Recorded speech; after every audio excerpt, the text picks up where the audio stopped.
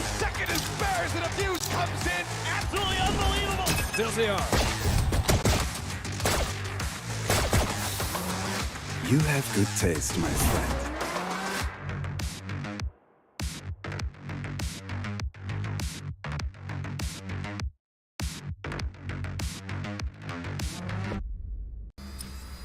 Match found. Less than a second as Bears and Abuse comes in. Absolutely They unbelievable. have no idea how hard this I am.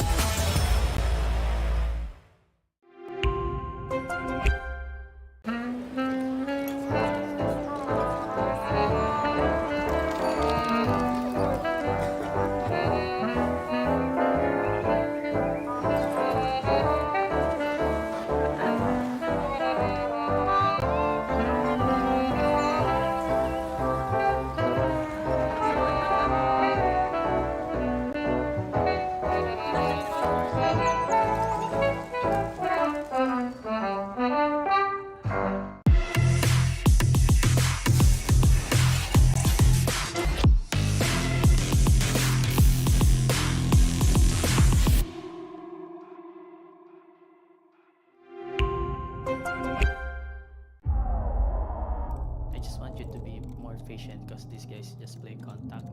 So Okay, Team Secret. We need you guys on the stage now. Come on, let's go. let's go. Tara, let's go. Tara, tara. Let's go.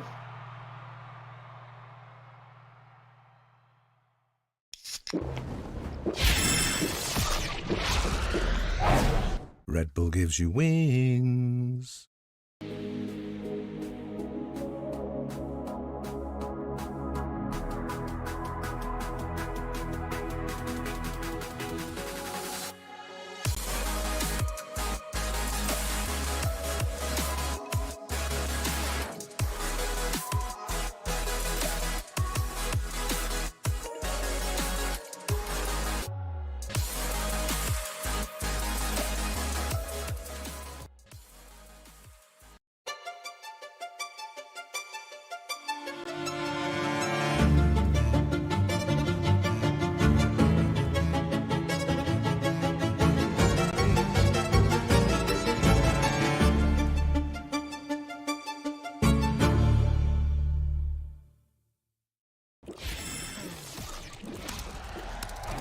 Red Bull gives you wings.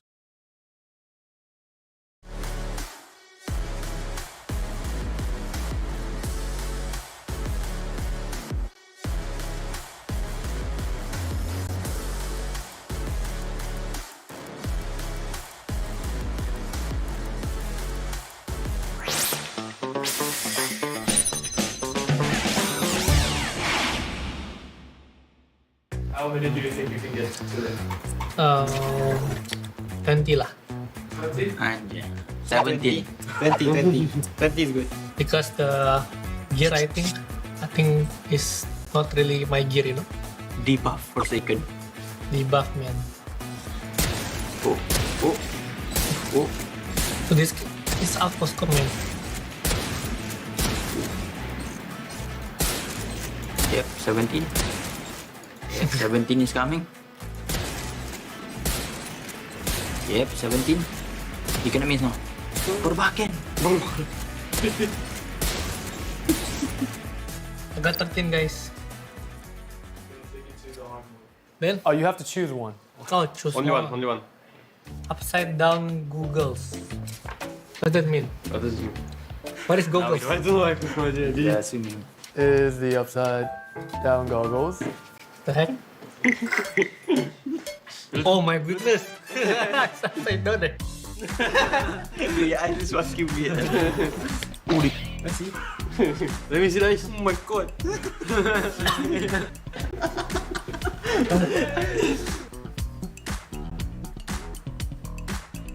What the?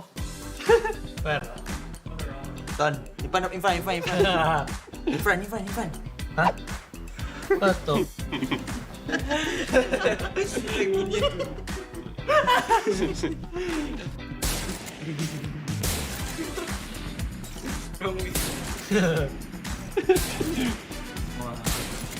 Grandpa. This is Jason when he's 70, you know. Wait.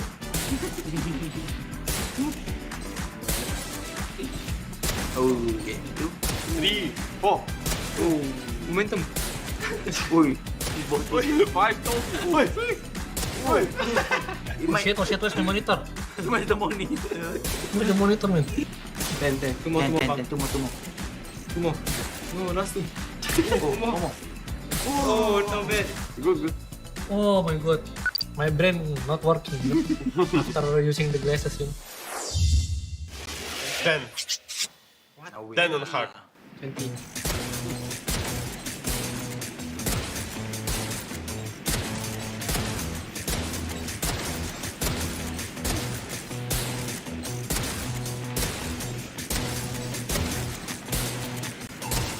Ooh, 19. Not bad. Not bad. Kau berapa tadi? Micro setup. Macro setup. Oh, you're gonna What get a does it- tiny S keyboard, I think. What does it mean? What? Oh yeah.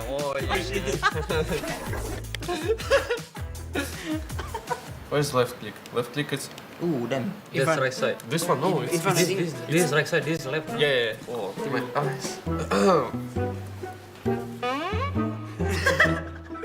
Okay, wait. Medium bots or hard? Hard. Hard bots? Use Marshall. Use Marshall.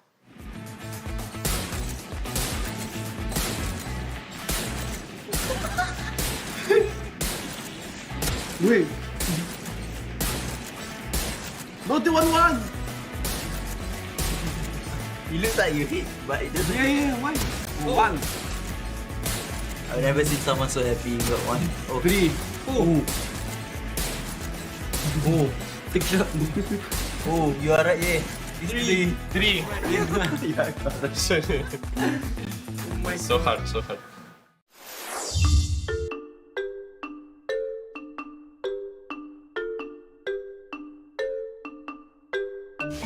Ready? Yeah. Set, go. Go. Run to the left. Kiri. Left. Left. In front. No. In front. Left. In front. Left.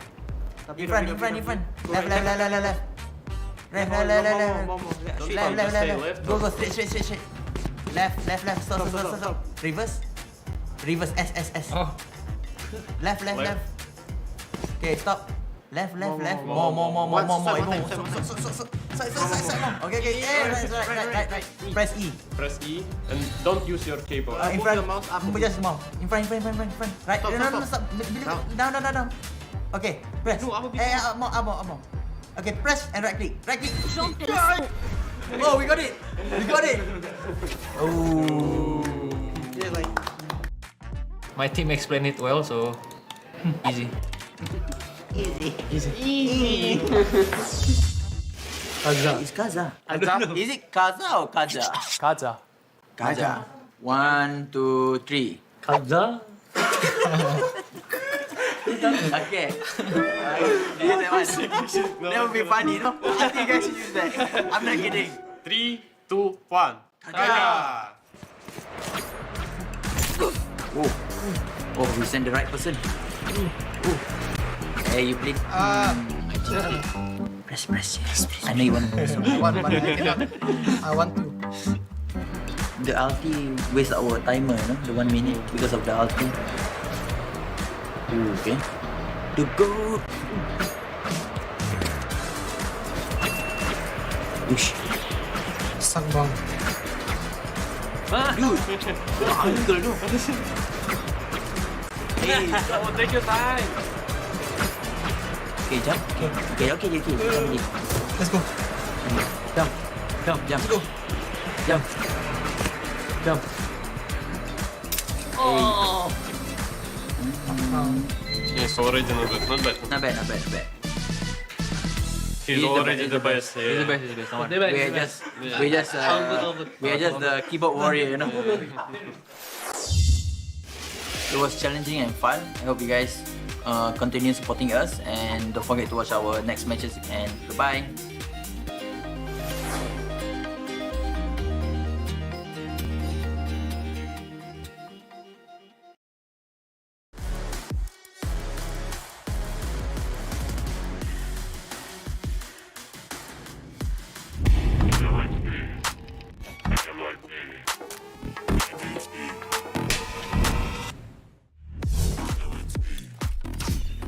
A little bit of an added info for Bane. He does get the spot there on the pancake. What is that? What?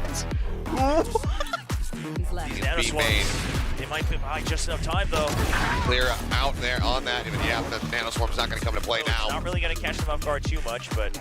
Oh no way! What? I mean, okay, he saw him jump, but he just fully expected that he was going to continue strafing. Saya's all alone on the C side, potentially trying to get an orb if there's no movement. Do so over there. People peeking. And, okay. In the meantime, Xer and Joe with Bang. 3 kills. Confirms his suspicions. Bang taking a close angle. I think he might have had Saya. Just wasn't a little bit faster. Saya player in a bit of a tricky position right now as Forsaken hunkers down. Watches out over onto Pillar and captures onto 2 more players. They got time to really make sure that they're set up. Kind of come from all 3 angles at once. Ooh! Unbelievable. 1 shot, 1 kill. Now on to the next. And he's online for the ace. Rossi's right around the edge of it, and Forsaken just sprays downtown! I mean, Laz is going to have to go nuclear here. This has to be just a multi-kill. It's really smart. Now with that knife, you kind of have a pretty good idea, but you have to be so careful. You know that op is still there! Oh, Laz, what? A triple, a quad!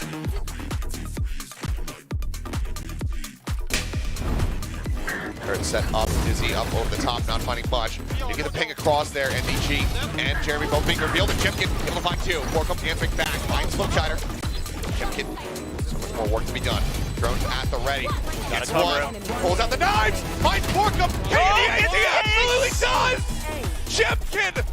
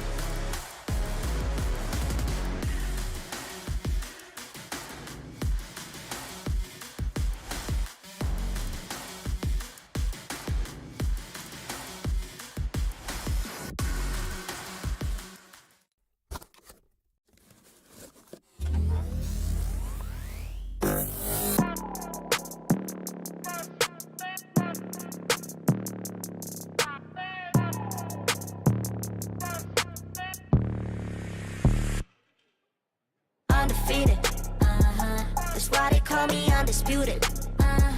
I'm breaking up another season. I've been up on my stats. Now would you look at that. Undefeated, locked and loaded, we about to go. Caught him with that left, I leave him tapped out on the floor. Sounding itchy, sticky, swishy, watch me bank a score. Up in the boat, I'm in the zone, yeah. Culture to fire the breath. Finger the javelin, beat my chest. This I'm posing the threat.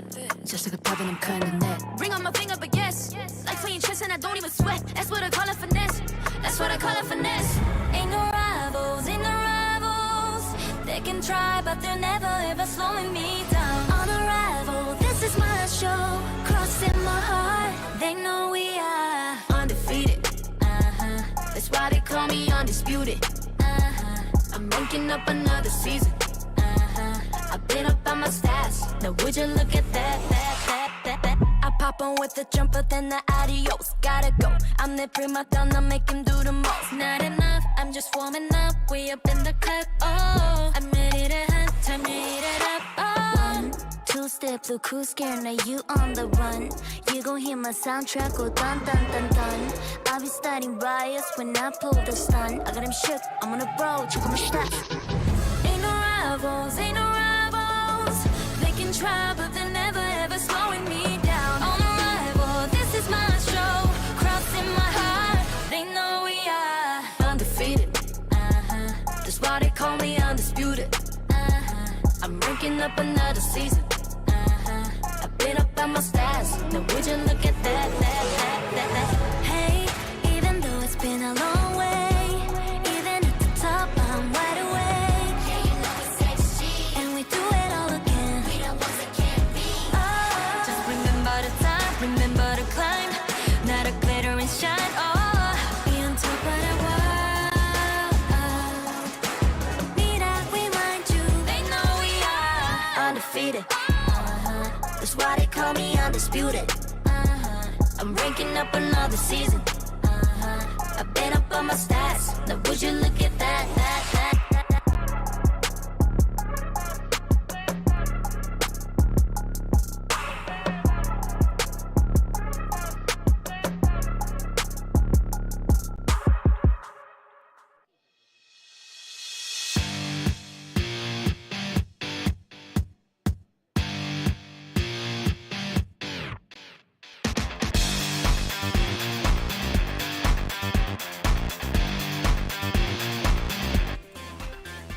What's up, Valorant Philippines, and welcome back to Stage 1 ng VCT Pacific.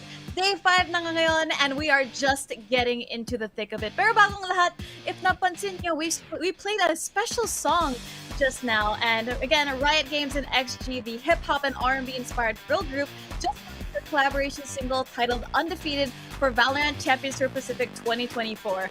Undefeated has been released globally on all streaming platforms since yesterday, so make sure you guys give it a watch on YouTube, Twitter, Instagram, everywhere. But guys, before we forget, nag-enjoy masyado tayo sa song. But ako nga pala si your Big Skull, ang inyong final host today, together with these lovely gentlemen, Fluffy and Black and Blue. So guys, kamusta? Any thoughts on the song, maybe? Wow! Wow! Grabe yung reaction ni Black and Blue. Honestly, same. Inspired to go for the defy yung mga predictions talaga. Yan. I didn't understand that the old guy was supposed to be predictions against a team, and then that's why when he puts the trophy, parang na-break yung predictions. But anyway, let's talk about Valorant this time. So guys, it's week number 2. Any thoughts o kaya violent or happy reactions sa mga nangyari last weekend? Sa alam ko, we still have a few teams who are undefeated. Well, if you're asking for violent reactions, I mean, honestly, coming from week number 1, I think the biggest surprise was that DFM win, right? And I don't think anybody really expected them to win that way. Pero yun nga, I think for the most part, the way that week 1 has turned out na seemingly parang, uy, yung group Omega, sila pa yung mas nahirapan. I think this week, medyo mas equalize out na yung Omega group tsaka siya sa Alpha group. Yeah, I mean, I have to agree there as well. A lot of things that are kind of easy to predict. DFM really the only standout then for me. Pero this, at least today, we're going to see a lot of exciting matches from a lot of the, I would say, upper end of the bracket as well, with Paper Rex and a bunch of other teams really fighting for yung parang top position. Exactly. Honestly, masaya ako na, DFM finally saw their first win. And again, yung mga pickups nila this season have been pretty insane. And we're gonna get into that a little bit later. But as you said, Fluffy, medyo predictable yung outcomes at the moment. I think sometimes, we have to think that are some of these teams gonna start showing some signs of life maybe later on into the league. But taking a look dito sa championship points natin, Gen G is in the lead already with 4 points. That's massive. I mean, especially kasi nga, galing dun sa win nila and then them being the fact na sila pang yung top seed last year, or rather nung kick-off pang season, it makes sense where you can see Gen G at the top. They have proven na even as a newer roster, talagang meron silang mga strengths that other teams are having big trouble na maitalo sila against when they're going up against them. You look at the composition as well, or rather the roster na dinadala na dito as a team. And yeah, I mean, aside from maybe teams like PRX, most of the other teams here don't even seem to put up much of a fight against them just yet. So I'm curious to see kung magba-bounce back naman ng DRX kasi sila nga ang for the longest time #1 Korean team, and I'm sure they want to take that slot back from Gen G.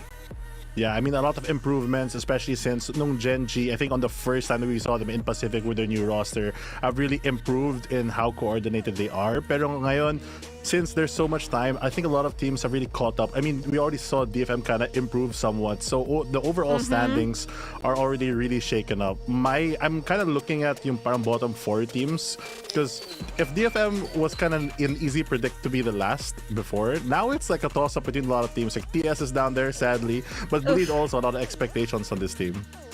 I mean, definitely. But looking here dito sa top 5 ACS from week 1, we have Mei, the newest pickup for DFM, absolutely taking the leaderboards by storm in their last match, followed by Depp, of course, and Texture, who is going to be playing today against Paper X. He's definitely one of the players to look out for. So Paper X, now that they have Jing, hopefully na even out yung firepower once they meet again. But still very tough to say what we're going to be expecting through the next few weeks. We still have about 3 more weeks of the playoffs, play-ins before we get into the playoffs. So, ang daming pwede mangyari moving forward. But, have you guys seen the latest matches between Gen G and Talon and how Texture has performed? I mean, Texture has always been one of the most standout players, I think, na talaga naging underrated. Siyempre, malaki na yung, I guess, expectations from him coming into the league in the first place nung unang pumasok siya sa Global, because yun nga, nanggaling siya sa Damwon Kia, which is one of the most dominant Korean teams aside from DRX from back in the day. But I think another player to look out here for na parang nanggaling sa Ascension was Jemkin, who's in that top 5 as well. And we saw him have a tremendously great game nung kalaban nila yung Team Secret. Obviously, natalo sila in the end. Or rather, nanalo sila in the end, and it was Team Secret who lost. Pero yun nga, Jemkin has always been one of those players na nakita natin from that Scars team into Ascension, has always proven na talagang he deserves to be at the tier 1 level of play. At kaya nakikita natin doon dito sa Liga na kaya talaga niya makipagsabayan sa iba. Exactly, and especially there's a lot of veterans there. He can keep up really with the best. Buzz, especially from DRX, always being that kind of very stable player, I would say, that really has helped them. My worry for DRX is kung makaka-improve talaga sila as quickly as Gen G did.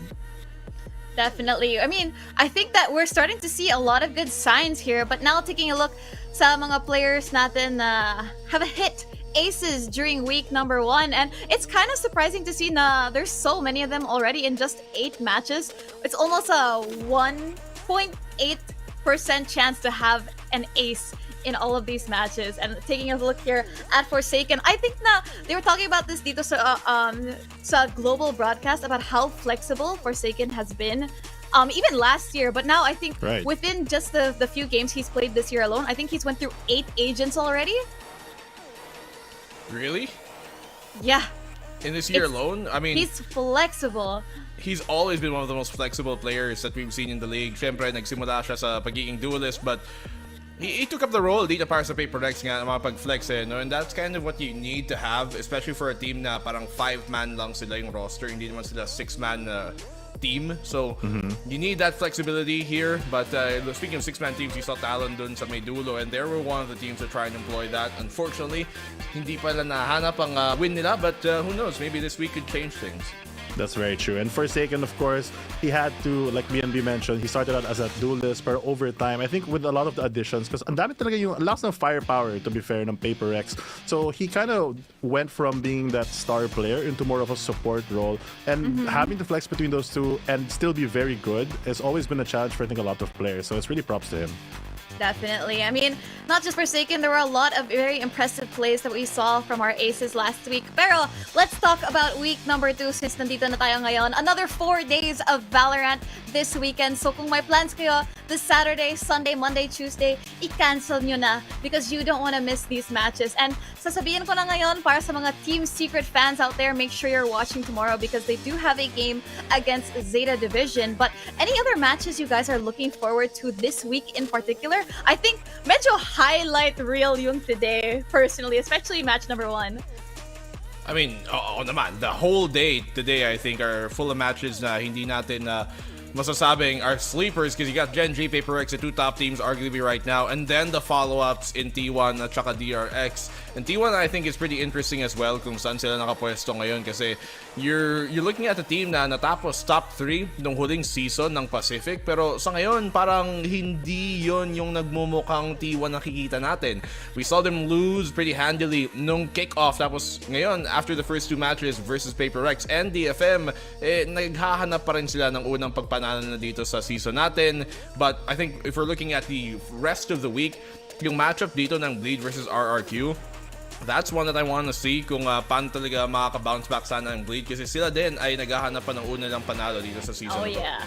Exactly. I think Bleed then for me is the most exciting one, especially since ang lakas talaga ng form nila back in Ascension. I mean, Black and Blue was there, he would know. And it's very apparent that there's something about in Pacific League that they're really struggling to really get the foothold on because they don't have that same magic that they had when they were in Ascension. In fairness, I mean, I can... just to jump in, iba naman yung roster lang ngayon, diba? They lost True. GC. True. They got Yay, pero still. I mean, at the end of the day, diba, yung whole is not, it can't be, the whole is just the sum of its parts. So things have changed around, definitely different from what we saw in Ascension. But I think based on match that we've seen against their recent ones lately, I think we can definitely say that they're starting to put the pieces together, but they're just not there yet, right? Yeah. Exactly. Indubitably. Indubitably. Pero, you know, still very excited to see what they might be having in store for us. But we actually have an interview with our coaches for today, so let's go over there.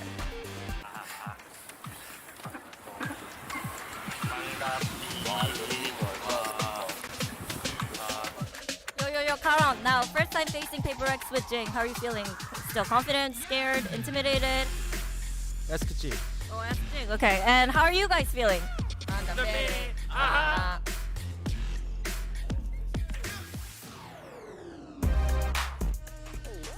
Alright guys, so let's get into this first match. Match number 1 dito sa day number 5. It's gonna be Gen G versus Paper X, and we've seen this lineup. They've been sharp all year last year. They brought it into this year, and their performances against Talon, especially considering fresh sila from Madrid, they absolutely crushed it. Especially you look at the player here like Texture na yung kills niya for that series, doble dun sa mga susunod. He had 43, the rest of them 28, 30. But it's not just about the kills, not just about his plus 21 plus minus, but Texture, as we mentioned a while ago, coming from that Damwon Kia squad, has always been one of the most, I think, impressive players na talagang he might be kind of locked on the duelist for the most part, pero yun talaga yung kalakasan niya. That's where you need a player like him. But I want to look at the rest of this team. Si Caron, ang rookie nandito sa team na to, and he has proven that he can stand with some big names like Lakia, Munchkin, and Meteor, who came from some pretty experienced teams in the past. And then in the other corner, we have Paper X here for their interview, looking fresh as always.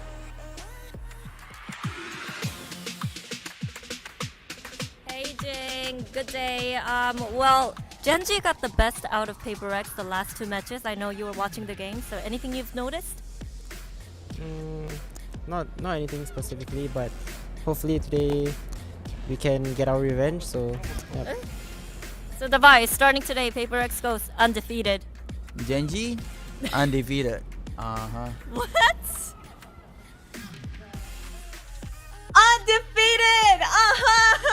Davai! Oh my goodness, he did it. But, you know, in the other corner, isa sa mga crowd favorites natin, Paper X. Jing is back. Everyone is happy about it. Medyo slow sila nung una at sabi pa ni Coach Alex that they still have a lot of catching up to do now that Jing is back. Pero they still got the win, but are they gonna be changing it up here against Gen G? I guess that's gonna be the big question talaga. Magkaka back to form ba sila, or is it a little bit too late for that? I think Jing is always gonna be a great addition, but of course, the stalwart performances talaga of Forsaken, his flexibility, and Devi, you already said in that interview, undefeated, and I feel like that's the goal overall for Paper X. With this much firepower back on the team, it's the coordination that's lacking, but I feel like with so much experience playing together, it's gonna be fine. Yeah, it's gonna be fun, right? Back to the old ways naman eh. Diba? Okay naman yung performance niya kalaban ng T1. Pero then again, it was T1. So I think maybe that was kind of like a good warm-up game para makuha na yung form nila ulit for this more important, arguably, matchup versus Gen G.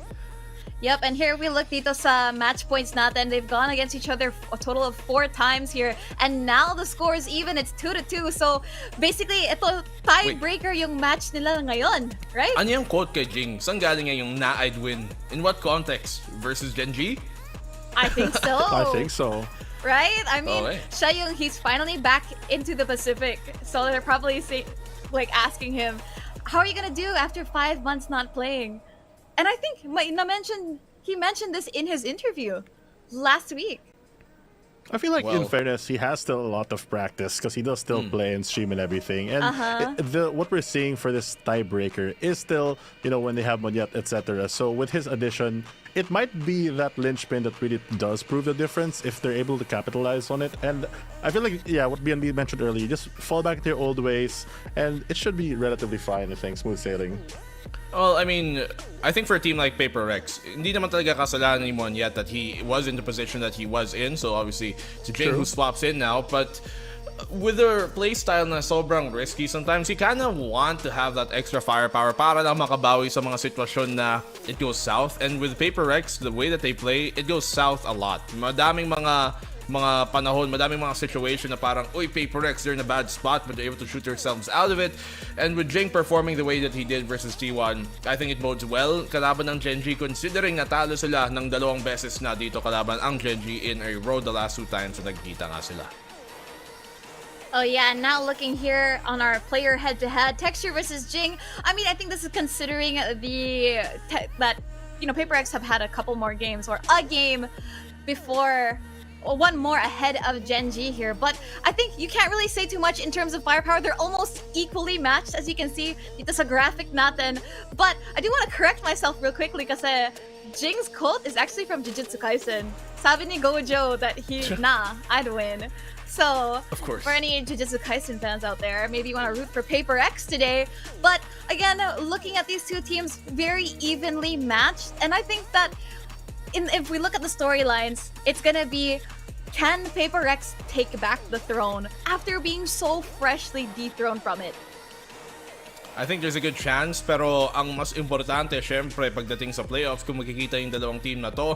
For now, though, I think this will be a good litmus test for both teams, especially Gen G, continuing their momentum galing nga dun sa Madrid at saka sa Paper X, kung mahanap ba nila yung form nila at kung may naayos ba sila. Arguably, though, Paper X have had less time to kind of work on things here with Jing in the comp, considering they've been playing with Monyet for the most part ng off-season until yung recent developments. But, I mean, as you mentioned here for Paper X, I think these two teams, sila yung dalawa sa pinaka-entertaining na panoorin na team. So, kahit anong mangyari, we're gonna get a good game. Yeah, for sure. Entertainment, not going to be a question, especially with Paper X really pulling out all the stops. But like what BNB also mentioned earlier, it's a lot of that risky plays that has to kind of be overcome with just firepower, winning the fight instead of just relying total sa strat. And I feel like with a lot of the maps that are available as well, it's pretty 50-50 for all the teams. Well, I mean, if it's a 50-50, we're going to just see who wins the gacha here. But I think we're going to be having our map video, so let's see where we're going today. Chooses Team B, Gen G Team A. So we'll begin with Now Gen G banning. we can. I'm kind of. We were talking about this kanina, like before broadcast. Na why is Coach Alex alone? Right? Diba? Like all the other teams, they have two other. They have the assistant coach, pero Coach Alex just does everything on his own. I mean, pinag-usapan naman niya dati yan eh. I think an interview or some sort na parang gusto niya yung tipong sila nakafocus. That's why they're a team that doesn't run yung 6-man roster din. Para syempre, parang everything is kept tight and close. Alam ko may analyst sila na isa who just works online and parang pro bono na tumutulong lang sa kanila. I think I've seen him on Twitter. Yeah. So, yun, they like to keep the team small and very honestly, parang on brand for the org as well na PaperX, even malaki silang pangalan, they like to keep things tight. Very true. I believe that analyst as well is from like somewhere in South Asia, and that's where he does the pro bono work. But yeah, I think it does help that you don't have that many cooks in the kitchen here, and Alex, of course, has a lot of experience. Parang tayo lang eh, kasi pag kami guys, mga VCT caster nagsa-stack, magpa-5-stack, talo lagi eh. Oo, yung isa nagpa-panel, tas yung isa nagba-broadcast, nagta-throw pa. Yung isa nagbe-breakdown ng mapa habang may round. Exactly. So, too many cooks is bad, and I feel like PaperX are very used to playing this playstyle. And they have, I feel like, a lot of trust in Alex because he's been there from the start talaga. So, it's not just a random person talking. You really have a lot of authority with that. And speaking of the map vetoes, though, PaperX and Gen G starting out with Lotus, going to Icebox, and it's either going to be Bind. I'm kind of surprised with that one because this is one of the more chaotic maps. I feel like both of these teams can play well on it, but as like the coaching staff, it's one of those scary things where you're like, we're good on it, but it's kind of risky. So will we go for it or just pick something? I'm actually surprised na yung unang pick dito is going to be Icebox because it's been one of the more permanent bans recently ng PaperX, especially nung nasa team dito si Monyet. But they're going to pick that here now. I think it has to do with the fact that you look at Gen G and their Icebox, even though they've been okay in it in the past, as of recent, medyo nahirapan nga sila sa Icebox. They're being on Sentinels against EDG nung Madrid and Loud. So perhaps may mga nailuto talaga dito ang PaperX. May mga inhenda sila kalaban itong Gen G. And knowing that Gen G have no information how PaperX play Icebox, edi pwede talagang makagawa ng magandang bagay dito ang PRX for map 2. But Bind map 3, I think that's going to be a banger. Yeah, I mean, definitely. And you can see dito sa map veto natin, the Gen G coaches were taking their time. Pati si Coach Alex was showing them his watch like, hey guys, you have to pick. And I think they can feel the pressure here, right? They definitely want to keep their streak, their momentum going here in the tournament. And very interestingly enough, they did ban out the Sunset, where I think PaperX really focused a lot of their strats on. Ang daming nilang innovations on that map alone. So I think that Gen G definitely had the right idea here. But I do agree. I do want to see the Bind come out. But at the end of the day, between these two teams, everything is up in the air because, we're looking at the top two teams at the Pacific, diba? I mean, let's not forget nung huling beses sila naglaro ng Bind, naitalo nga ng Gen G ang PaperX 4-13. So it was pretty one-sided. So maybe PaperX here now that si Jing ang babalik naman si Raze and not si Monyet. Again, not to his fault, but it does give them a different type of factor dito na hindi pwede i-consider. Maybe that's gonna change things up kasi so far ngayon parang as of recent in this year 2-0 sila kalaban ang Gen G. Actually 2-1, natalo na ng regular season lang, but it came down to the finals at dun yung importante, dun sila natalo nga. I mean, in fairness also, I feel like with this whole map ban because of the order, PaperX gets the deciding either pick or ban for the last two maps, like regardless of the side. And they are picking pretty similar maps when you think about it. Yung mga maps where you can just full send one site, and then if something kind of goes wrong, that's when you rotate. So Bind, the easy rotate, and Icebox generally para siyang always A simulator, sometimes B maybe. But it's a very protected all-in strat, which favors, I think, the PaperX style a bit more. So it's smart that they're able to lean towards their strengths. And it really shows that they're parang hindi sila takot matalo. They'll just play to win. If it's kind of risky, it's fine, but they'll just try their best to work it out. And I think those are really good maps for them. I mean, speaking of playstyle and their overall branding as a team, I think that, again, it's very, very fitting for them. But, we are about to get some insider information, actually. So, itapan muna natin sa global broadcast to hear from our coaches today. Coach Alex from PaperX. Yes, please. Our favorite coach. Getting ready, dude. Hi. Welcome back. You like the Icebox combo? We love it. Was that a troll pick? Like last time you picked it was a troll pick. It wasn't a mistake, That was right? not a troll pick. Like last time, I promised Kla that he's going to play one game. We practiced for 5 weeks. And then they told us Icebox is leaving the map pool, so we had to pick it. Okay. It's a integrity thing. It's staying in the map pool this time, just so you know. Yeah. So now it's slightly better prepared. Did you know at that time that when he played Gecko there that it was going to end up being the meta on Icebox? No, but You guys invented it. Yes. of course. There you go. We're Gecko, like we You're love a Gecko. genius. You're so smart. It's not me actually. It's Kla. It's Kla. Okay. He's actually the one that's created the Gecko meta in the world, right? That's 'Cause true. He's only Gecko main. That's true. Now, thoughts on Achilles' Gen G prediction? You know, I'm a superstitious guy, and I'm not a stats guy, but I need to know your hit rate. I have to go off the recency, and I think that you guys have had your hands full with needing to reintegrate Jing into the team. One of the things we talked about last time you were on the desk was, can we expect anything new? And the answer was no. We've had 5 days of practice. Yeah, now we have there's not that much time. We have 9 now. Now it's 9 days. So better. I'll be curious to see if there are going to be some overarching changes in the comps and strategies and whatnot. But I think that Gen G, it's been a little bit easier for them to just kind of hone in since they got back from Madrid. Icebox, you mean? Oh, just In generally. general? I mean, they didn't have much time either, like, all of us, we both came back like 1 day apart. So, yeah. I mean, as far as I'm concerned, if they took a short break, it would have been 9 days of practice as well. So it's quite fair, in fact. I want to ask you about your results in Madrid. Yep. Yeah, you guys got 3rd, which was awesome. But I think you guys seem a little bit unsatisfied with those results too. What were some of the learnings from Madrid against Gen G? All right. I'm quite satisfied. Are you? Okay. I was mistaken. No, I mean, Madrid. I think we went there a little bit low confidence, and we were trying to fix our mindset mostly. So I think getting the 3rd, we managed to get match practice in, get stuff out of the way, like discuss with each other, try to make sure that we are aligned again. I think we took a step in the right direction there. So as far as I'm concerned, very satisfied for whatever happened in Madrid. Do you think Gen G's improved since Madrid, based on the performance you saw last week? Yeah, you can already see them adding things in their Lotus. In Madrid, some teams are using specific Viper mollies to control A main from defense side. As soon as they came back, I can see them molly in their game against Talon, so I know they're actually still working the map pool. And I think, if they pick Lotus against us, I think they know that that's their strongest map. I am a little bit curious about Lotus, but I do think that picking Icebox is like 200 IQ genius move.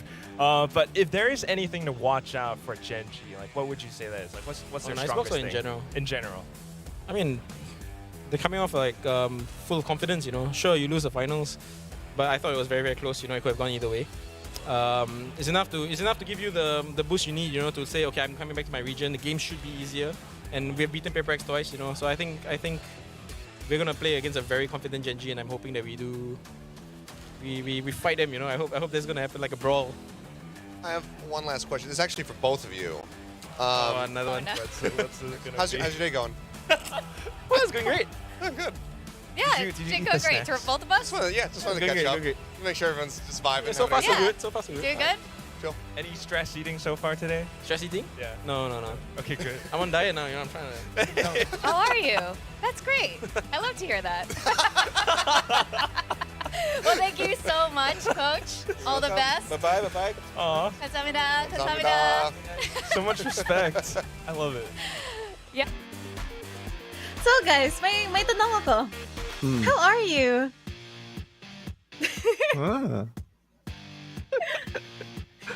They're so cute, but I mean, you heard it from them. They've definitely got some things to figure out. It looks like things energy-wise is really good, and that's always a good sign from Coach Alex, right?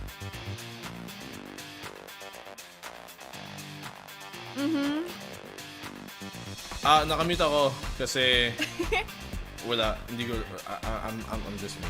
But yeah, as I was saying, so it doesn't seem like Paper X are stressed from it right now. They're talking about yung Icebox pick this time kung it's a bit more cooked kumpara dun nga sa dati where they were like, sige, mawawala siya sa map rotation, pick na lang natin para hindi natin mabigay kung anong impormasyon dun sa mga ibang mapa. But this time since it's gonna stick, I think, and have to assume na meron silang mas binabalak talagang na praktisado kumpara sa huling beses natin nakita sila sa Icebox. Yeah, I mean, gusto ko din yung focus nila more towards the mental side, less on the game and just being able to play together, reintegration, and a lot of other small details like that, just to make the whole thing work around. Yep, I mean, definitely a good sign. But that is going to be it from us on the panel for now. The games are just about to be starting in a bit, and you are in for a treat kasi nandito si Riku and Rockhart to cast this matchup. But day number 5 of VCT Pacific is starting right now.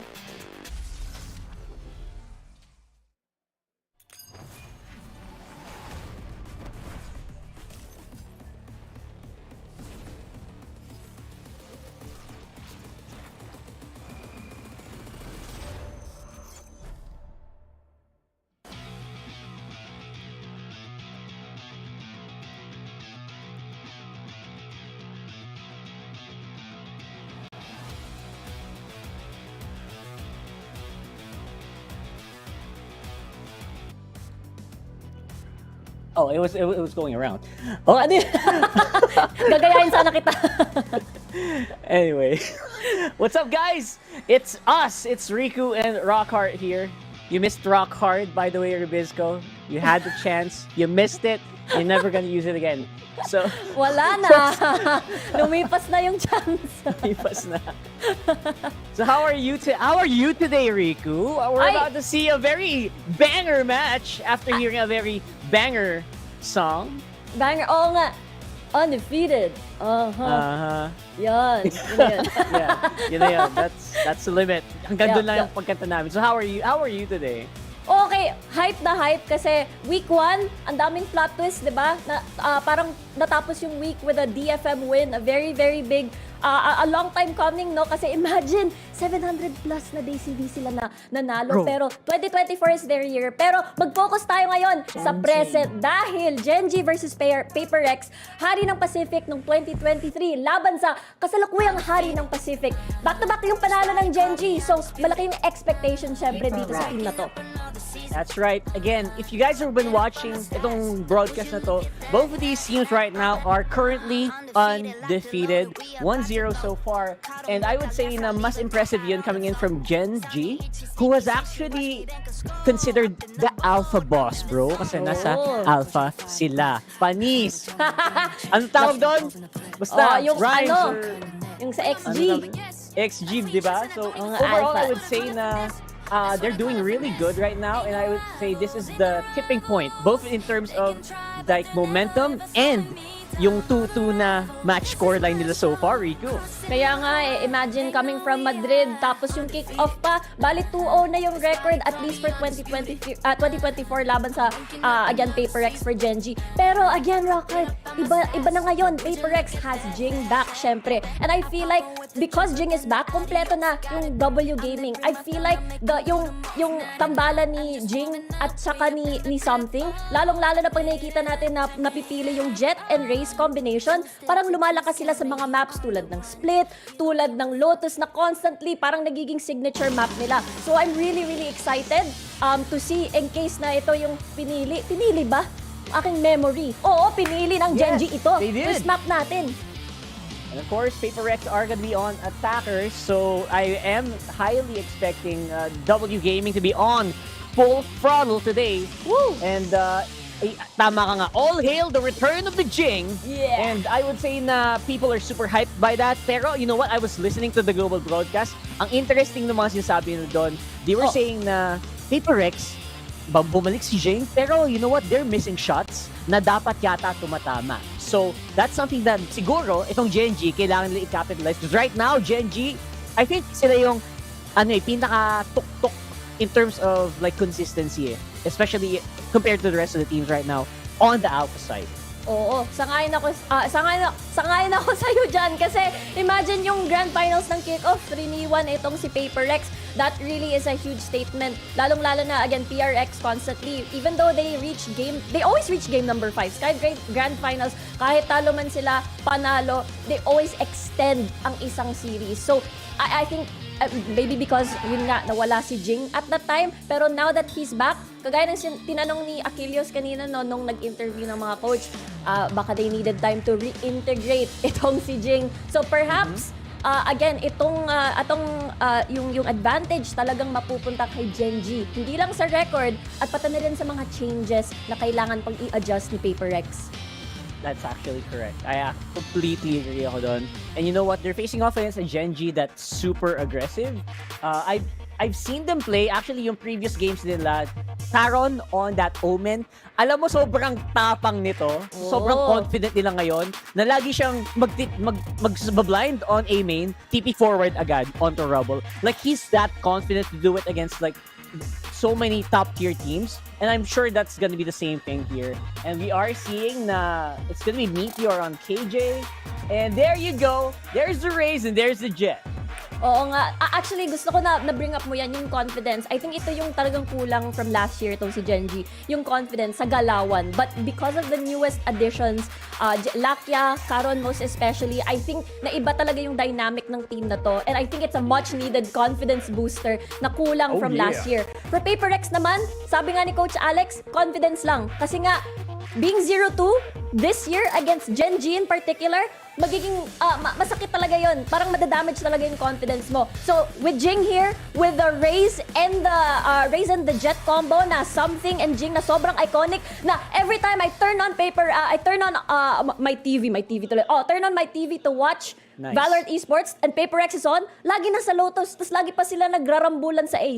Yun lagi yung nakikita ko rock hard constantly. That's true. And ang nakita ngayon ng mga viewers natin ay mayaman si Rico, guys. He has a really big TV dun siya nanonood ng Valorant Esports. That's the takeaway for today. So right now, we are on to round number 1. And from this W game, you expect them to really go hard. And yeah, I would say na I'm waiting. I'm just waiting for more chill moments naman here from Genji. Kasi they're gonna have to, parang rubber band to eh. Hindi pwedeng sabayan mo eh, di ba? You have to take it by stride, and I think that's exactly what they're doing right now. Ang ganda ng baksa nila dito right now. They are going to predict the B push, 5-man B push here, coming in from Paper Rex. They slowed it down. Maganda nga tong adjustment ni Genji. At Paper Rex, knowing the threat of A, the scan of Lakya is a huge threat. Pero -1 na pala itong si Genji. And this is going to be a huge advantage for Paper Rex dahil C naman ngayon ang kanilang target. That's right. Karon's down though, so it's all gonna be up to the smokes nitong si Munchkin. Paano niya mapipigilan ang push ng Paper Rex right now? Although I think na-detect nila, siguro na-comms nila, oy guys, madaming mababa dyan. Huwag ka magka-throw, Munchkin. And I'm pretty sure kaya nila to. Yep, goes the Cloud though, and a lot of shots coming in from that Ghost. Madami ding mabawasan dito. It's gonna be 2 versus 3 in the end. Mindfreak's quite low. I hope na comes to Leon, but right now Spike is going down. Oh dear, kagaya ng sinabi mo, bawas na yung mga miyembro ng Paper Rex dito. Texture Meteor, nasa kanilang palad para mag-clutch. Pero maraming post-plant setup. Itong si Paper Rex, ganda ng headshot. Pangalawa, 1v2. Meteor. Oh, there you go. That's all you needed right there. Texture obviously had a full grasp of that. Beautiful win. Pero I would say, that's as close as it can get. That was pretty close. That was pretty damn close. Kaya nga I think ang problema dun is nabawasan sila. Ang daming mga half HP nung pumasok na sila sa site C. So, parang ang hirap na tuloy na mag-post plant position dito. And very, very unlucky nga pala. Pero again, it's all because of Texture. Really precise shots. Naland niya yung kailangan niyang ilan. The reliability right now of the shots. And you can see it. Ito yung sinasabi natin. Paper X, ganadong-ganado. G na G. Genji. Cool, calm, collected. Cool as a cucumber. Huh? Very true. Ano kaya ang accent yun? Ramdam mo sa kamay ni Meteor eh, di ba? Yung hawak ni Meteor sa Ghost, very chill. He's not overpeaking. He is just waiting for people to go in. He knows na Paper X can't jump in. Hindi sila pwedeng mag-all in kasi low nga sila. Right now, that's full vision, full info being given, rather. Alright, fake info being given here by Paper X, or is it? That's a lot of members. 4 na miyembro na naman ng Paper X na nagbe-bait dito sa B. Let's force a rotation. Apparently so. Karon, nagsosolo doon. Pero that one way, such a hard one way to push. Oo, pero unless mag-expire na tong smoke at pwede na silang lumusob at slowly but surely mukhang makakapasok sila at least rubble control. Yep, that's pretty good. They're actually pretty deep na. And there you go. The Guardians, Texture missing a few hits there. Again, all in the sake. Ito lang eh. Play safe lang. Huwag lang kayo mamatay. Huwag lang mamatay. And I think that is going to be the key here. Meteor, can he hold it down? Does he have the molly down? No. That not to be the case here. Plant will still be activated with the spike. And now it's 3v3. Ganda position right now, obviously. The post plant is very aggressive. Mindfreak's going to go down. Oh my god, Link is going to be open. And now, Texture, anong sisilipin mo ngayon? It's a boombot. Good info. Spotted! Oh, that was clean. The Vi, as usual. You can see it here. Karen making some pretty aggressive movements. And with the help of Texture, they take the win. Okay. At least, malaking damage economically. Pero at the same time, Genji still really made it very clean. Kahit na nagkaroon ng upgrade tong si Davai kasi namatay yung sa may top ng B. Either way, they were still able, because of Karon here on the link, and bukas na yung site. Therefore, pwede nilang isandwich yung natitira na tao sa site.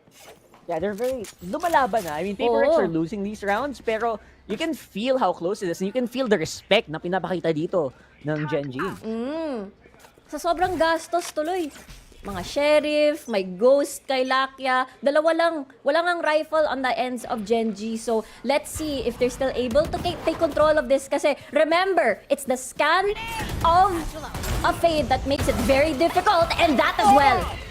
There you go. Beautiful shot there. And again, Carol, with that beauty, yun yung pwesto sinasabi ko eh. Always gonna go there. Hindi inasahan ng Paper X yung position na yon. Nabaga ng position. Pero look at this. Are you expecting the lurk of Forsaken? Panakalimutan niyo ako. And there you go. That's gonna be another one. Free para kay Forsaken. Hindi nila inakala na magla-lurk pala from B. Beautiful lurk. Sobra. And Texture, Meteor, itong dalawang to, magaling sila mang-clutch, so I wouldn't lower my guard if I were them. That's right. Not to mention, meron na ding nakuha ng Vandal, itong si Texture. He's just looking for position, pero she's got spotted out here by 3 members. I think we still have heals and a flash available from Mindfreak. standing. But looks like it's not going to be needed. Meteor, maybe try to salvage something. I don't think it's going to be the case though. Ayan, nakita ka na. Saan ka pupunta? Uy, umisa pa! Walain mo nga naman. It's gonna be a cleanup though, and the bonus going over to Paper X. Yeah, malaking financial bonus, pero nonetheless, dahil kay Forsaken dito, naka 3 kills, hindi nila ito na-predict at all. Walang killjoy setup. It was very, very far away, so that's the reason why napaka-open. And again, I want to talk about this. Lakia is gonna be very important dito. It's not gonna be the usual Sky and the Raze and the Omen. This time, iba yung dynamic. The classic Fade and Raze, the Pain Shells, the Seas, but the Scan is also very important to take control of A main and Rubble. Gagawin nila ulit ito. Wow, look at this. Sobrang forward nila. Knowing very well that we are on full buy right now. Like, ito, look at that. That's the Karon spot right there. He knows how to control that. And he is confident. Kaya niyang i-control yun all on his own. And there you go. Something, and again, something just very hard for this guy to miss. Oo, ganda ng wide swing niya. Hindi inasahan yun ni Munchkin. And bawas na. They still have Karon at least for another smoke. Pero here comes the Seekers. May ispatan na yung the rest of Genji. Alright, gonna be activated here. Again, the plant is gonna be very easy once they get into the fight there. Meteor barely able to stop them, and Texture gonna be all down. To Karon and Lakia, it's gonna be a bit difficult. It's a 5-man stack mula sa Paper X. Ang hirap nito, mahirap to, Rigo. Oo nga eh. Mukhang magsisave na lang sila ulit ng weapon and mag-exit frag na lang ulit sila. Kasi every single round, even though the first 2 rounds na ipanalo yun ng Genji, napaka-mahal. It was very, very expensive for them. And that's the reason why parang, even last year, I think there were moments na Genji would just would lose a lot of members very early, which makes the round more difficult to become winnable. So you see a lot of siguro mga Genji rounds last year na parang you see them saving very early, mga first half pa lang, mga ganon. This is definitely nothing new, pero for Paper X kasi, ang bilis nila gumalaw. So after nun, split second, bam, bawas na kayo. The round is not winnable anymore. Yeah, so basically yung Genji, alam naman nila how to deal with Paper X, right? Obviously, because of the history. Pero you can see na there's only so much that you can do against like a violent force of nature, kumbaga, di ba? Like, anong magagawa pag bumabagyo? Like, you can, siguro pwede mo tanggalin yung mga sampay, pwede mong i-hammer yung mga kahoy. Pero yeah, it's still gonna do a lot of damage, and that's exactly what we're seeing here. Basically, just controlled by Paper X and Genji. And now, alam ni Paper X, okay, eco sila, wala sila masyadong utility. Pwede na tayo pumunta ng A. Kasi I feel like A is constantly yung paborito ni Paper Rex last year eh. Tingnan natin nga kung di ba? So, because of this new, air quote, new meta na lagi natin nakikita with the scan instead of the usual sky, kumbaga nahihirapan na tuloy yung mga teams na umatake sa A. So, napo-force nila pumunta sa mga kung saan yung utility. But, chance na ngayon ni Paper Rex dahil eco nga si Jen. Yeah. Especially right now na walang available na Haunt. So, yeah, it's gonna be hard for Gen G to spot out where they're gonna go. Obviously, you can still one-way this. Obviously, it's just how you do things. Pero the smokes are just something that Paper Rex can easily play around. Pero sabi na, ayaw namin makipaglaro sa smokes. We wanna go to a side. We wanna go there now. That's exactly what we're doing. Medyo forward dun. Si Jing, that was a little surprising. Oo nga eh. Cut out there. Ayan na. Nag-AD yung nakita natin. And now, dalawang rifle, tatlo pala, on the side of Gen G. Still, a bit of, kailangan mag-ingat tong si Paper Rex kasi ito na, tatlo na, papasok sa site. Oh, there you go. Beautiful use of the Haunt, pero looks like it will actually be not necessary as everyone is just here having a party. Hello, mind freak. That's free for me. And there you go. Texture going down in the end. Paper Rex are leading. Honestly, mainit nga tong matchup, no? Si Karon tsaka si Mind Freak. As in, I think one of the matches ng isang kick-off, parang sila yung nag-top frag silang dalawa. Itong Omen players natin. And honestly, I feel like pupunta nga sa direction na yon. Baka ito nga yung matchup na hinaantay natin na parang rematch-ish air quote para sa dalawang controller. Again, Karon actually normally very aggressive with the paranoia, so they're usually not able to take that for the retakes for some reason. And now, it's mind games, right? Three side maps are huge mind games right now. Gen G are just behind by the curve. For some reason, it's taking a long time for like Texture to rotate. Look at that, that's a great spot here. And again, forcing vines are actually exactly what they needed. Now, it's looking like it's closer. Munchkin going down though, that's one big smokes na mawawala para dito. So, Gen G, beautiful. They're holding it. Jing still has a showstopper. Sino kakain ng malaki rocket ko? Wala yata muna sa ngayon. And they hold it. They just use it to threaten. And it's still a 2v4. Mahirap. Isang Guardian, isang Phantom. Kailangan lumapit yung Texture dito. Pero with Force still alive, parang medyo mahirap. I mean, the Vi is literally one hit away. Pero mukhang doable to, Rockhart Doable yata. Nako po, never say die attitude. I love it from Texture. And mula dito kay Lakia, meron pa ding Nightfall. Will they use it though? I think it's too late to use it now. They're buying so much time. Hunt goes down, jump in. Mula dito, right Texture. And he got caught by the trip. Very unlucky. 17 HP from Lakia. May gagawin ka pa ba? I don't think meron. Wala na. It's the hunt going on. Forsaken. Very aggressive. Hunting down the very low HP Lakia here. But not gonna be given anything. It's 2-4. Paper Rex are on fire! Really well done ang ginawa ni Paper Rex. Ito despite them being all paranoid by the way, nakailag sila. Si Mind Freak pa nga yung nakakuha ng kill after that paranoia blind expired. Pero balikan natin yung sinabi mo, burning up mo kanina, Rockhart, na bakit hindi natin nakikita si Karon na nagiging aggressive using the paranoia. It's the composition kasi. Wala silang hard flash aside from the paranoia. Yes, they have the fade, pero it's just like a literal soft flash compared to with the Vi there, 'di ba? Meron silang sky flash na kino-consider natin na hard flash. So, itong paranoia parang nagiging conservative. You actually have to really think hard and well kung saan mo talaga gagamitin ito. You can't use it for solo plays unless solo ka na lang talaga sa isang 1vx situation. Pero again, because of the composition, hindi ito magagawa ni Karon. And I think Paper Rex acknowledges this and they're using it to their advantage. So parang, I don't know, it feels like Gen G at this, parang tanggapin na lang natin na this is the trade-off. Ito yung trade-off pag nag-fade tayo instead of mag-sky. And tanggapin natin na, yes, mas malakas talaga sila, especially right now they're on attacker. It's easy for them to go on entries. And it's also difficult to flank because, Cypher things, right? Yeah. So, ito na yun eh. Ito yung, I guess this is the round that Paper Rex maybe have to take a lot of rounds. baka kasi mas malakas yung Gen G on the other side. Totoo. Honestly, whenever we watch Paper Rex, it's always towards attack. It enables their W gaming. And ito nga yung comp na to. It's just so strong. It suits the Paper Rex playstyle very well. It's just go win, go fast, go hard. Yeah, and when they do that, obviously, against other teams, they usually steamroller. Pero right now, obviously, with Gen G, they're still holding... Maganda pa rin yung pinapakita dito na disiplina ba ng Gen G. So I would say na Paper Rex also, you know what? They're not going in as much as we thought they would. They're still holding pretty conservatively, knowing na medyo mababa. Dito, your beautiful takeoff on the Marshall and operator is gonna trade in here. Ay, nagkakagulo na si Jing! Kailangan natin ng firepower here. They're calling it. It's Karon all alone right now for their eco. Man, that was fast.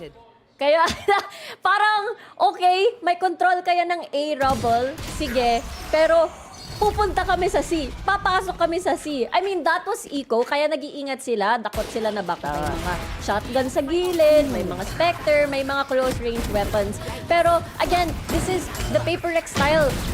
Those where kung saan sila mag-a-adjust, saan sila, again, lulugar. And Gen G, now that they have a lot of these ultimates, kailangan na nila talaga maghabol. They really need to use this. Si Meteor, kanina pa niya hinahawak itong lockdown. So perhaps ito na yung chance nila. Tingnan mo to, yung trio, nag-swap. Hindi na sila nasa A, sa C na sila ngayon.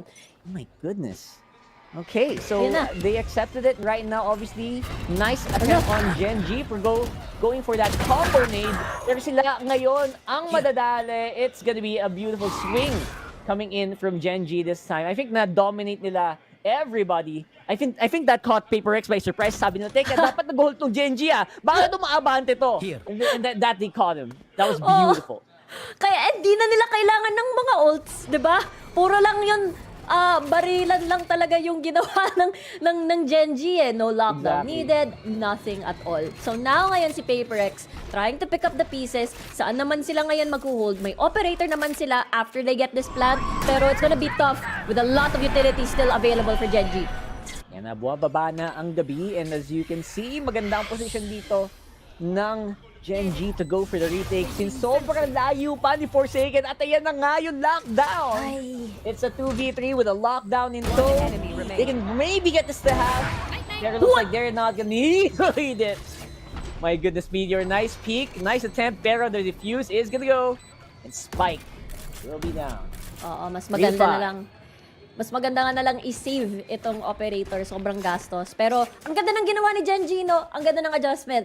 Let's just shift yung, sinabi natin yung trio na nagko-control ng mga A-mains or mga C-mains, mga ganon. Si Lakia, si Karon, at saka si Texture. Ilipat na lang natin to. Let's be more aggressive this time since hindi na naman sila pumapasok ng A, wala naman tong silbi, lumipat na lang tayo. At naging effective ang changes after that timeout. So, sobrang ganda ng ginawa ng Gen G. Ito yung parang parang alam mo yun, your balance, nasa scale ka, weighing scale, tapos biglang, uy, ano to, biglang sobrang bigat. That's exactly what they did. And I think it kind of threw off yung tempo, yung like rhythm na ginagawa ngayon ng Paper Rex. And because of that, back to the drawing board. Although, of course, lamang pa rin naman kayo ng like two rounds.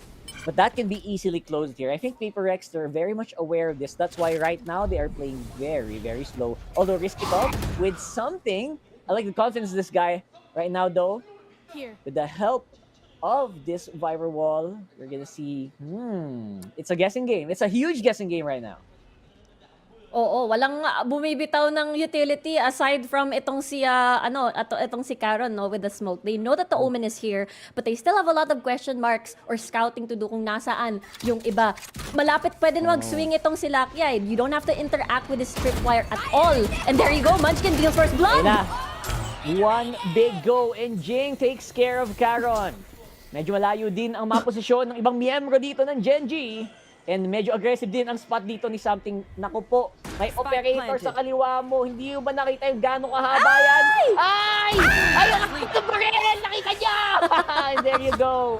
Oh my goodness, he saw it a mile away and he had no chance. But right now, it's still a 3v4. Medyo madami ng time ang nabay nila to go for this. Actually, Gen G took up a lot of time to get into this site here. And of course, there you go, from the shadow. I think this is a great time to use that Viper Pit. Gen G, they're capitalizing on it. Mind Freak, though, guessing a lot of lucky shots. It is half. This is going to be so easier for them to take. Where the clock is ticking here. Oh, the spray. Ah, he gets it. Mind Freak gets it. Paper Rex. My goodness, man.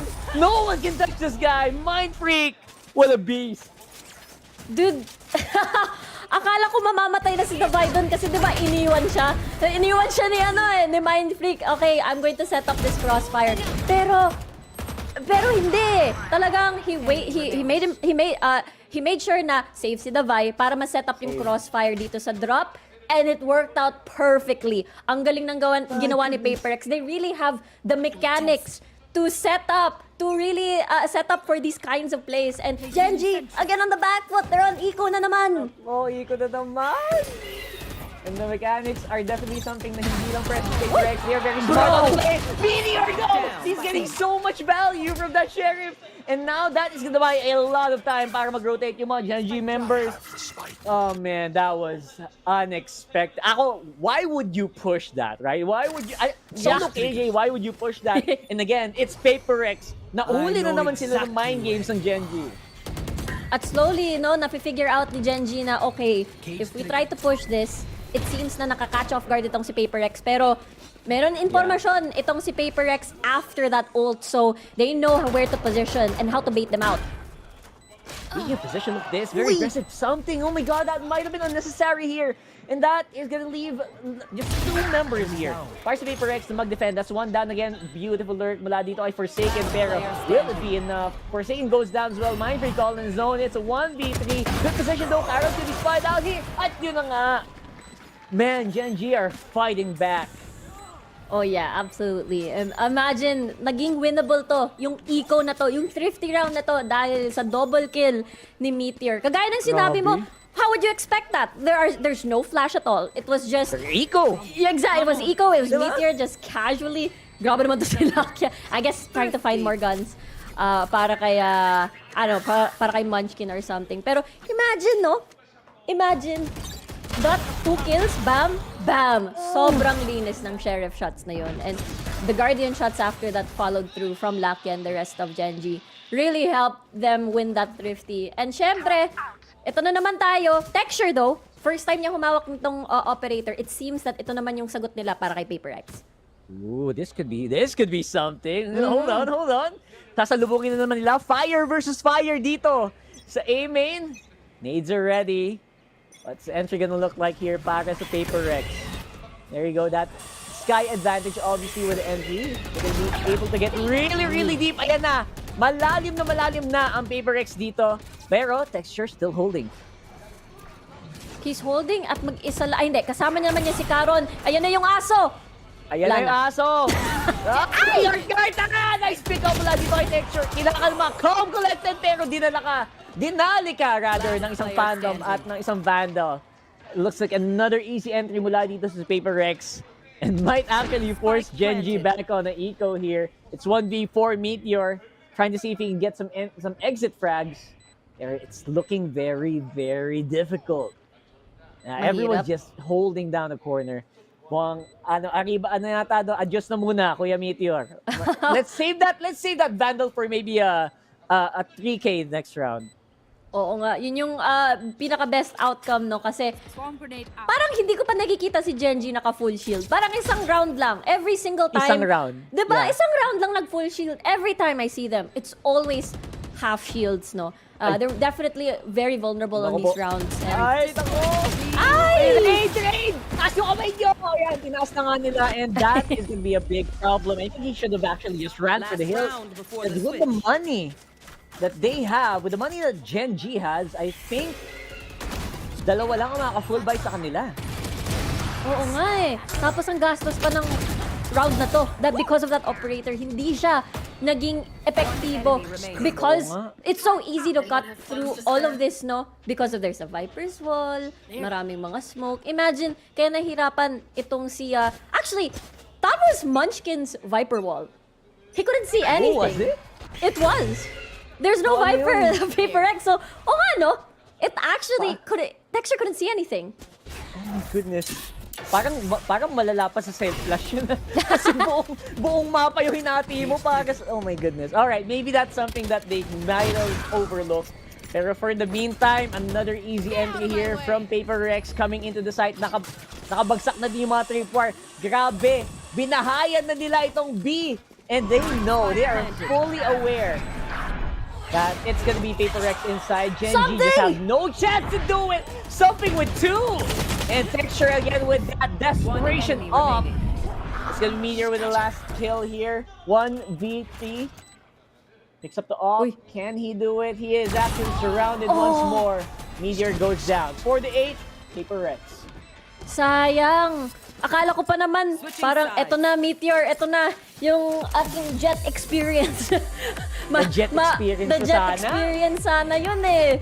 Pero hindi, it was Mind Freak constantly. Actually, Mind Freak and Forsaken have been really killing it nung mga unang rounds ng half na to. At pagkatapos sila Jing naman ngayon kasi something nagpapakita no ng mga plays from the jet knives and as well as the showstoppers. Pero again, I do feel like that operator on the first half on the side of Gen G, hindi niya na-maximize yun because there's so many smokes that is able to cut off line of sight at hindi tuloy na ma-maximize. Parang napipilitan itong si Texture close range operator plays. Pero if everyone's jumping on your face, like Paper Rex, parang anong magagawa mo, diba? Nakascope ka, kung saan, pipili ka kung saan ka tututok talaga. Parang sobrang questionable nga nun eh. Alam mo nang lipad si something, lipad si Jing, mag-o-op ka pa. Which is again, they're the technically undisputed, most maybe powerful team in Pacific. Pero you know what? You're right. I would have actually just went full Phantom, full Vandal there. Pero again, it's mind games eh, di ba? Oo, mind games. It's whether or not yung mag-agree ba yung team mo. Siguro tatanungin, off ko ba to? Off ko na ba to? Feeling ko ako na to eh. Pero nung pumayag sila, sabi nila, teka, para mali, nakaisa ka lang eh. No, I think Tesha got like 1 pick each time he bought an off. Yeah, medyo tough round nga, tough half nga to para kay Gen G. Pero 4 round naman yung agwat, hindi naman siya parang 9-3, hindi naman siya 10-2. So, alam natin, pwede naman dito bumawi si Gen G. Pero tingnan nga natin, the 4 na ghost, isang classic, tingnan nga natin paano to gagana. And we'll see how different it is when a fade is the one that starts to fight. Ayun na nga, sisimula tayo. Why? Nice one! Lumilipad na ang mga alipores. Gumagawa ng trabaho. Kasama pang granada dito para sa inyo. Saluhin nyo to! And that's gonna be 2v3 in the end of the day. That's actually a nice try, NT. NT, guys. Wala eh. Okay na sana yung... Well, nakagat kayo ng aso. Nung gagawin nyo, tatakbo talaga kayo center nun. So, for the meantime, I would say na... Yeah, at the very least, Gen G, I think hinuhulaan pa lang ng Paper Rex where they're going. Oh, spotted out. He traded his life for an orb. Worth it ba, Dong? Worth it ba sa Jolin?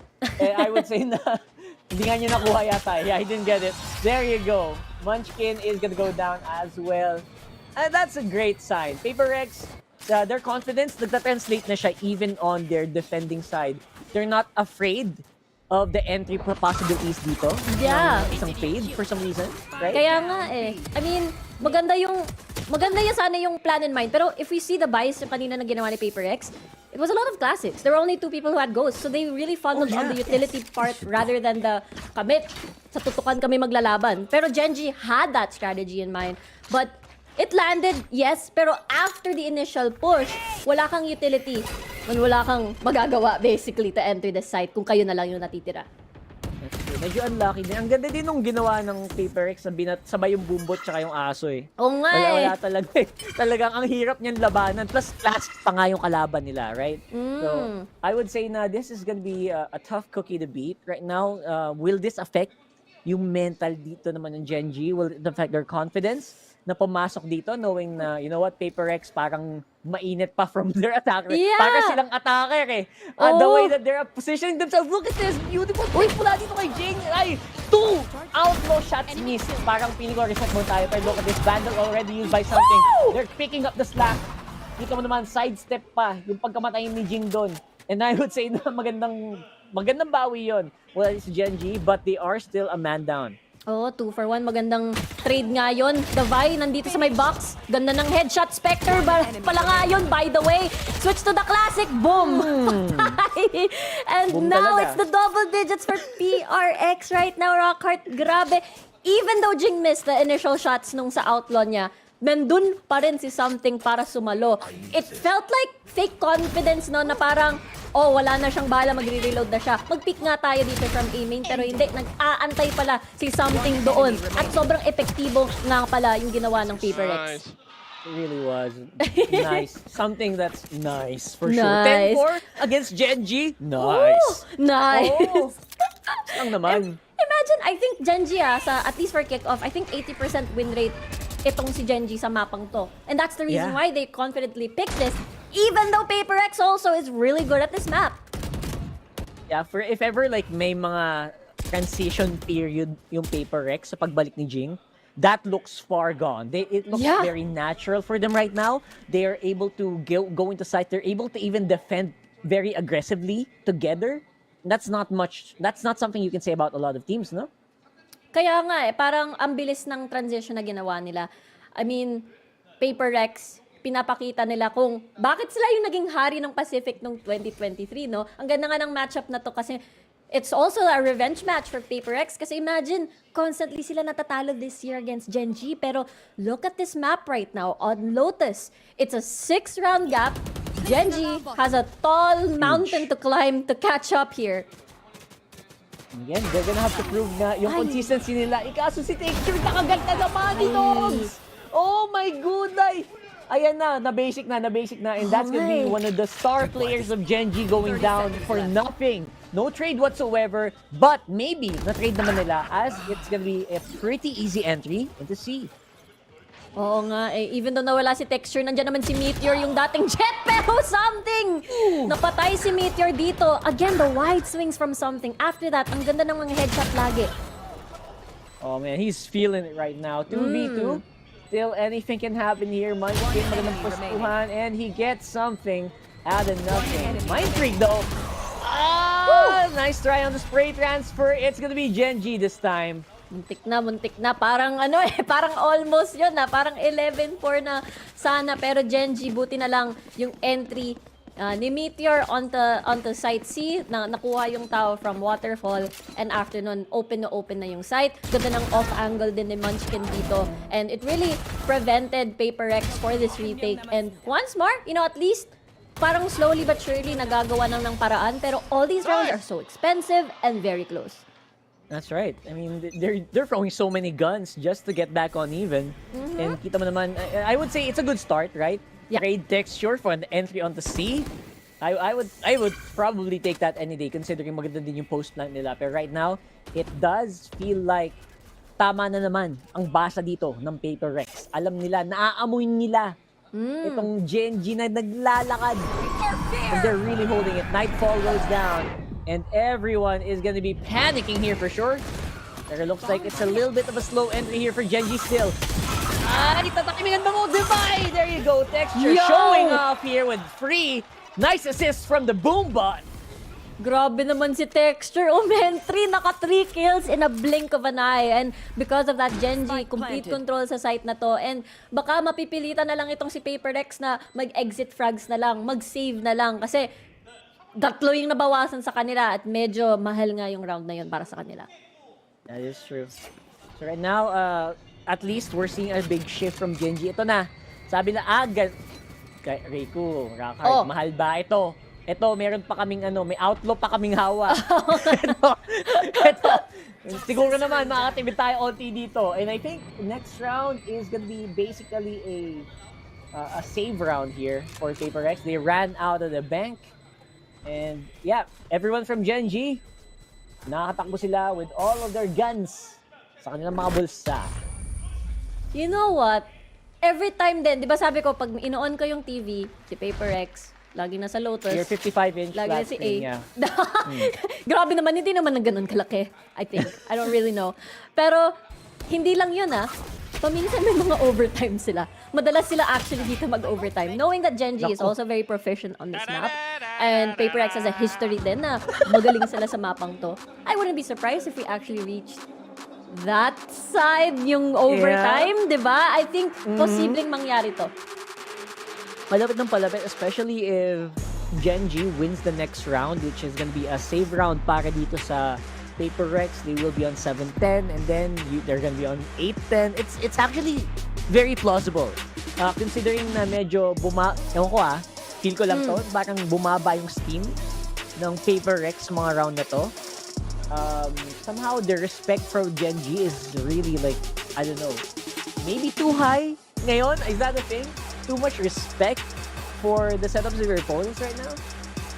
Oh, parang hindi na sila masyadong umaabante. Maybe that one round on that defense na kasama si Jing tsaka si something. It felt like hindi na nila masyado yun magagamit kasi okay, we used it once. Let's dig deep dito sa strategy natin and see what else we can do that activates yung ating strength na W gaming nga. Baka ito nga yun. Lulusob sila from C. Lahat sila, apat sila. Lalabas ng C. Nako, napanood ko na to. Ito na yung Paper Rex na na gustong umi-strat, kumbaga. And we are gonna see, obviously, the same movement, pero on the other side of the map, para naman dito sa Genji. So obviously, a Cypher is a great one guy to leave on the site. And they are gonna be maybe not reading the map correctly. Hindi nila maririnig yung doors na nag-rotate dito, right? So, here we go. Texture goes in. Showstopper in hand. He still can't find. Nasa na to si Forsaken. This guy is just a beast and lurking. As you can see, he even spots out a very small crack on the smoke. Grabe naman tong grabe. It's a 1-for-1 though. Oh, maganda yun. Okay na yun. Especially pag post-plant. Uy, blind! Wala siya makita. Pero alam ba nila? No, what a beautiful wall! Ay! Something! He looked way too long in that one direction. Right now, spied out by Texture. Still hasn't made a boom bot. Will not be able to use it. Jing now gonna be left alone here. Well, inside the buy. Nice healing in. And nasa labas naman lahat ng member dito. Now Genji, what's the defuse gonna look like here? Outgoing hand here. Para Meteor! He gets one. Can he get Jing low HP 8 right now? Very unlikely. 1v1 pa nga ang naganap. Pero it looks like it's gonna be way too late. Lakia comes out on top. It's a Genji win. Pero again, Paper Rex just making it look a lot more difficult. Nag-half-buy nga sila kanina. Pero at least they still have money for this round. Pero let's take a look at that replay. Lakia, really nice trade there. Parang binitiwan agad ni, ni Forsaken, no? Parang inakala niya na baka walang second person na lalabas from 3 pero meron pa pala. Kaya binitawan niya yung ADS kahit meron pa siyang bala. At because of this, again, really nice attempt from Paper Rex. Pero Genji, if they attack A, it's really solid. Hindi nila bibitawan yung site. Nakita natin yung advantage ng Hunt, no? Yung this fade is really like giving so much info compared to like maybe a Sky na huhulaan mo pa kung ilan. This, you get a Hunt, you know how many people are there. Even if the Hunt doesn't really activate, yung parang hindi niya show yung outlines, marinig mo pa lang kung ilan yung bumabaril dun sa Hunt, alam mo na eh. Alam mo na kung ilan yung tao dun sa site na yun. So, yeah, right now, obviously with higher elevations, para naman dito sa Hunt, it's just making getting the info gathering for Genji much easier. Kaya nga it's really extra helpful para sa Genji. It's parang mapipilitan ka magtago para na lang rin siyang flash but with a scan. So at this point, no, Genji playing this, yung mind games naman ngayon, they're playing it slow, they're extending the timer. It will keep Paper Rex guessing, pero all the setups, by the way, from the Cypher is nandito sa C. That's right. This obviously will make it a little bit more difficult para mag-full W. Itong Genji, obviously they still have util. Oh my goodness! Forsaken! Beautiful angle there being held by Forsaken. Pero si Texture, lalaban to, boy! Lalaban to. He has the spike now. Pero he's quite low. Could get pinked here. And 2 numbers. They're trying to deny the plant. It's taking a long time. What? He gets it. And that's the ace. Dude, wala akong masabi. Yung start, yung simula ng round na yon nung umentry na tong si Genji, ang ganda ng kills nila. Forsaken, ang ganda ng kills nila. Something lalong-lalo na. Pero si Texture, grabe yung bawi. Nag-ace pa siya. The fact that he was on a timer, 5 seconds, 10 seconds na lang natitira para siya makapag-plant. He took the risk despite him being very low in HP. And then, boom, he really nailed it. He got it and won that clutch for his team. But imagine the morale booster on Genji and the, I guess, morale, diffuser on the side of Paper Rex. I mean, if you were on Paper Rex, parang ate na yun, guys, eh. Oo nga, eh. Huwag mo na lang ipaplant, eh. Oh my Wala nang God, oras. that's gonna... that was like 3 seconds remaining na lang, eh. If he just hid, pag nagtago, Kaya nga, malaking kamot ulo moment yon, I swear. That was insane. Grabe, ang talino ng ginawa ni Texture. Very, again, with that kind of combo, sobrang dangerous, no? Like a very, a clever, smart player. Tapos, he has the mechanics to back it up. And again, sobrang ganda ng ginawa niya. Ace pa nga no? Ace pa nga. Under the timer. I think that's the biggest, pressure on Texture's shoulders. And so many, alam mo yung tingin ka ng tingin sa relo, may time pa ako. Kasi nahanap mo dalawang kalaban mo sa harapan mo. That is one of the clutchest moments I've ever seen so far. And he came out on top. So Texture really, he's proving yung superstar status niya para dito si Genji. Oo nga eh. Kalaban mo pa yung W Gaming superstars din in their own right. But something, parang uminit din ako. Gusto ko din. Parang ang crunchy ng ace na yun. I want one of that! And that's gonna be him going down though. Outlaw. Pang ilang outlaw na ni Meteor to. And he is really stunk so far. I would say his skill percentage on the outlaw is pretty high just in this game. But again, he has to face off against yung flash. Pero he's still coming out on top, Meteor. Oh my goodness, that's 2 remaining para dito sa Paper Rex. It should be very easy for Genji to go for a plant somewhere. But look at them. Ang bagal pa rin nila. They're playing this super slow. Disiplinang Marino talaga. Mismo. The fact na gusto nila i-check lahat ng corner kasi alam nila naka-eco, baka naka-specter to, baka again. So parang we really have to hand it para kay Genji. The way that they're still, okay, kahit na nagkaroon tayo ng ace, huwag tayo masyadong maging excited. We're still gonna reel it in. We're still gonna play disciplined. And after what? Alang round yung gap nila? 6 rounds kanina. Ngayon, 2 na lang. Baka nga maging 1 na lang after ng panalo nito ni Genji sa round na to. You know what? There's a good chance na 1 na lang. Pero luckily, I think it's max loss na yata yung... For sure, max loss na naman na dito yung Paper Rex and they will have enough money for a full buy. Right now, are you gonna... Can you rule out, right? Can you rule this out? We'll have to wait and see. Kasi this is gonna... Oh my god, I thought it was like very a good gun. It's just a stinger. And Jing is on the back, maybe trying to get something. One more kill. Ay, naku, puno buhay. That's the problem with the Outlaw. You hit him, you think he's going down, but he's not. And then that's your head. Oo nga eh. Hindi sa ulo din. And now, Genji, 1 round na lang yung agwat. Imagine Paper Rex. They've been like at score 10 so long na, by the way. Parang nakapako na sila sa score na to. And kagaya ng sinabi natin kanina, Rockhart, every time they're at Lotus, yes, they always attack A. Yes, they win. Pero nagkaka-overtime din. Parang hindi nila matapos-tapos ang mapang to. You called this, Riku, like 4 to 10. You called it. Yeah, it feels like still a possible OT, winnable OT, and it does feel like Genji right now. Pero right now, it's gonna be a full buy at lumabas na ang OD ni Forsaken. What's that gonna do though? Nasa kabilang parte naman ng kalaban mo. There you go, Jing doing Jing things. And something as well, barely missing here. And there you go, natigil na ang pag-arangkada rather, itong Genji. Parang narinig ko atsara. Gutom na ako, Rico. Gutom na. Ganun talaga. Understandable. Magpa-5 na, malapit na mag-dinner time. Malapit na. Pero, yun nga, na-sandwich itong Genji dito sa may mound, no? Tapos, sila yung palaman.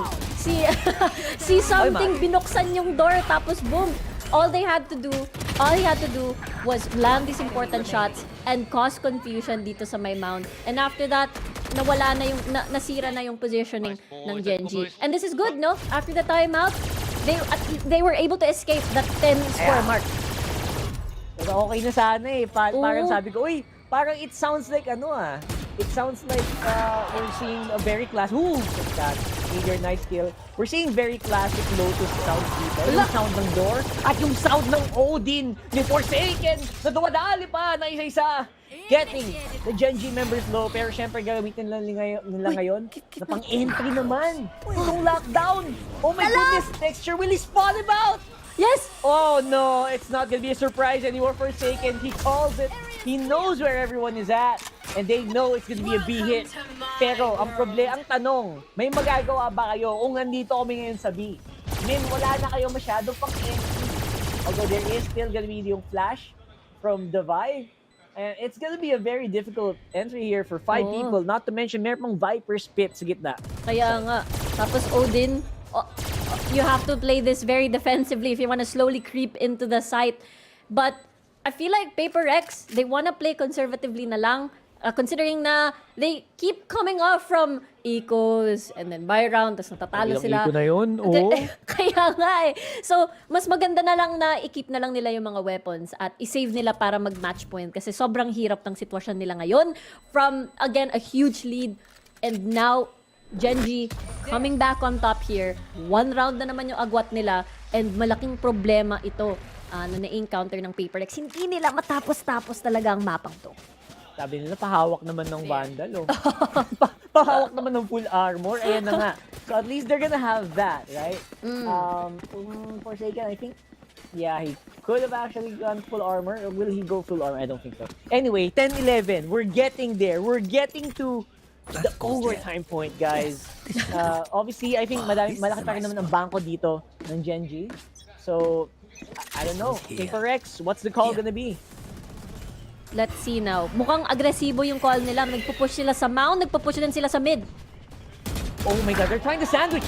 They're trying to sandwich Meteor. Tinatanggal nila yung anti-flank as much as they can. Although yung smoke, it's making it hard para something to do something. And there you can, as you can see, Meteor, he's actually low pair. He doesn't care. He will hold that.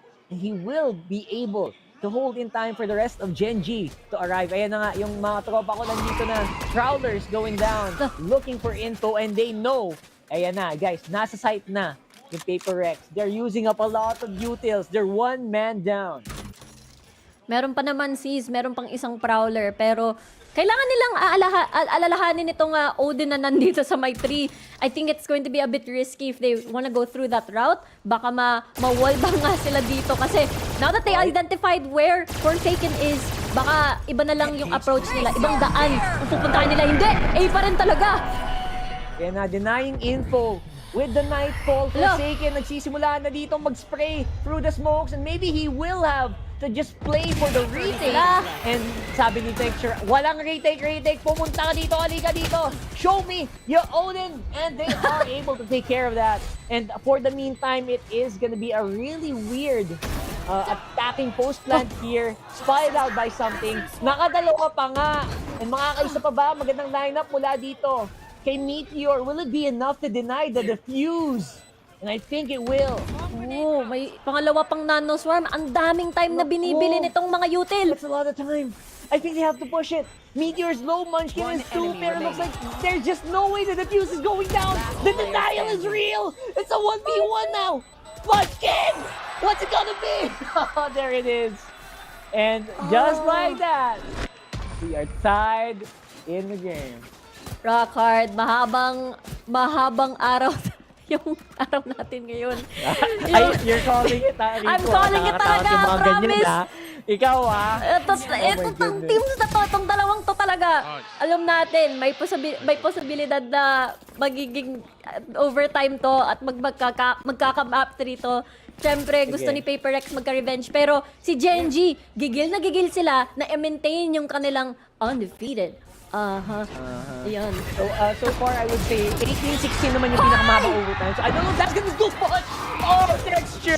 You're breaking my heart, man. You're breaking my heart. Mind Freak, nice counterplay though on the side of Rubble, playing it smooth and silky. Pero Lakia gonna count him. Forsaken, ikaw na lang ang natitirang pag-asa dito. He spots out, alam na niya kung nasan si Lakia. But will it be enough? Malayo pa rin sila. And of course, it's gonna be Meteor with the long flat. And there it is! Genji pa nga ang nag-match point! Dude. I don't know, man. Parang si Paper Rex, kanina ramdam na ramdam. Naka-double digit sila. Imagine 4 yung score ni Genji. 10 sila. Hindi sila makausad at all. And now, look at this play from Texture. Grab it. And after that, the scan, spray transfer. And it's a 1v2 situation na mahirap na maipanalo. Lalong-lalo na pag yung mga natira si Lakia, natira si Meteor. Si Meteor, grabe! He's having his A-game alongside with Texture. Grabe yung mga plays nila, yung mga shots nila. And Texture, he is fearless right now. Yeah. Si Texture, kahit bulag siya, man. Wala siyang pakialam. Walang pakialam. He just goes for it. And he's hitting the shots. And that's what you call like literal game sense, right? Like you have zero info where the target is. Pero from memory, you know where they could be, and he just took it. Kaya nga eh. As in, he's been doing this play for, I think, since forever, no? Parang ginigive up na alit ni Paper Rex yung Rubble. Parang ayaw na nila maging too aggressive because they don't have a scan. Versus Genji, it's gonna be too risky onto a Rubble control. That's why they have to give up a lot of these spaces and they protect the site itself and either retake na lang a 4-man retake, a 5-man retake na lang yung kanilang magagawa dito against Genji. Naku, ang hirap nun. Paper hindi aggressive. Ayan, Paper Rex, balitang-balita, tumiklop kasi papel. Ayan na nga, nagsisimula na ang pag-abante dito ng Genji. Everybody's in sight, pero look at that device trying to make something happen here.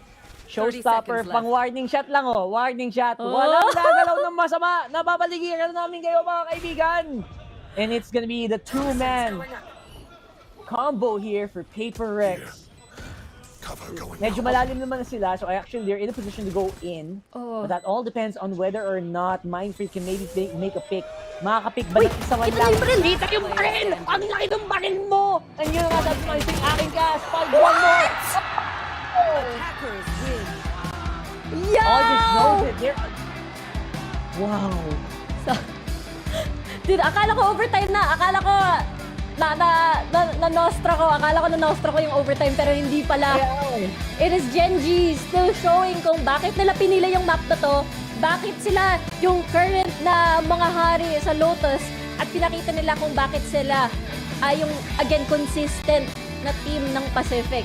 And they're close again once more. I know this is just map number 1 pero it's a good sign for Genji and a little bit of an awkward sign para kay Paper Rex. They were 3 rounds away from victory. Man, literal, yung Paper Rex na tumiklop. Oo. Talaga, alam mo yung normally aggressive sila. Ano nangyari? Bakit biglang umatras kayo, sabi ng Genji? Bro, unbelievable. Yeah. Takot nga sila sa mga scan, no? Usually, di ba, pag defense ka sa Lotus, you always wanna take Rubble control. You always wanna see if you get picks there. Pero hindi nila nagawa. Man, that's unbelievable. Let's throw it over to our panel kasi I gotta process that, man. That was a very, very unbelievable comeback from Genji. Well, Rockhart, take all the time you need to process that game kasi honestly, I was gonna say na parang ang bilis ng game na yun on the first half, but again, Genji, you have to hand it to them. They caught up and before going into Genji, I think we can all agree na mas malinis ang laro ng Paper Rex today. They integrated a lot of quick plays kumpara sa pinakita nila last week. But Genji, a lot of smart plays, good adjustments, responses. They grouped a lot better, lalo na sa mga huling rounds. And here we are, 13-11. One word, I think, from this series, texture. Nakita naman natin lahat yung clutch. Nakala na natin Paper Rex na yon, but it seemed from ever since that point on forward, hindi na nila naipatuloy yung momentum that we saw earlier in. So here, I mean, yeah, as I said, Dexter, man, incredible performance na nakita natin galing sa kanya. And to be fair, we also did see the rest of yung buong team na to ng Gen.G step up here to the plate.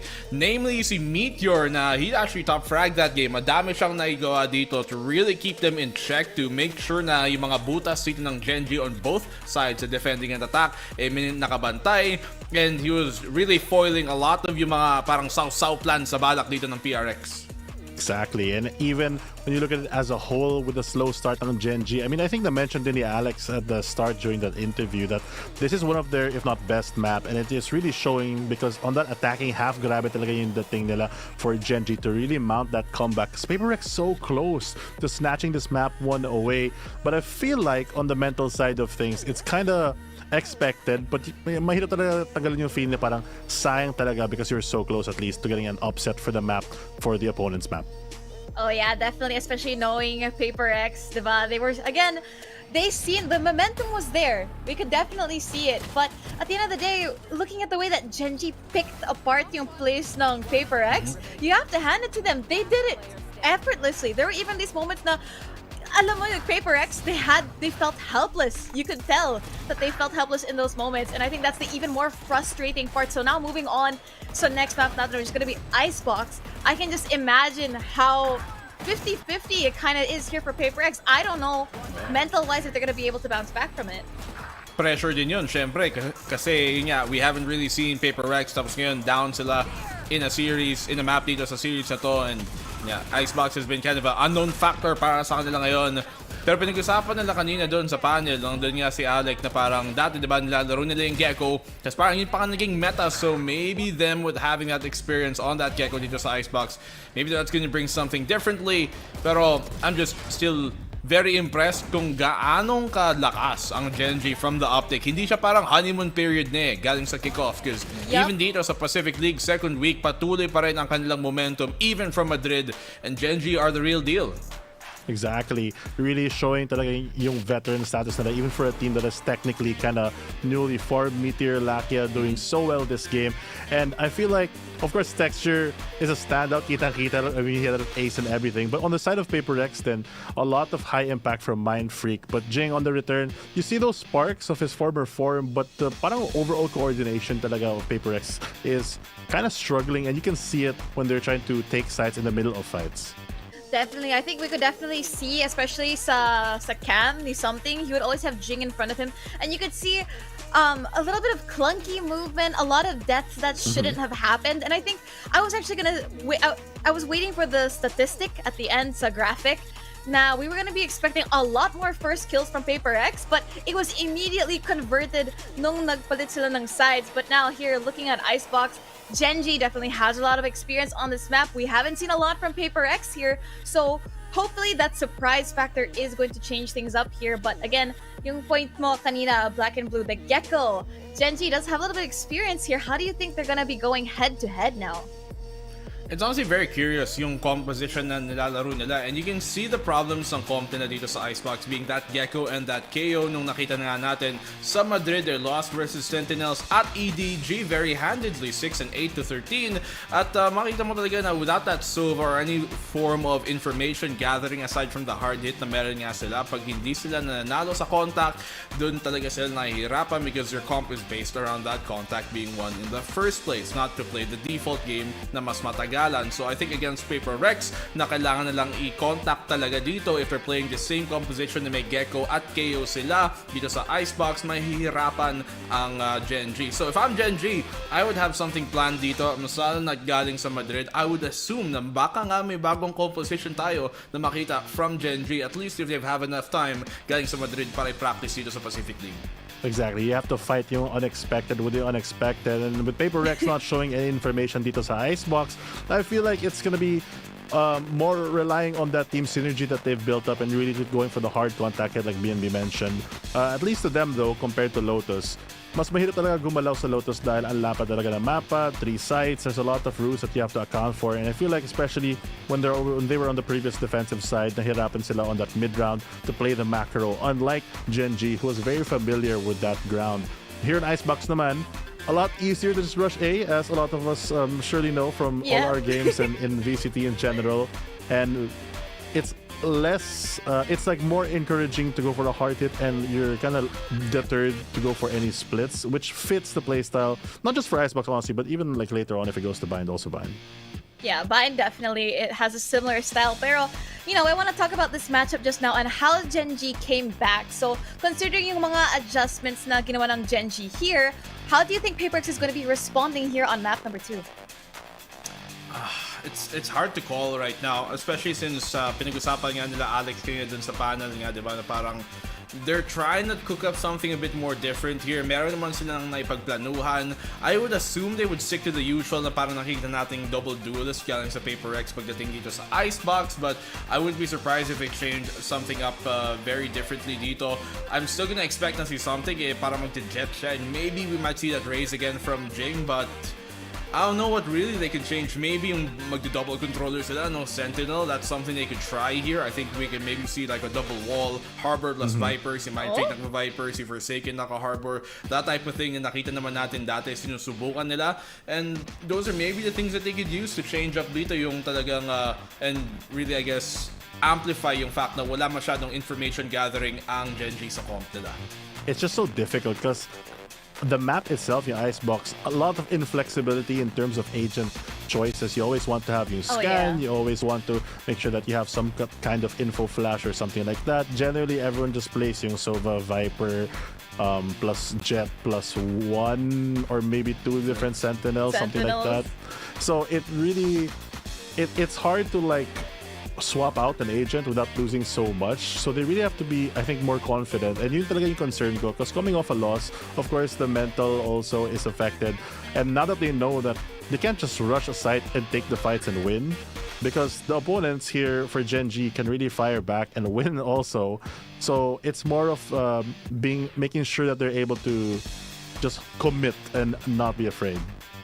Right. I mean, we're gonna see if kaya nilang i-pull off moving into this Icebox, but it looks like we're gonna be not seeing the Gecko here for Paper X, but for Gen.G instead running that same comp na nakita natin kanina. So what do you guys think dito sa comps natin? Wala pa ring Sova. They're playing just super contact style galing sa Paper Rex. You see Forsaken now on the KO, so nasa medyo frontline role na siya. Jing, nakita naman natin dati siya dito sa Sage, so it's not too new, but very curious ang idinadala dito ng Paper X. No Sova on either side. It's gonna be a wild win for Infocus. The knife easy to dodge, but the Sage on Jing, I'm really surprised that they went for that instead of something like a Harbor that can do essentially the same thing. Yeah, I mean, thinking about it now, I honestly still feel a little bit iffy here for Paper X, but we're gonna see, is Gen.G going to break this tiebreaker, or is Paper X going to take back the throne? Riku and Rockhart, back to you. Man, that was really tough. I have to agree, like everyone was like, yeah bro, what the heck? And I think sobrang big takeaway ko nung sinabi ni Black and Blue, kasi parang yun na yung nangyari. That's exactly what happened. I feel like they try to play off like the initial contact in Paper X, and then if that doesn't work, it falls apart. Yeah. And that's exactly what we saw there. Oh, sanay na sanay kasi sila na after the initial push, throw all your flashes and then tara, let's kill. Pero if that doesn't work, parang where do you go from there? Especially na parang nagamit na mostly ng lahat ng flash, na itapon na lahat. Pero ito na, Icebox. Ito naman yung pinili ni Paper X. Not a lot of changes in comps aside from the Sage, pero it's going to be a duelist-less team on the side of Gen.G. Walang mga operator threat onto pipes that we usually see when they have a jet player. So that dynamic is going to be very interesting mamaya. Yep. Actually, Sage Wall is obviously very, very strong here, especially in the early parts of the game. People are taking a lot of time to break that, and of course, in yung sobrang sikip na environment tulad ng A site, that's exactly where you want to go as attacker, and expect a lot of A hits na mga galing dito mula sa Paper X, at least for now. But right now, the retake looking like it's gonna be a little bit more difficult. Everyone's starting to get blind. Nagsasabay-sabay na naman ang mga utility dito ng ating dalawang koponan. Nice one there with a 0 point. And the defuse actually very early on. Mahak yata agad nila. Oh my goodness, Gen.G! Ang tagal yata nung flank ni Dubai! No! Oh my goodness, he took so long on the flank, man. I don't know. I don't know what happened there. May post plant nga sila, pero yung flank parang it felt like, syempre, if you're a flank, if you wanna lurk, you wanna do it really slow para hindi mo ma-reveal. Pero, Paper Rex really felt like dominoes. Namatay sila agad, kumbaga. So, yung flank tuloy, hindi nila na-setup.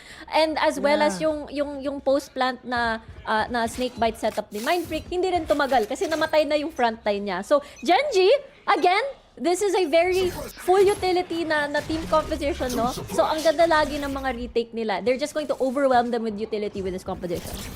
Sobrang nagustuhan ko yung retake nila kasi alam mo confidence nila kasi si Munchkin may 0 point pa hanggang sa dulo. So sinave nila yun. And they know that they can just retake it very easy. Right now though, the entry is gonna be looking a lot smoother even though puro Outlaw at puro Guardian ang hawak ngayon ng Genji. Mindfreak going crazy with the Stinger. And now it's gonna be Jing with the plant. Hindi nyo alam! 1v2 na ngayon! This is actually gonna be very difficult para dito kay Jing. He does have the Stinger, pero that's only gonna be good for one. Pag nagsabay sila kaya si Karon nakubukan na talaga. Nice thing! Oh! The long range judge! The judge is the way, the truth, and the light. Kaya nga eh, Judge, laban sa Stinger. Hindi pala na I have the high ground. Wala naman yun silbi kung malapit ang kalaban mo, no? Pero nadink sana, kaya si Karon, yung HP niya sobrang low.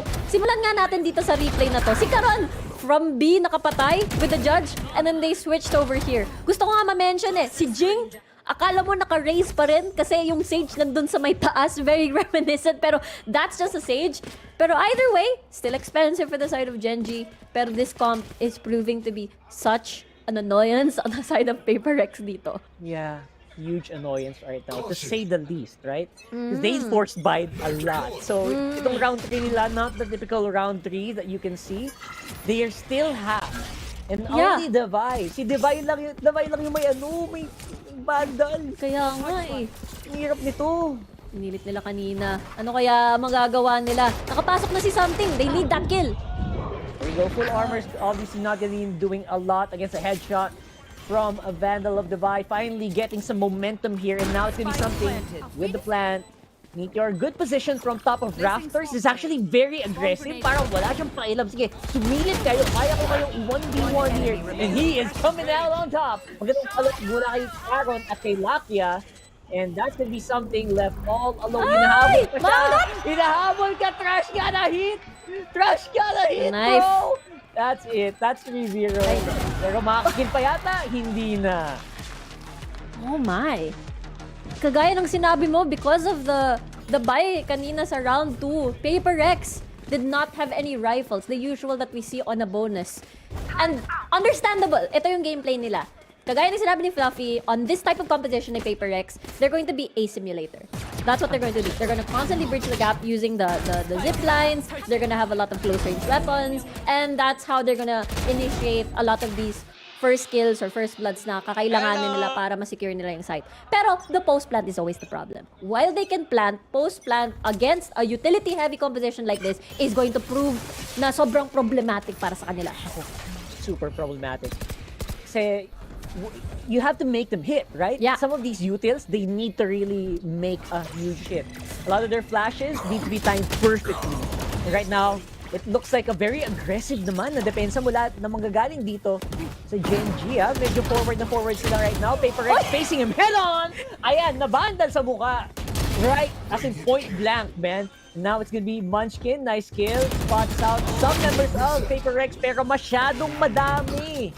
Naku po, nakanal command ka nga. Kaso wala naman sa pwesto ang tropa mo. What's it gonna be? 1v3. Karon, looking for one more exit frag, maybe. Alam nilang low Forsaken dito. For sure na comps na yan. He's gonna be put on super low. Pero titingin sa kanan, hindi pala. Ayan! Tumingin na siya. And he's gonna fall. Na it's a 3 for 1. Paper Rex finally get around. Nakabawi sila pero ang expensive ulit ng round na yon. Pero a win is a win nonetheless and they were able to delay the plant this time. Ito naman yung ginawa nila. They delayed the plant a little bit for a short period of time. And I think yung pinaka nag-iba sa round na yon is kagaya ng sinabi mo, naging aggressive naman sila. Nag-push itong si Genji this time around. Paper Rex caught them off guard and they were definitely prepared for that. It's definitely gonna be, I'd like to say it's A again kasi mahirap, but with the Sage Wall, you can actually mix things up and go to B with this composition. Very unique ang ginagawa, obviously, with the Sage. I really love that normally. But right now, it's not gonna be the issue. As we do see, it's time for B. Sabi dito ng Paper Rex. Yung Genji, I think they're rotating from very, very far parts of the map. I don't think they expect it. And there you go, the easy plant into the B site. The plant's not actually gonna go down yet. What's taking so long? They're taking their time here. They're trying to get in position pa. Ginagawa nila yung open, super duper open plant. Yung pwede sa flank kung sakali. This is ito din yung ginawa nila on the previous round. They want to delay the plant as much as possible and catch them pushing. 2v2 na ngayon, man! Parang parang posible pa to, parang winnable pa to para kay Genji. 1v2. Nako, mukha nga, pero that's all gonna be up to a 60 HP Munchkin. What he's doing na gawin dito, KO diff right now happening is for Munchkin. Will it be the ace? He's looking in the wrong direction. Yung position ng plant talaga napakaganda. Hindi yan yung pumapasa ngayon. Munchkin, nice try on the guess, pero hindi na yan ibibigay na Divide. That's for sure. Ang daming posibleng mangyari. Lalong-lalo na if ang Killjoy yung natitira sa mga post-plant positions, iisipin na, baka nag-umikot siya papunta ng mid, baka nandito siya sa may tube, sa baba ng tube, pero hindi nga yun yung nangyari. It was the classic post-plant setup, and that really worked in their favor. They bought a lot of time. Very good job coming from the Vi here. And once more, this delay plant, again, is Paper Rex's adjustment so that they are able to catch yung mga nagro-rotate papunta sa site off guard. Yeah, it's a huge adjustment, by the way, kasi I feel like alam mo, hihinga ka muna. Hinga. Tama. Take your time. Iplano nyo kung saan yung plant, hindi yung bigla na lang pasok sa site tas bagsak ng spike. They're doing that very efficiently and sobrang stonks nung plant site na yun. And now it's gonna be 3-2. It's getting closer, ladies and gents. And Paper Rex, instead of full W lang ang kita ko sa keyboard ko, pinagpaplanuhan na nila ang atake nila ng mas mabagal pa. With Mind Freak, with a counter flank sana, pero that means na wala nang magiging available na Viper para dito to smoke up, maybe to deny any defuse. Walang now, smoke. It's 4 members of Genji. Walang smoke, walang snake bite na post-plant, na lineup, nothing at all. And how will they defend against this? Meron pa naman silang Killjoy, but after that, what else? Yeah, and their KJ, the Vi, is actually pretty far away from mid. So, I don't know. I guess they're gonna make Genji guess here. As Caron, oh my god, they already commit the Viper Spit. And it's gonna be Wingman on the defuse. Stop it, Ness! Stop it! It's not gonna happen. 4-2. And Genji find their groove. Ganda ng ginawa ng retake ng Genji. Viper Spit to make sure na kahit na may magpa-flank, kahit na iikot tong si Davai, mapipilitan ka talagang tumakbo at i-reveal ang iyong position para, again, because hindi na hold Hindi na hold nila something at na snake bite pa nga ata tong si Forsaken dun sa may post plant. And everything really fell apart. They couldn't delay it at all. And just a really, really good job dito kay Genji. Nakakatakot talaga tong team na to this 2024. That's true. I like what they're doing as well. Like, sobrang, sige, Viper Spit mo na yan, 2v2. Labas mo na yan. Kanina kasi parang sobrang tagal na hold nung nung lockdown, This time around, Genji being very deliberate sa paggamit ng mga utils nila. Oh, it is the utility game para sa kanila. With this comp, most especially with the Gecko, there's a lot of things, there's a lot of dynamic na magbabago with the Gecko pick here. Pero para naman kay Paper Rex, they have the knives out here. They decided to play a bit slow this time around. And syempre, A is the more accessible para sa comp nila. Kitang-kita sila. Pero nakatakas pa siya. That's gonna be a lot of info actually being given, and there you go. Lockdown na agad para dito sa Paper Rex para lang makapasok sila. And they're gonna be they have an idea kung nasan ng lahat ng member dito ng Genji right now. Pero look at that. Genji, full retreat. Deny all info once again. Ito na naman sila. Something Meteor. Nasa ilalim, medyo risky yung galawan nila and it's not gonna be predicted. Hindi nabasa ng Paper Rex yung mga ginagalawan ni Lakian. Oh, Jim very aggressive go. Trying to rest but not to be available anymore. Oh my goodness. Genji are just taken left, right, and center. Man, this retake is just, hindi nga sila lumalapit eh. Literal, they're sniping people off. Tsaka nagbabantay sila sa spike, na-drop siya with 13 seconds on the clock. Ipit si Mind Freak. 10 seconds Mind left. Freak once more. Stinger na naman ang hawak niya. Nice hit on to Caron. Vandal in hand. One enemy Whoa! remaining. Wait! Whoa! What's happening? Wait, why is he so free? Oh, 4 seconds on the clock. It's already gone. Sayang. Alright, that's fine though. That's fine. Oo. I mean, okay. On the one end, Paper Rex, para sa kanila, mahal yung round na yun para kay Jay. Pero, they still aren't able to plan. They invested the Viper's Pit thinking na, ito na nga yung ginagawa nila, di ba? It has been a pattern. They're holding the plant. They won't plant just yet. They wanna see where everybody's at and get more kills and saka sila magpa-plant. So, I am not sure if after this timeout, they're gonna switch things up a bit more kasi ang dami na nila nagagastos na utility. And without the plant just yet, parang naiipit pa sila after that delay. Si Alex sabi niya, guys, dapat yata nag-gecko din tayo kasi parang mas madali yung plant. Pero hindi. That's just, we're gonna stick on to it. Actually, that's some of the questions I get. Like, who's better actually here, right? I think you would think na yung Gecko is just so good on this map na sometimes may isip mo, saan nag-Gecko nga tayo? And that's for plans and diffusers, especially right now where sobrang all hands sila eh. All hands sila when going into a site, right? Tama. Lalong-lalo You could na have used that extra hand from Wingman to go for the plant or something. Exactly. Kasi ang napapansin natin pag Gecko na yung ilinalagay sa composition, nagiging flexible na yung team. When it comes to not making Icebox an A site simulator, pwede ka na rin umabante sa B because you have, well, more free hands, you have more setups to make sure that the plant lands. So, there is that flexibility that I don't think this comp from Paper Rex has in comparison. Medyo malayo talaga. And, well, that's the reason why may mga people tatanong, the Sage is very interesting to say the least, no? Yeah. Kasi, nice pick. You got the info. That's judge. That's a lot of judges on the garage. Parang atras muna tayo dahil doon. Ngayon naman si Divay ang pipili dito with nice picks on mid. Nandun naman si Meteor sa may kitchen para mag-trade 1-for-1 so far. And Caron, ang laking advance ng space na nakukuha niya dito. Yeah, huge advance. Obviously, right now, I would say na, you know what? Genji is still in a good position kasi they have the major entrances spotted out and medyo yung spider sense nila, sabi, for sure nasa kitchen yung mga yan, guys. Kasi nasa atin na yung B-main, nasa atin na yung likod. Where are they? We know where they are. It's a question of whether or not we will engage or no. And that looks like it's gonna be lockdown, be committed. Double pick! Nice one! Double pick na nakayuko pa. Combo talaga. In a mid-and texture naman na may hawak dito na operator. It's a 2v3. Genji looking really doable. Pero now, it's 1v3. Now, alam nila, si Texture, naka-op yan, boy. Anong gagawin natin dito? Mahirap like, nga yan. This is very aggressive from Texture. I don't know. He's playing so close to 3 people.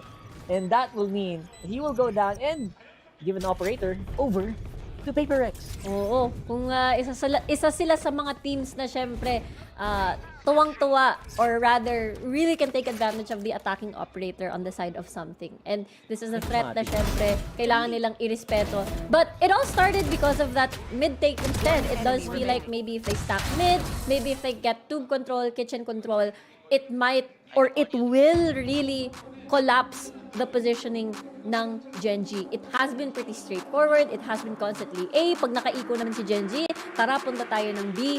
Maganda sana yung idea nila dun sa lockdown eh. There is no threat. There's no Brimstone. There's no Sova that can destroy it. There's no access because Kitchen was walled off. There's no access to destroy that. Pero hindi nila na-take advantage yun. Okay na sana yung sandwich, pero again, Genji was on that eco. So again, they really have to be careful. Whenever they're on eco, B is going to be a very, very vulnerable target na site. parang ang tricky bigla, you know? Oo. It's becoming very tricky for both Paper X actually. And of course, they're dealing with Genji, they're dealing with a Sage Wall that can really go anywhere. They can completely lock down Tube, which is a classic move. Pero they can also like make the plants just a nightmare. Kaya nga eh. Ang ganda ng basta nabawasan na nila yung mga positioning, yung mga miyembro ng Genji, saka pa lang si Paper X talaga magiging komportable na i-plant yung spike. I think they can play more chaotically. I think having to parang ano yun? I-break talaga yung positioning ng Genji is the key here. Not going as a squad, but going in by twos and basically separating yung Genji. The big difference nung ano yun, ang laki ng difference ng Paper X na hindi hindi naka-raise. Oo. Something lang yung mga kadatin. Walang kasabay. Sabi, nasa na yung tropa ko? Ba't ako lang? Pero yeah, obviously the operator can be so useful sa ano dito. And he still gets it. Wow! Imagine that he had like such a small reaction window. And now it is actually Caron. Pretty deep in, but only has a classic. That's gonna be the full save. Parry to Genji. And looks like it's not gonna be... It's gonna be a horror game. Horror na to. 1, 2, 3! Ayan na! Ayun na. Ayun na. Ito na talaga. Ay! Gano'n ka na. Kita ba Gano'n ka na yan pag gano'n. Ano? Ayan na. Lolo! Katabi na na! Ay! Oh, that could have been so good! That could have been so good! Oh, man! Sayang Blind spot pala yun. Hindi nila expect. Hindi talaga nila i-expect yun eh. Kasi chinek na, nakaplant lang eh. Nakaplant lang ni Jing. So parang, oy, clear to. Behind this wall. Wala akong nakita, guys. Pero ang ganda ng angulo sana. Isa lang yung napatay niya. Man. Napasmile sila. Hindi ko nakita yun. Busy, hinheal yung sarili. Oh. That was really funny. And at the same time, you know what? Genji actually needed some of those kills. They need to slow down yung economy dito ng Paper X kasi nagsisimula na naman itong mga to eh. Sabi ni Caron, ako po, mahirap pigilan itong mga to kahit ako Viper ako eh. Kahit Viper spit yata ako eh. Mahirap mo tayong pigilan yung galaw nila. And right now, actually, no command. Jingo! Someone's speaking on your pipes. Oh, that is huge! Ang daming nasayang doon. It's gonna be 2 members for Paper X remaining. And that's gonna be the Divide going down as well. Oh, that is... Yeah. I mean, let's just say na wala silang jet, wala silang duelist. Usually, yun yung pwesto, di ba, sa may pipes. Pero kahit na, sayang hindi nila naispatan. I mean, si BNB yung nag-bring up nito, no, na parang walang mga Sova, itong dalawa, wala silang pang-scan for angles like these. Pero, again, it's the chaos that, again, Munchkin and Meeker took advantage of. They were so busy looking at, you know, Heaven, they were so busy looking at somewhere else na hindi nila naisip na meron nakatago sa fight. Grabe. Nambabraso nitong Genji Nagsisimula na din silang maging they're getting into their groove a lot sooner compared to the Paper X lineup right now. Grabe. It's looking like it almost feels like unstoppable or unbreakable yung defense nila right now on A. Pero right now, obviously, because of the nature of the site, options naman dito, Paper X. B looks like really good kasi it's texture with an op. It's just texture with an op. And it's all gonna be up to yung info gathering dito ng Genji. Pwede nilang ma-overwhelm nga ito, pero if mag-peak man tong si something at nakakuha ng first blood si Texture, then he got this one. He did his job. Probably pero si Meteor, kasama niya na ngayon sa site na to. Yeah, yung hindi ba makapag-setup masyado si Meteor. Oo. Yung setup niya sobrang layo. And that is the problem. We already have a lot being committed by Genji towards that A site. But the Viper split is actually perfectly timed here, perfectly planted. Coming in from Paper X. Oh, I think that's full info. Sabi nila mid. Mid is a big problem as well. It's gonna be threats coming in from every direction. Genji kompleto pa naman. And the trash hit, I think, will hit one. The defuse is going down. They know it. Everyone's gonna have to jump in onto the spike. Wow. And that's gonna be a round win. Genji. My goodness. Overwhelming. Paper X. Grabe. Lahat ng mga pwedeng pasukan ni Paper X for that post plant for repositioning, 'di ba? Lalong-lalo na sa mid. Karon was there to basically, okay, hindi ka papasok dito. So, all all Gen G had to worry about was basically forward, no? Yung post plant and the fact that nakakuha ng yellow control itong si Meteor. Ibig sabihin, they're all funneled in the same area. They know where they're gonna be coming from. And Gen G really executed that post plant really well, that retake rather. In fairness, Rico, nakinig sila sa'yo medyo mag-chaotic sila. Pero Gen G just everything. I will not buy this, says Caron, and that's gonna be 2 for 1. That is super duper worth it here. Putting Jin low as well. And now, it's gonna be Texture going down. Up is gonna be on the ground. Meteor with another pick. 2v3 na naman. What's the plant gonna look like here? Res finally going down. Pero may mga nakasalubong pala. Ginenggeng ng Gen G. Ang Paper Rex sa round na yun. Kaya nga may nakaabang na pala dun. Hindi sila gumagawa ng mga kahit anong sound or anything at all para bumulaga after that res. And really job well done dito sa Gen G. Again, with this really good, not only this composition, but yung execution din nila. Again, a lot of the victories onto B side for Paper Rex, the only time that this Gen G is vulnerable sa B is only if it's on eco. After that, it's always going to be A where you seem to have a higher percentage chance na may panalo mo yung round. And Gen G, not only they're so good at stalling or rather preventing any sort of plant dun sa mga unang round, pero sobrang galing din nila pagdating dito sa retake. Yeah, they're taking their style, right? Yeah. They're sticking through kung ano sila eh. And that's what I love about Gen G. They're sticking through na hindi sila nakikisabay sa mga kalokohan ng Paper Rex. The Paper Rex shenanigans are basically non-effective right now. Oo nga eh, wala nga silang duelist eh. Well, number one. That's number one, right? So, and maybe this time on Defender, makita natin kung bakit nga ba pinik ni Jing itong Sage na to. Oo nga. Pwede nila may pakita yung rason, lalong-lalo na pagdating sa, what do you call this, sa round 1 where everybody has pistols, medyo mahirap i-break yung wall because of how weak the guns are, air quote, at the first round. So, pwede, right now, ito yung time na pwede nilang maipakita yung rason na yun. Yeah. So now, yeah, medyo, they're going a different route by the way. They kind of expect an A push with this lineup, with this composition. So, ang ginagawa ngayon ng Paper Rex is doing the opposite. They are trying to basically, parang sweeper, ini-sweep nila yung mapa to make sure na nandito talaga lahat sa A, ang Gen G. And now they can go, that's a free-man flag, bro! What are you thinking about right now? There it is. Yung katanungan. Nako, Paper Rex though, getting 2 kills agad-agad. Very aggressive position mula dito kay Texture, nandun sa taas. Alam mo, pwede kang pag-guardaan dyan. And you can see, makakaisa pa siya bago siya makita. And that's gonna be a 3v3. Nakatakas pa siya dun, Karon! Ikaw yung naka-sheriff dito. Oh, very clean shots from Mind Freak though. Here we go. He knows Texture's low, pero manadali pa rin siya. And the defuse could go down. It's very easy. The position is unexpected, pero nakita siya, Divide! Nakabitaw sa tamang panahon.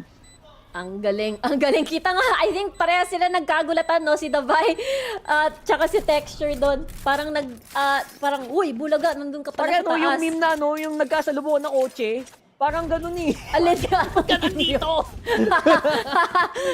Kailangan ko i-google mamaya kung ano yung meme na yun. Kailangan ko makita. Yeah, it's like that, no? Hindi yung basta yung sa... Basta mamaya. Basta mamaya. Yung bata, tsaka yung babae. Yun, basta yun. Basta yun. Sige. Sino ba yun? Let us know in the comments. Anyway, 8-5 right now. Gen G, finally, they're giving Paper Rex some leeway here, right? So, yeah. Right now, Paper Rex, they have, there's a beautiful way that you can kind of just block off A main completely or block off mid completely with a wall. Pero they're not doing that right now, huh? They're holding very steady. Munchkin with the off angle. Man, 2 shots. I think 2 shots na wall bang. That's why he's still 13 HP. How did he live there? And now it's gonna be Mind Freak with a nice peek on the kitchen. They're gonna be able to hold on to at least deny the plant rather. Wala kay Wingman. Caron very low. Mind Freak nagkakaharapan na ang dalawang Viper natin. Long range. Let's see. And Mindfreak, he's holding this. Yeah, wala eh. Yung spike nasa gitna. Ayan na, naku po yung spike, yung position ng spike, nice deny. And it looks like it's not gonna be enough. Oh my goodness. Aperex got 50 in that round, bro. I mean, the fact na okay, yung spike hindi nila na-plant kasi napigilan nga dahil sa again yung wingman namatay. Pero at the same time, inubos naman ni Genji sila. Let's take a look at that replay once more. Yung shot, the texture, the sheriff shots were so precise. They didn't even need to plant the spike. All they had to do, kailangan nila lang ubusin tong si Paper X. And now, it's a 4-round gap. And after that, look at this, all sheriffs, Paper X, ito na. It is time for the bawi. Yeah, sila naman daw. This time around. And wow, look at this. Same strat from Paper X. All in B and then full retake onto A. Parang tinanggap na nila Rico eh. My body is ready. Ilapag nyo na yung spike na yan. Parang ganun eh. Mahirap nga. And I think, again, because of that Gecko, they always have to worry about the threat of B. Hindi tulad na, okay, let's invest a lot towards this side a bit more, tapos retake na lang pag umatake sila sa B. Hindi. They really have to think about this because of the difference of that Gecko pick. But now, A nga yung sagot dito ni Genji. We go, zipline time! Nagtatalo na ang mga miyembro dito ng Genji. One signal is all it took and everyone is already in a really good post plant here. Although, medyo aggressive yata yung postuhan doon ni Lakia on top of the boxes. And now, it might be a problem here para sa Genji. And again, it's all about these weird aggressive moments for Genji. Aggressive talaga sila, parang nalugi pa sila. One swing! Let's go! That's how we do. That's the Paper X way. And they get that win. Sila naman ang titrifty ngayon, Rico. Oo nga eh, parang run and gun, run sideways and gun yung ginawa with the Spectre dito from something. Drawing. Kaya nga eh, gulat na gulat si Genji and parang nagre-replyan lang sila ng mga thrifties dito. And yung first 2 kills ni something, hindi yun mga headshots, they were all body shots because of, again, that Viper wall. May mga buta sa gitna. And all you had to do was see the legs, see the feet, and it was enough for them to gain information doon. Parang lugi, para palang na one-way sila. No? Parang baliktad. Ay! Takbo! Oh my goodness! Suppress ka na nga, na-silence ka pa. Eh di ayoko na, bitaw keyboard na. And there's gonna be a possibility of a full smoke here. They removed that. They removed the Viper early on. Oh my god, Genji could have a huge opening here. Pero looks like it's gonna be a 2v3 still. Nice trades coming in from Paper X. Oo, sobrang doable pa rin to for both sides. Meteor nakapasok na dito sa tube, pero parang they have to keep guessing. Forsaken still looking towards that angle kasi nandito pala si Lakia. Nandun pala siya. Sa base pa rin pala. Oh my goodness. Again, a lot of people would expect this and I think he missed his shot. He missed that. And that will mean that Genji probably has this. And it's all because of that tube play, by the way. Speaking of tube, Rico, ano ba? YouTube ba o YouTube? YouTube.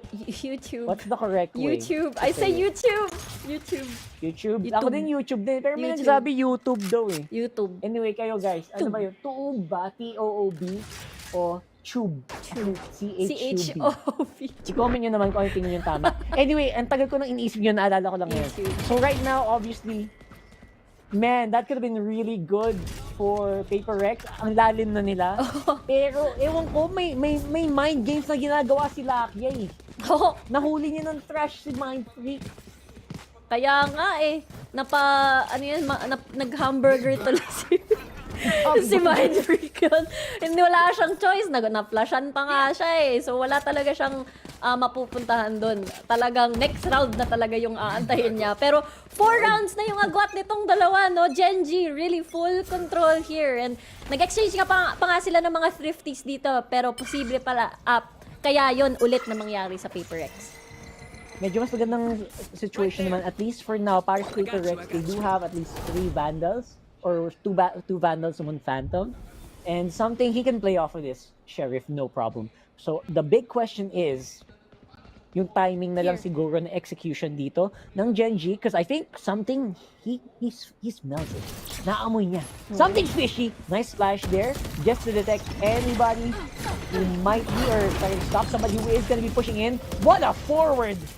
Teleport there by Texture. Spotted out. Nice kill from something. Traded out very quickly here. First Paper X. Wow! Pakita nyo naman yung laro. Oo nga. Hindi namin nakita yung nangyari. Ang What happened? What ang bilis. happened, boy? Kaya nga. Sobrang bilis, hindi nahuli nung camera, Rico. Ang agad-agad eh, nakita na lang natin yung kill feed, parang, oy, tapos na yung round after nila magtapon ng mga flash coming from Genji. They executed it, but it was trade after trade after trade. Handang-handa si Paperdex na sa tamang posisyon lahat para they have each other's backs, no? Na-cover nila lahat. And I think the key here was, again, because of that, they had to keep guessing. Nasan si something?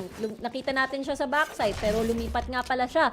And now, on the back foot na naman tong si Genji. 3 round yung agwat. Kayang-kaya ni Paperdex comeback dito. Man.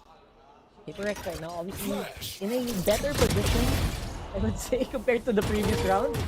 But you know what? It all boils down to yung, man, I have to bring it back. First contact play na ginagawa dito ng Paper Rex. And you can see, the moment they get that first blood, usually nga, it's all on them. So, yeah, they're absolutely right. Paper Rex is such a momentum-based team pag basa mo no? Tama ka. John! Grabe naman yung flick texture. May upgrade naman siya, pero 2v4 pa rin yung kwento natin sa round na to. Mahirap. Taki as well gonna go down. They can't even plant the spike para for that extra crunchy 300 credits. You would always usually love. Gusto nyo ng mga exit frag. Ay, hindi papayag si Mike. Frag. Yeah. And Riku, we're getting closer. Once more. Ano pang basa mo dito? Is this another possible overtime map? With the way things are going, obviously yes. Pero the comps, what do the comps say? What do the comps say indeed? Kasi nakatingin ako sa mga ultimates eh. Pero kung titingnan ko na wala yung mga ultimates, I do feel like this is still very Genji-sided. Na composition dito. I think they just have more forward space to control because of the gecko dito. Pero when I say forward space, look at this though! May ginagawa sila! Elevator maneuvers! It is the invasion of the Paper Rex! Ayan, instantly, 3 miyembro agad ng Paper Rex pumasok sa tube! High level play, bro. Grabe naman. Yung mga surprise, parang magdadalawang isip si Genji na pumunta tuloy ng A after nun. I mean, normally you would have 2 people at maximum going to belt. Pero gagawin mo pa ba yun ngayon na pwedeng may 3 Paper X pala dito tapos si Devay nag-take advantage pa sa chaos, biglang sumulpot sa gitna? Come on! Dami na tuloy angle na kailangan mong i-prepare yung sarili mo, no? So, I say this is Genji leaning pa rin para sa akin. And if and only if they're able to cross the first bridge, yung from B, no? After they reach that yellow mark, parang okay na sila para sa akin. Pero I think that's always the question na you have to throw sa sarili mo, no? Kaya ba natin i-control yung long, narrow hallway bago tayo tumapak sa beat. Pero timeout understandable on the side of Genji dito. I mean, honestly speaking, Paper X really prepared for this. Ang dami nilang mga parang strat na kailangan, mga round win strat to secure these wins para makapag-catch up. Wala na. Puro, let me guess, Rico. Let me guess. Sa kompe mamaya. Ayan, umuulan na naman. Ay, Diyos mio. That does sound like, that looked like something that you'd normally see on a ranked game, right? That came out of nowhere. Yeah, so huge surprise here for Paper X. And I think that sends a message to Genji, this is not over yet. Oo naman. Kung titingnan natin yung mga ultimates nila, meron silang Viper Spit. As long as they're able to secure the site, it will definitely be possible. I like this from Paper X though. Tingnan mo, 3 miyembro ang nakalagay sa B kasi may Viper Spit naman sa A. Ooh, this is actually pretty stonks here. And medyo mapapako dyan si Mind Freak for the next few seconds until they can maybe buy some time here. Pero don't forget yung Walden, yung Toxic, Clouden rather, is actually still available. So, man, it's becoming very hard still for Paper Rex for Gen G to push this. Oo. Lahat ng utility nandyan, may flash, may threat pa rin na kailangan nilang i-clear itong yellow. Ang daming mga open angles na kailangan nilang i-clear! Ayan na nga, nagsisimula na ang pag-abante, ang pagbawi ng mga ape. 10-10 na kaya ang play dito. First blood happening for Paper Rex na naman. And here we go, kaya nagsisilipan. Jing getting ready to handle Wingman. Magsasayawan na. Ayun, mas maganda ang tracing ni Kuya Jing. Mas maganda ang aim lab session niya. As in, nag-drawing siya, pero patay pa rin ang target niya. 10-10 na, Riku. Oh boy, Paper Rex. Ang ganda ng mga ginawa nila nun. Again, yung Viper Spit para matakot si Gen G na pumunta ng A, mapuforce sila sa B. Pero ayun pala, mas maraming ininvest na miyembro at utilities sa site na iyon. So medyo ipit itong si Gen G kung saan ba talaga sila mapupunta. Imagine na-blind si something ha. Nakita niya kasi yung teleport before the blind hit and it's all about again memory kung saan mo itututok, kung nasan ba yung ulo. Paper X coming collected. Ang ganda ng timeout na yon and now it's even. Now Gen G might be sweating a little bit dito. Yeah, and they only have a Guardian here and a few Stingers. Not really handled for Sharon. Oh, there you go. This is the Paper Rex we know. But that could have actually been a kill. I think na wall bang, it went through the wall or the pipes instead, so it didn't get a kill. There it still did a lot of damage para dito sa Paper Rex. That's 2 down ngayon. And of course, the lockdown is going to be still available. Again, no one can break the lockdown in actuality. That's going to force Paper Rex to back off. Pero only for a few more seconds. 2v5. Nice jump in. Coming in from Paper Rex. Nagulat yata ang depensa dito ng Gen G. And that is going to be it for them. It's Paper Rex overtaking naman ngayon. Pwede ba magpalit ng sagot? Paper Rex pala, mas gusto ko yung okay. Nice one! Iniisip ko kasi kanina na nung nakita ko yung agent comp, parang kung wala silang duelist, yung wingman nila yung joke lang. Pero I mean, that only applies to B. Kasi open siya eh. Ang problema dito sa A, you can't take advantage of your verticalities. You can't take advantage of your wingman here. You really have to mag-cross pa. Umabante pa ng konti para malagay mo yung wingman. I don't think it's a fair comparison, wingman and duelist. Pero I think, diba, I think B talaga yung kailangan nilang makuha. But if they don't, mahirap yung, grabe naman yung mga first blood ng Paper Rex. Well, we've seen this happen time and time again just on this game alone. So, yeah, expect that first blood to result to even more. And we are seeing yung confidence, parang yung confidence level bumuboost bigla eh. Yung pati ibang miyembro, parang gumagad na yung tutok. And that's exactly what we're gonna see. Although may mga trades naman na mangyari dito, 2v3 pa rin naman, Rick. Doable pa naman to. Pero advantage on the side of Paper Rex, bawas na ng konti si Lakia. Meron naman siyang thrash na pwede niyang maitapon. Si Munchkin naman ngayon yung 5 HP. Isang hit na lang siya. Isang one hit na lang yan, boy. Isang one hit. And will this be a trap? Will this be a play? Will this be enough to separate Paper Rex, to separate Jing wala sa mga kanyang ibang mga teammates? Now, they got him. Oh my goodness, they got Forsaken pero masyado yata malayo. Pati yung backup niya, yung backup ni Lakia. Sobrang layo pa. Denying the plan is gonna be so crucial here. And I don't know if Wingman can do what he needs to do here. Wingman, it's all up to you. We're seeing a huge swing here coming in from Lakia. Munchkin's low, so he's gonna have to stay back dun sa yellow. Where's the jump gonna go in? Una ko po si Dabay para palaka, talon ng talon. Pero nabigyan niya ng enough time yung kanyang mga teammates para makapasok doon. It's gonna be 12-10. Paper Rex match point. Ito na. Mukhang papunta na sa direksyon ng map 3. Itong series na ito. And on the way for Paper Rex's revenge against Gen G here.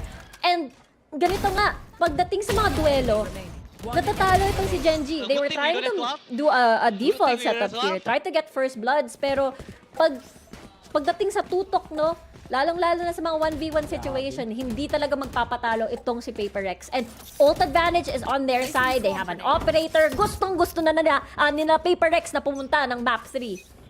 That's right. One more kill to get another res para dito din sa Paper Rex. So, I don't know. It's gonna be an uphill battle here. I think medyo kailangan mag-antay ng timing dito ng Gen G because they will have to catch Paper Rex off guard. And they also have to keep in mind, guys, wag naman tayo pa first blood. Yun yung sobrang crucial eh. Pag na pa first blood na ng Paper Rex, parang nagsusuper saiyan yung mga miyembro nila eh. Kalmahan naman natin. Kaya nga eh, parang ang galing ng conversion talaga ni Paper Rex pagdating sa mga first bloods. Hindi nila sasayangin yung advantage na yon. And I think talaga tong si Gen G, they're a utility team comp. They really have to play off of their utility and get these kills. 100%. They really do. And they have to get something. Like right from these flashes. They have multiple flashes. Yeah. And for some reason, they just can't catch Paper Rex off guard. Ewan ko, ayan ang hirap ba? Ang galing ba nila magtago? Kaya hindi sila mag-flash-flashan. Ayan, nagkakapalitan na. Finally, getting an advantage, a man advantage here para sa Gen G. Paper Rex, obviously, Jing, the advantage of a Sage, you can get weird angles like this that maybe nakakalimutan na ng ating mga kalaban. They haven't played with a Sage for a while now against this texture. Going for the hard flank. And there you go, Lucky on the smoke. Oh my goodness. This can be very close something. It's gonna be hard for you to make anything happen here. It's 12 to 11. Oh my God. Okay, medyo awkward yung magiging buy ni Paper Rex sa susunod na round na to. Marami nag-invest sa operator. Actually, kaya pa pala. They can do these rifles. They can do a full buy naman on the side of Paper Rex. So, at least they have that. Pero, I don't know, man. Parang papunta. Ito na yung game na mapupunta sa overtime. Kung hindi nangyari kanina, baka ito na yun. This could be it, right? Yeah. And yung record lang naman natin sa overtime is like 18 to 16 set by Bleed. So, Oh my word. Okay lang. Okay lang. Hindi naman masakit. Maganda Kaya naman to, kaya yung to. matchup, di ba? Na the ang ganda ng 2023 matchup, Kings tsaka yung 2024 Kings of Pacific. So maganda naman. Bagay sa This is insane, mag-overtime. actually. You know what? Everyone's gonna win if they see more rounds from Gen G and from Paper Rex, right? Itong dalawang teams na to, they're literally competing to be the best, literally best teams. And now, though, the entry is gonna be happening possibly very, very soon.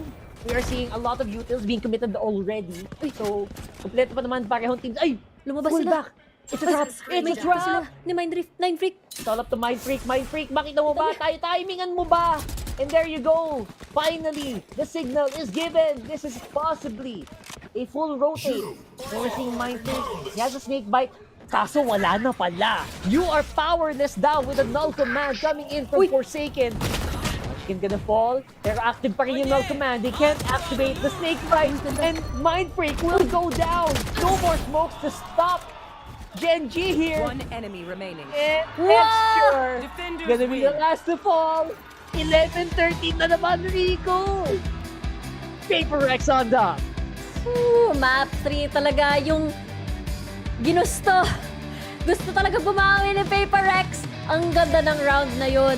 Mind Freak with 60 seconds more or less on the clock. Syempre, ang wala na talagang choice itong si Gen G na mag-commit na lang sa B. Ang ganda ng control, ng yellow control na ginawa ni Paper Rex.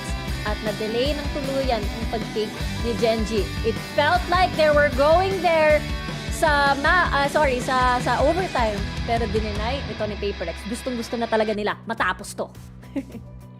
I gotta say, this is exactly what the fans, I think, are looking Oh, for. yeah. Let's go map 3. More Paper Rex, more Gen G. So I would say na, yeah, everyone is blessed. I hope you guys are enjoying this. Eating kanina, good, no? 11-13 din yung kanina, by the way, di ba? Am I correct? Nakahabol itong si Paper Rex after that half. Really super close. I wonder what the panel thinks about that match. That was action-packed.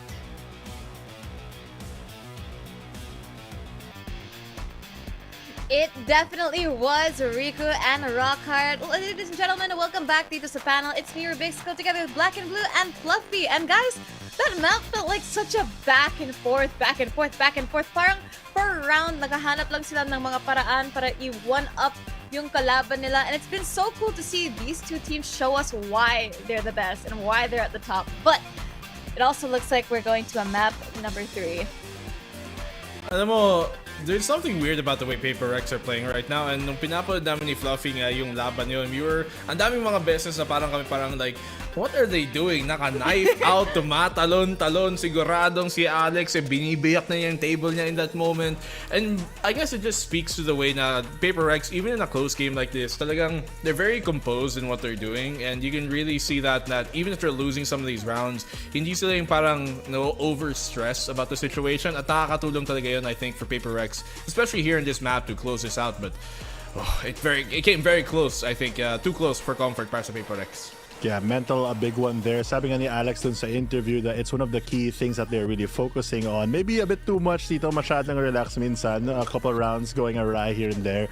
Pero overall, Paper X just mounting a very strong comeback because it's do or die for them for this map, for this series. And nakakabado talaga since you start on that only, 4 rounds for their first half. So you're really having to string around a lot of it towards the end for their defense. And when we were watching the game also, nasabi ka din ng BNB na parang it's kind of weird na yung mga compositions that you'd think would be really strong on attack are the ones that kind of work its way through the defense. With Paper Rex, especially Forsaken being so flexible here on that KO to provide not just the fragging power pero yung utility niya, but also the fact that the Vi, Jing, Mind Freak, so much more slows that they have to really stop a lot of yung mga aggression ng Genji. Definitely, and I think speaking of stopping aggression, if we saw the graphic kanina, 16 first kills coming from Paper X, and I think we can definitely thank something for that.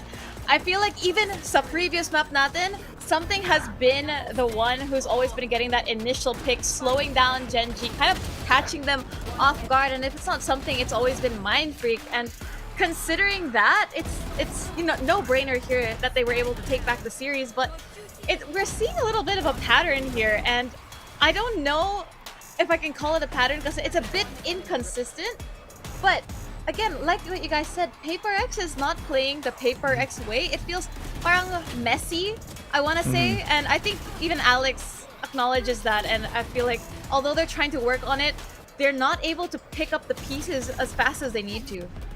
Medyo magulo nga yung style, and not in the usual Paper X na sanay tayo. Like, how many times nakita natin dito sa mapa na to na may isang tao dun sa kanto that goes uncleared galing sa Genji, tapos nakakadalaw sila dahil nga nandun sa may kanto na hindi clear pa ng Paper X, and they lose picks because of that. So I think Paper X here, you can tell na yun nga, medyo relax sila, but as Fluffy said, sometimes a bit too much. Sometimes assuming that it's a bit safer than it actually is, kaya sila nasasawsawan dito. But to their credit, at least, dahil nga may slow orb sila, they're able to use that slow orb sa mga attack and defend nila to stop yung mga sawsaw game na balak gawin ng Genji, especially since may Gecko. Exactly. Medyo parang kampante yung gameplay talaga, and messy, as we've said previously. But a lot of the fact that they're able to recover from these rounds, I feel like it's a lot of resilience talaga na napapakita ng Paper Rex.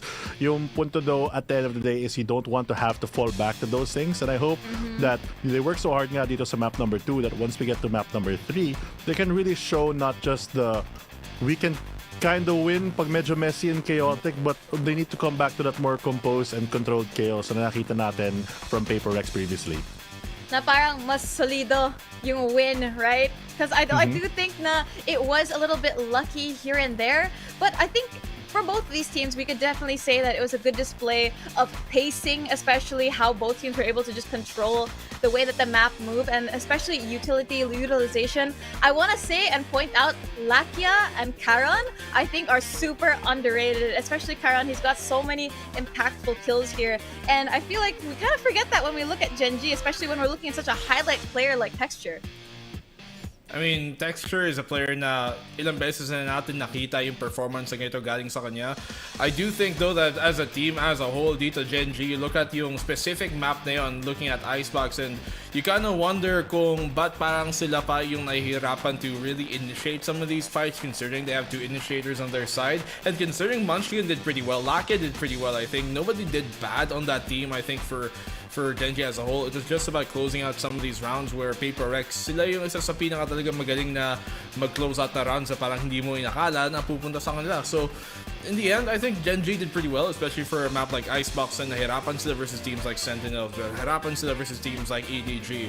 And they did well enough to convince me that Bind, pwede pa nilang maipanalo yun. Yeah, exactly. And even though Paper Rex have a strong bind for themselves, then at least nakita natin not just in this map or in the previous one that Gen G and Paper Rex, they're really trading back a lot of these rounds. 20 plus rounds, they're always like both on double digits. Wala talagang gustong umatras because that's the reason why, for the most part, they are yung number 1 and 2 teams dito sa Pacific at least 2024.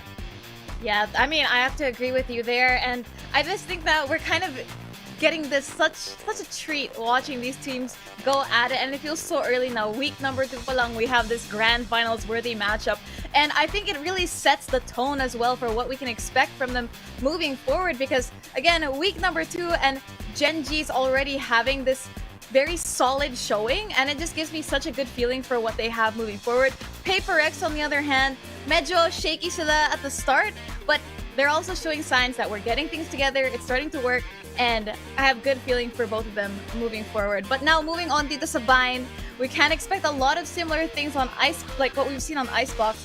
How do you think we're gonna fare, especially between Momentum? I don't know. I think Momentum parang medyo mag-reset lang din eh. Paper X honestly struggled in that map to get things going early on. Tapos sa bandang dulo lang sila bumawi. So I still do think that Gen G, they're gonna start off this map number 3 dito sa Bind strong pa din. It's gonna be kind of an uphill battle for Paper X because itong mapa na Bind, you look at their most previous performances dito and they've been okay at best, and that's not something that's nice to say against a team like Gen G na, who have been pretty consistent on almost every map they play so far. So for Paper X, uphill battle pa rin. Yeah, exactly. Especially in their most recent one, when you see them play against T1, they go all the way to OT. And in terms of, at least in my opinion, caliber-wise, T1 is a ways away from yung par level ng Gen G and the consistency of them. So it's kind of a scary feeling na kahit na familiar yung map para sa Paper X, they know how to play it. If they're already struggling against this type of opponent, pagkatapat nila yung Gen G, paano na yun? I mean, at the end of the day, we do have to take a look at their track record and how they've been performing so far. So a little bit of a no-brainer there, but coming into this Bind map, I still feel like it's, again, up in the air, considering, again, how close these games have been. It really is just, I really feel like whoever can just find the better opportunities first. And again, I feel like a lot of rounds kind of slip through these two teams' fingers. I mean, kagaya ng sinabi mo, Black and Blue, a lot of instances where just simple checks, doing your due diligence in these rounds could have made a huge difference. We could have been already done here with a 2-0, right? True. Oh, muntikin pa eh. Muntikin pa maging 2-0. Kala ko nga nung pinapod ko kanina nung band ng katapusan na oh no, Gen G might just have this in the bag, pero never count out Paper X pag binigyan mo ng chance ang makabawi. And we look at the compare from Paper X, something on the Gecko. I don't think this is surprising at all for me. But Forsaken on the Solo Harbor, nakita natin to dati. True. I mean, it's gonna be a very interesting one pag solo lang yung Solo Harbor. I mean, the Brimstone rather for the side of Gen G. Not very limited na lang sila sa utility in terms of the smoke. I mean, they have the Viper rather. So, I guess they have a bit more options there. Yeah, I mean, honestly, Munchkin's Viper has been such a pain to deal with. So, I hope it isn't going to be too annoying for Paper X here. But, you know, we're gonna have to see who is going to break this tiebreaker. Is it gonna be Gen G or is it gonna be Paper X taking back the throne? Riku and Rockhart, let's find out.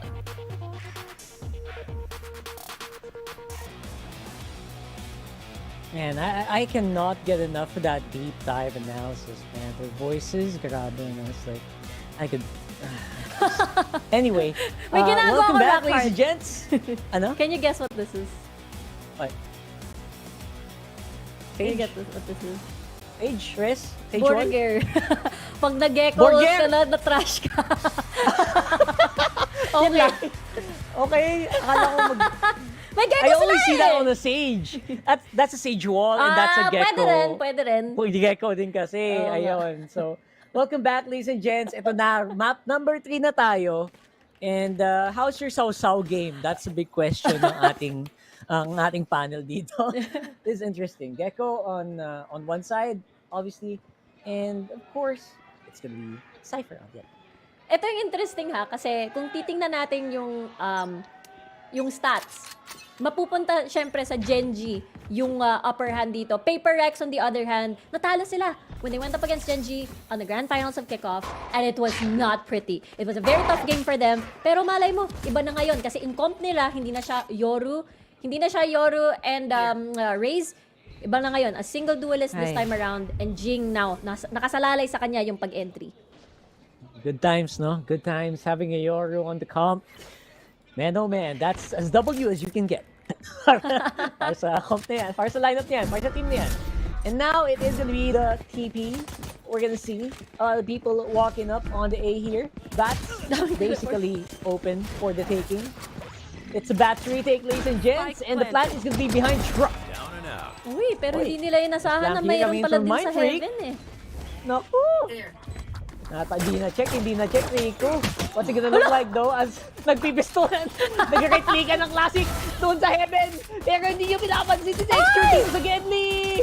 Oh my goodness, the defuse is gonna go down. Was that a wingman defuse? That was a wingman It defuse. was a wingman. That was a wingman defuse. And meron lineup, syempre with the Brimstone karon on that molly, no? Pero hindi pa rin sapat. Nakaabot pa rin yung defuse. Nonetheless, ang galing ng ginawa ni Paper X doon. Oh man, Ito look eh. at that. Yung sa Heaven eh. Oh. The Heaven. It's a party up in Heaven, bro. Ay, hindi nila inasahan yun, no? Nagtatago pala sa smoke pa rin. Pero, ayun nga. That's good. Magandang round yun para kay Paper X. I mean, considering that they don't really have a hard sentinel, right? That's actually a pretty good round one. And now, it's gonna be another huge flank here coming in from Paper X. Just the way that they play. Holding that, ayan na, kita mo, pwede kayong mapinser dito ng di oras na naman ng hindi nyo inaasahan. Puro classic pa naman ang hawak nyo. And that might be a problem. Right now, Paper X making sure na at least dapat alam ng Genji, may tao pa rin naman sa site. Oh, meron. Ang tanong, saan? Kaya nga eh. Pero alam na, narinig niya yung pag-drop from Hookah at nakaisa si Davai. Ayan na. So obviously that's gonna mean you know what, you're gonna have to maximize all the spots. In Davai, nice pick off. And now maganda yung silubong galing dito. Ana, it looks like it can be enough to just push back the remaining members of Genji. Man, making it look easy. That is Paper X for you.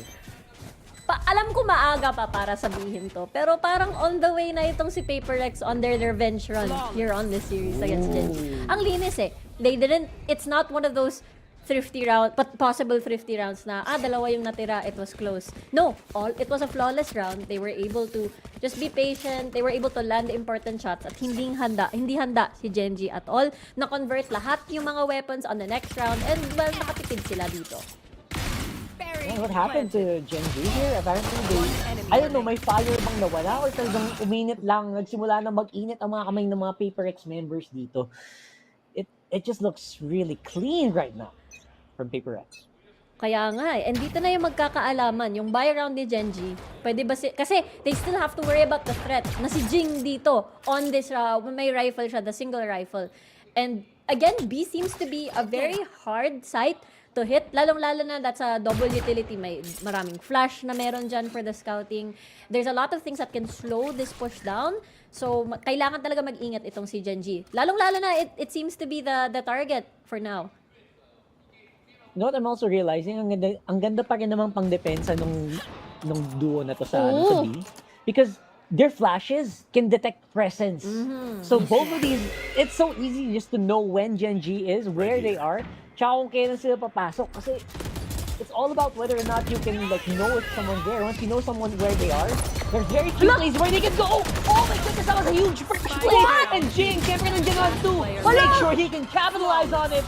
Oh my goodness. It's a massacre. And I'm speechless, man. It's like, sobrang linis. Like, at least if it's a full buy round from the side of Genji, at least may nabawasan na lang na isa from the side of Paper X na kahit it was a thrifty round. All they really needed was that trash, was that early sheriff kill. By the way, na naginawa ni Davai. Again, when in bind, this map is so weird. Kasi, kahit walang sentinel ha, B is always a hard a site to kind of tear down. A yung usually parang medyo doable kasi meron kang access from bats, pwede ka makakuha ng kill, may mga teleport na pwede mong gawin, a sudden switch towards B. So, for Genji now to have a little bit of a struggle and now they're back to all of these sheriff buys, you can really tell na nahihirapan tong si Genji at the moment. Yeah, basically Genji binato na. Tama na guys, huwag na tayo maglolokohan. Huwag na tayo maghafbayan. Let's go for the full sheriff. Ito, timing na naman! Diyos ko naman! Pag binamalas ka naman, yun, that's literally luck, right? I usually don't like saying sinuwerte yung isang player or something. Timingan eh. Pero that was pure luck, man. Oh my goodness. Indeed. There you go, Texture going in.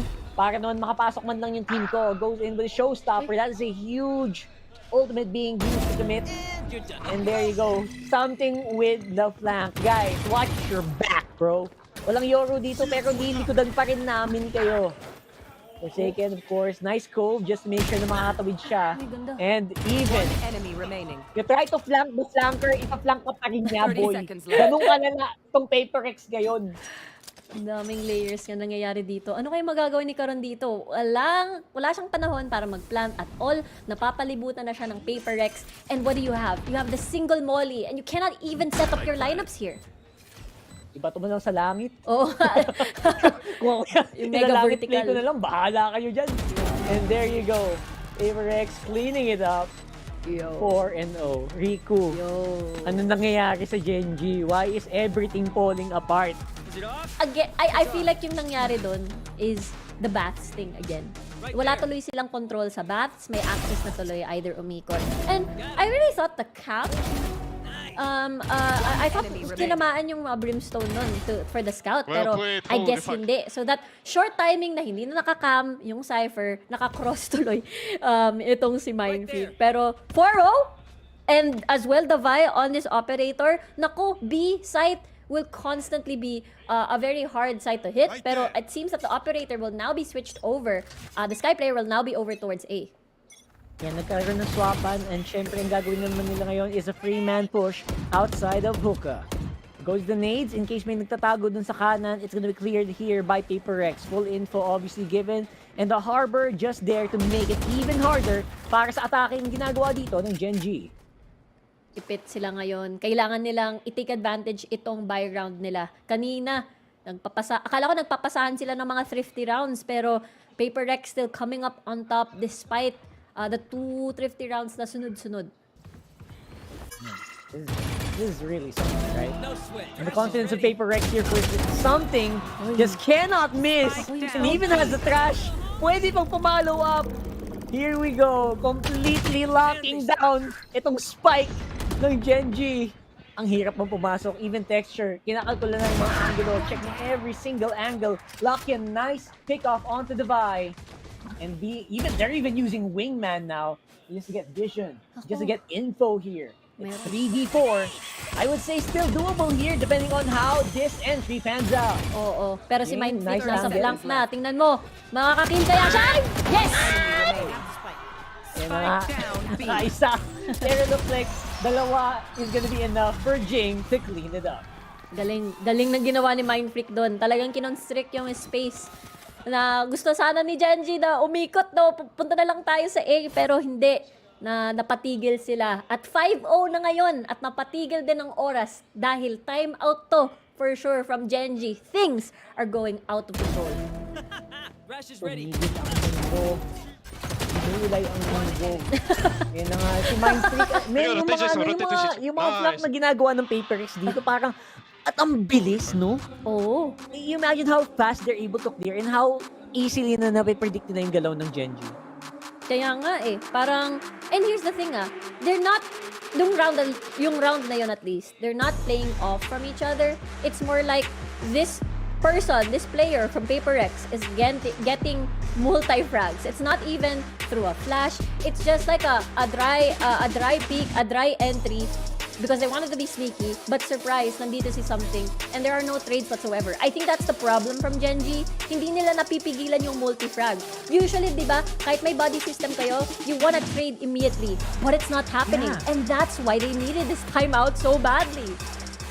I mean, that's what I was gonna say kanina. Like, ano ba, dalawa na kayo ha? Ano nangyari? Yeah. I mean, obviously, it's a flank. It's very hard to predict. Pero they were already looking in that direction. So, maybe, I don't know, something's happening. Maybe a breakdown of, like, what, confidence ba? Like, here on Genji, that's causing them to slow down so much. Kaya nga eh, it feels like parang di pa sila nakaka-recover from their performance from Icebox. And I guess a little tidbit, that's their first time this year to run a no duelist on Icebox. They always had a Jet constantly, by the way. So I don't know, maybe I wouldn't say they're experimenting, but maybe they wanna change things up a little bit dito pagdating sa stage 1. I wouldn't say it's completely experimenting because it was 11-13, right? Yeah, exactly. It's as close as it can get. So you're absolutely correct. I'm pretty sure they tried something really that kind of worked. Pero now, they will have to try a lot more to bring back a 5-0, man. Because right now, so many guns available here. Para sa Paper Rex. And although full buy naman din sila, they also have the Seekers to deal with. They have the Orbital Strike to deal with. That's gonna be one down at least. So the buy is gonna go. Whoa! And there you go. Oh! Fight Freak! Free for none. Forsaken, tinanggap na lang. Dude, I'm out. Dude, yeah. Ang galing, parang as if they were leading Gen.G to take the teleporter. As if, the thing is kasi, nakakuha na sila ng mga early kills, di ba? They were able to clear, they were able to trade here. And then, okay, you know what, even though we killed 2, let's just teleport. Maybe we can catch them off guard. Pero hindi. Parang nabasa ni Paper Rex na they'll actually take the teleport, move to A, at nakaabang na itong si Mind Freak. The multi-frags again. And even that molly kill, by the way, Paper Rex are doing everything right. Ginawa nilang 2 pa yung Genji. Exactly. Pinush nila sa isang side. Grabe, naka-ready si Mind Freak na saluhin yun. Not to mention may orbital strike pa nga sana. Now it's gonna be another beautiful kill from Forsaken. Full info ngayon para sa bat. It might just be a retake. It's not gonna be a big problem though. Forsaken will go down. It's 4v4. And the showstopper already used up. Tried to deny some of this info here. Stop some upspeed. It's happening. It's chaos happening here in A short. 5 HP para something, but it's only 2 members remaining for Gen.G. The plant is down. The Viper's Pit is still active. Prepare for hellfire. But look at this. This is gonna be. Was it half though? Not yet. See. So it's gonna be a huge problem here for Caron to deny. Caron full info na ngayon, and the defuse is gonna be stuck here. And there you go. Paper Rex 7-0. Dude, what's going on? From VCT Pacific kickoff, Gen.G 3-1's Paper Rex. And on Bind, Gen.G did amazing. Paper Rex now, the adjustments made, the changes, the confidence that they're showing right now. Every shot, everything is landing. Kahit silang dalawa na flashan. Tingnan mo, nakita mo yung Sky, di ba? Tumatalon-talon para hindi siya di ba? Yung parang nagfa-fire kahit naka-blind. Hindi pa rin. Kalmadong pa rin si Something. After recovering from that flash, she's still able to land that kill. 7-0 na ngayon, and we're back with a very awkward by isang Guardian for Munchkin. But at least they have these rifles this time. Ipit na ipit talaga tong si Gen.G right now.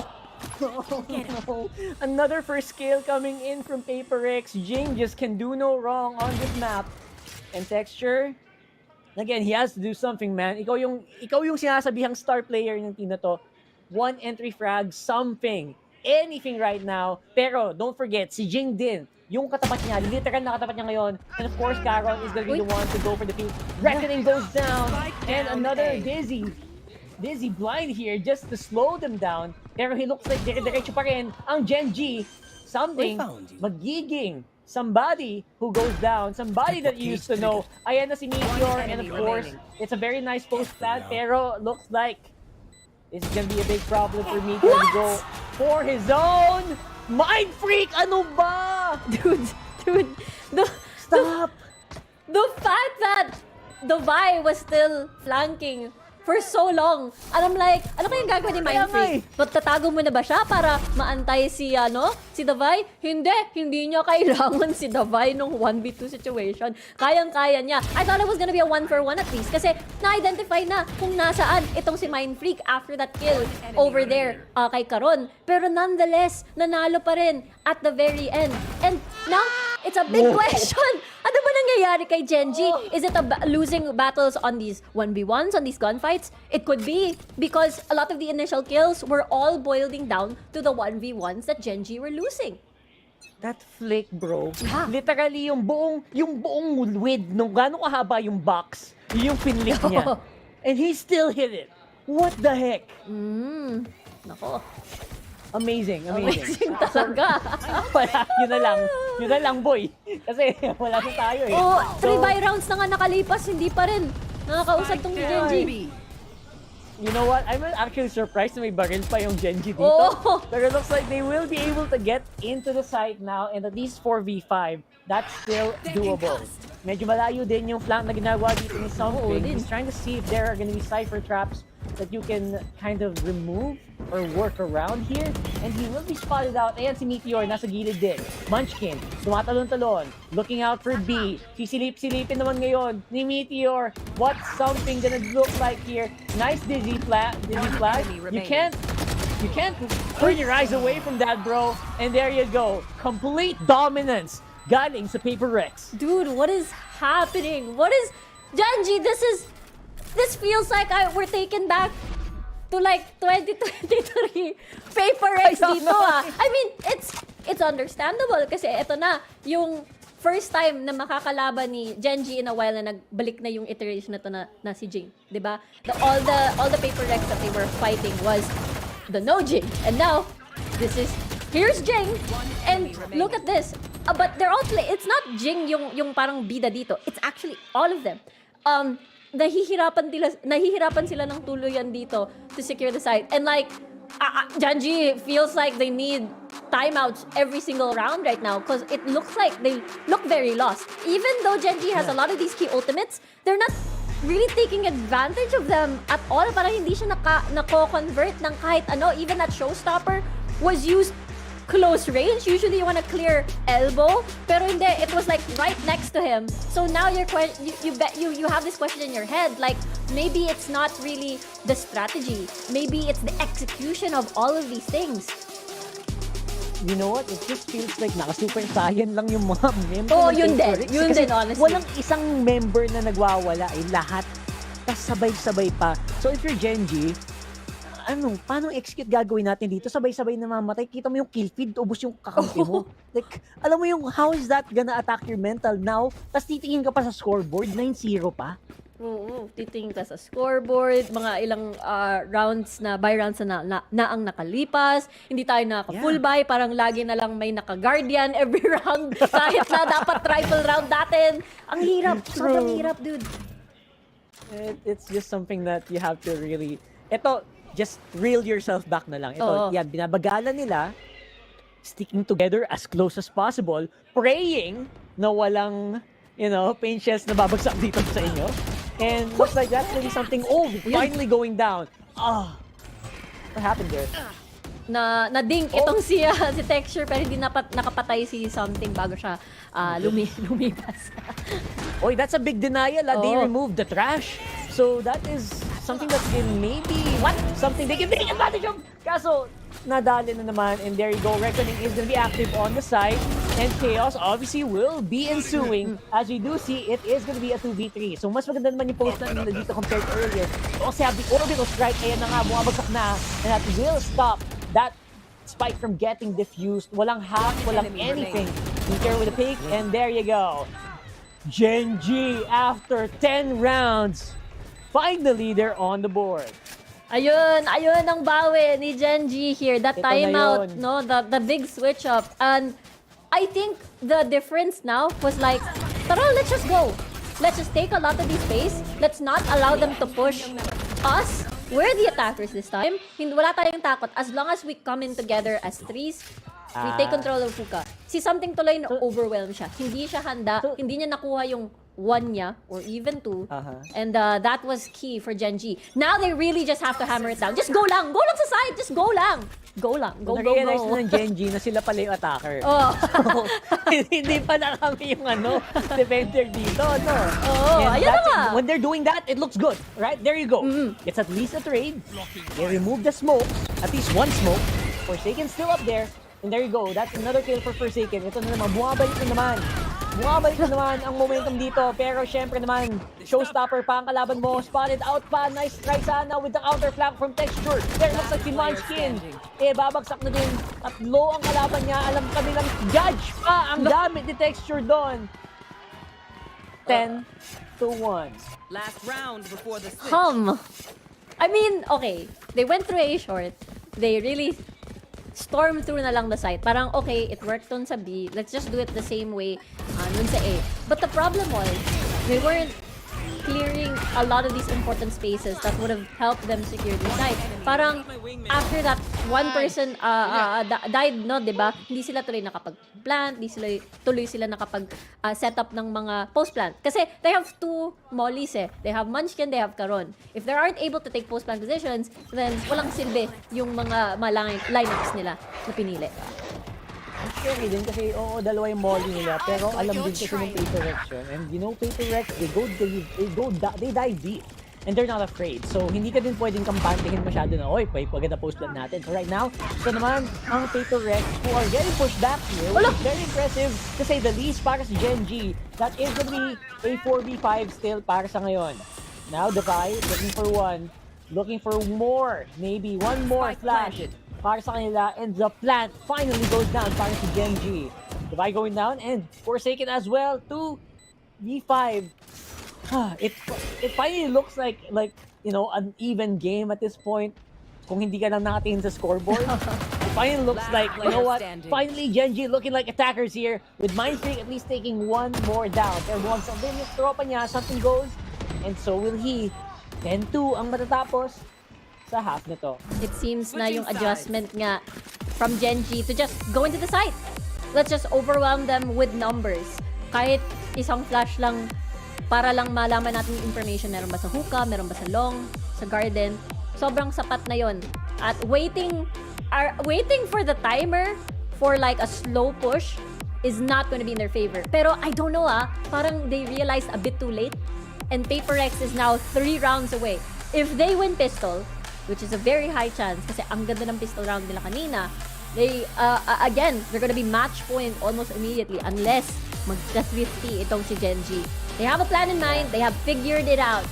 Baka pwede pa sila maging aggressive and sila naman yung mag-push themselves. They have a very aggressive pump They have a lot of, they have, what do you call this? They have, hindi pala, yung Gecko pala nasa kabila. Something nga pala yun. Well, they have to be careful then. Kailangan eh. Oo nga eh. You know what? Yun nga yung inisip din. Actually, nabasa ko din yung chat kanina. Oh my God, wow! Ganda ng art! Look at that! That's so cute! Oh, that's nice. That's nice. And Valorant fans will do that. Yeah, so right now, I was saying, one of the people in the chat really pointed out, bro, that's Paper Rex who are rocking basically full entry lineup. What more? What more mamaya pag sila na yung attacker? At ito na nga yun, guys. Ito na yun. Mismo. Makikita na natin yung full power ng comp nila. Yung nakita natin to from T1 nung pinakauna. But instead of a Brimstone, it was a Viper. And I think this one, the Zoo comp on attacking. Matatakot talaga tong si Gen G. You're gonna hear a lot of sounds, guys. You're gonna go hear tweet tweet. You're gonna hear. You're gonna hear. And you're syempre, never forget the boombot. And now, the full zoo comp is in effect. Ito na yung side na gusto sana nilang gamitan ng mga kanilang mga utils. Pero syempre, hindi pa yan lahat available sa ngayon. And they're not together in one side. So medyo may hiwalay sila. And this is Paper Rex being very, very careful. I like this kasi inaantay nila kung may magpo-push from Bath. So now that they know wala, imomove na nila yung harbor dito for a full execute. But look at this crossfire. Kung papasok sila dito, kailangan nila mag-ingat. Lahat na ng tweet-tweet, ilabas nyo na dito. It's a beautiful crossfire here. Binato na nga doon. Kaya si Munchkin pa rin ang makakadali doon. Saan naman yung si Caron, kaya matatanggal pa yata doon. And now, it is gonna be the Boombot's turn. Ayan, kanya-kanyang bato na. And ito na yung, if you're Gen G, inaabangan mo yan, di ba? Yung sabay-sabay. Pero hindi nila gagawin yun. Surprising nga, sa hookah sila. Pero ito talaga yung comp na to. Lakas ng comp na to. Sa long control talaga. Ito. So, wala nang flashy Lakia, pero meron pa rin naman siyang dogging. Dogging! Ayun, Ayan siya naman ngayon ang nakagat. He got stand up, Hoy! flash up, pero nakadali pa rin siya. Nakadalawa pa. Make that 2, and that is gonna be all she wrote for that one. Okay, I would say na... What, did you expect that? That was actually a super slow Paper X play. Kaya nga, I mean, okay sana yung plano nila eh, you know. Pero mas surprised ako. Siguro kasi pistol round. Usually nakikita natin yung power ng comp na to get long control. You have wingman to help scout for you, extend through long, and then you pick it up again, and then clear garden, and then basically that's it. Lulusob na kayo with all the animals in the world that you have. Pero hindi nila ginawa ito because they feel like maybe it's a bit predictable. They wanted to clear Hoka instead. Pero hindi na nila ito may execute this time kasi they're on their eco. So makikita natin ito sa buy round most likely on the next one. Yeah, so this is something na maybe Paper X can wait for a pick and finally may semblance na ng pagka medyo normal. No? Oh, everything is right now. hindi na siya Paper X versus the world. And now I would say na Paper X they can still get a lot of picks kasi Sheriff is still in the hands of the Vi. Still doable, right? Oh, very doable. Lalong-lalo na yung mga thrifty rounds na naipanalo from Icebox to here. Nakakatakot. They generally should not lower their guards. Yeah, for sure. Right now though, obviously, smokes are gonna be used up here. Genji, si Karon, ready pa naman. NTP naman bigla. Ang ginawa nitong Genji. Expect ba to? Ang Paper X. Hindi sila Gedli. Oh my God! Ayan delay. na. Oh my goodness! It's Jing! It's Jing! Oh, the beautiful movement here coming in from Meteor. Wins them that round. That's 4! Nakaapat pala siya doon. Oh! Grabe si Meteor. Walang nakapag-clear sa kanya. No? Talagang nag-stay siya doon. He was patient towards the side entrance ng bats at hindi nila na-realize yun. I think if you look at the body language ng mapa, after the kill from onto Karon, they actually wanted to rotate towards B. But once they teleported, parang, hindi, ano na lang tayo, A na lang tayo. And this was the initial plan in mind naman talaga. They wanted to split to make sure to confuse kung nasan ba talaga itong si Paper X. Pero hindi eh. Hindi nila tinuloy yung planong, tinuloy pa rin nila yung planong yun at hindi sila nag-adjust, kumbaga. Well, si Meteor naman doon, cool, calm, and collected. Sige lang, pumili lang kayo, guys. Isa-isa lang. And that's exactly what happened. Right now, no nice blind. And I think medyo magagasgasan man lang nila ng bahagya. Etong si Karon doon. Nice that we are able to see a lot of patience in Genji as well. Oh, Forsaken, obviously. He predicted that very, very well. Now, it's the slow play. Ito na naman tayo. Possible first blood from Munchkin. Pero siya yata ang na-first blood pa dito. That might be the opening na hinaantay ngayon ng Paper X. Meron ng Cove na naka-ready to defend the planter. Grabe. Texture! Naku po na cross! Oh man, that is not gonna be a good sign here for Genji. 2 members remaining. Not to mention, naka-judge. At naka-bulldog pa. Oo. Medyo, nga to, hindi magandang mga armas para mag-retake dito. Maybe mga exit frags lang. Pero imagine, after this round, it's gonna be 11-4 and 1 round away para mag-match point. And dala pa nila lahat ng mga armas nila on the next round. So, medyo delikado nga tong sitwasyon para kay Genji. And again, the beautiful thing about the Gecko comp is not only long control, but as well as if you get bats, easy plant lang yun. You don't have to worry about heaven, you don't have to worry about anywhere else. Yung sa A short lang talaga, pati yung sa gilid, pagkalabas mo ng bats, yung aalahanin mo. And after that, boom, it's just that post-plant positioning that you just have to set up for your team. Yeah, you know what I really love about the Gecko Flash? Yun yung kahit mag-patience play kayo ng magdamag, nag-regen you can just get it back after like 10 seconds, right? So you can get so much info, you can also use it to entry. So much flexibility dun sa agent na yan. Oo. If you're able to get a lot of forward spaces, you can recover your animals again, and then boom, paulit-ulit yung mga utilities na tong si something. Yeah. Not to mention, they can just, time out. And pwede lang nilang intayin na magamit yung smokes ni Karon. That's it. Right? Munchkin, medyo mabagal naman. Hindi naman super duper reliable yung uptime ng mga Viper, toxic screens and everything. There you go. And I think they called it correctly. Nabasa nila ng tama. It will be a B entry. An A entry here for Paper Rex. Meteor though, he's lurking up around the smokes. Is he gonna get any stonks here? I don't think so. That's gonna be Lamp pullbacks here. Meteor though, he will be able to get a lot. Nung na-clear niya yun, that is all they needed. Oh, look at this! Look at this! No, the pullback! Munchkin! Munchkin! Oh, that is it. That is actually it. That slowed down Paper Rex so much. 2v3 pa naman. Nice flash from Lakia. Two guys still alive, dueling it out. Shooting through the metal tube. Ito na nga. Plant will go down. Meteor, sobrang lalim na naman. Pero looks like hindi na yata kailangan. As we do see, na-spotted out na kayo here. My goodness, something super duper low. Has the trash though. Maybe this is gonna be something. Upa, nagkumpulan sila. Medyo delix. One enemy remaining. He knows it. He can do the trash. He can use it. Nasa At taas! tatalugin siya. Oh no! He's looking! He's looking! Cover the IQ play from Meteor! Oh my God! Napakatalino!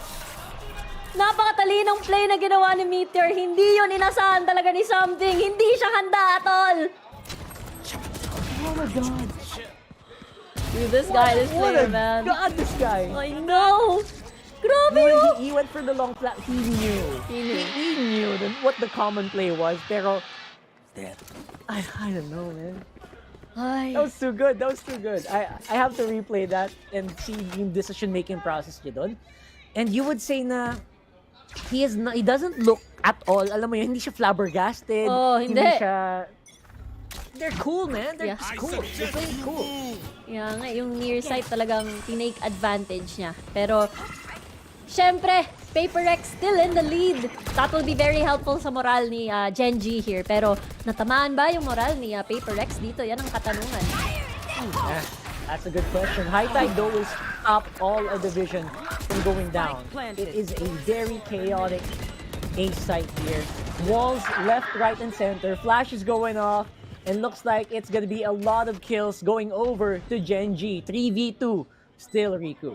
Stinger in hand, Mind Freak, Ice, wala na, kasi siyang Molly. Di pa rin nila alam kung lahat may flank ba or hindi. Lahat nandun sa harap. No Molly available means it will be a pretty easy defuse here for Genji.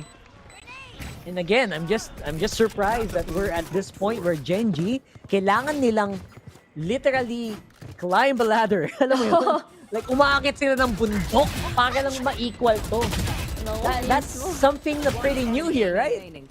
Oo nga eh. I mean, that kind of deficit na score. And I think sa Paper Rex, syempre, yung questions nasa sayo. Parang, what is happening? Parang we had maybe 2 buy rounds na nakalipas. I mean, Bind in general is a map where ang hirap talaga. Ang hirap talaga umatake, no? Lalong-lalo na pag na first blood ka, parang it's just too much to cover. And it's just, parang lahat ng mga lugar na gusto mong atakihin, it's a very funneled position. Kahit anong gawin mo, magsisiksikan talaga kayo. But for Genji's case, as long as they keep Paper Rex sa 11th score, I don't think they have to worry too much. I think they're doing really well on this defense. I think nako-constrict talaga yung space ni Genji. And I think all these 1v1s and 2v2s, they're really outplaying them and actually outgunning them, which is a big surprise kasi nung unang round, na-outgun itong si Genji eh. True. That is true. And again, one of the reasons as well, parang napipigilan yata ni Meteor. Yung mga, ayun ko, yung mga 3-4 siguro niya. Napipigilan niya yung paglipad din dito ni Jing. Ni Jing, no? Pansin mo? Tama. So it's impressive. He's doing a lot of job, even not directly tripping him. Pero yung the cyber cages, nakakailang. It's actually very easy for you to get lost in those areas. Yung mga one-way, nakakainis. Naka-judge pa naman siya eh. So, dito talaga siya. Ay! Pinalitan niya yung kanyang buy pala. Joke lang. Si Karon nga pala yun on the hookah. And again, off angles, they are holding up. So, this is a very conservative, the Paper Rex this time. Na I'm pretty sure na, I know, Genji, they're starting to really read Paper Rex correctly. I mean, for a few rounds now, right?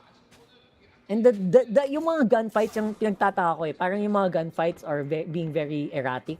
No. Where normally you would expect Jing to get so many of these hits, these kills. He's something he barely misses.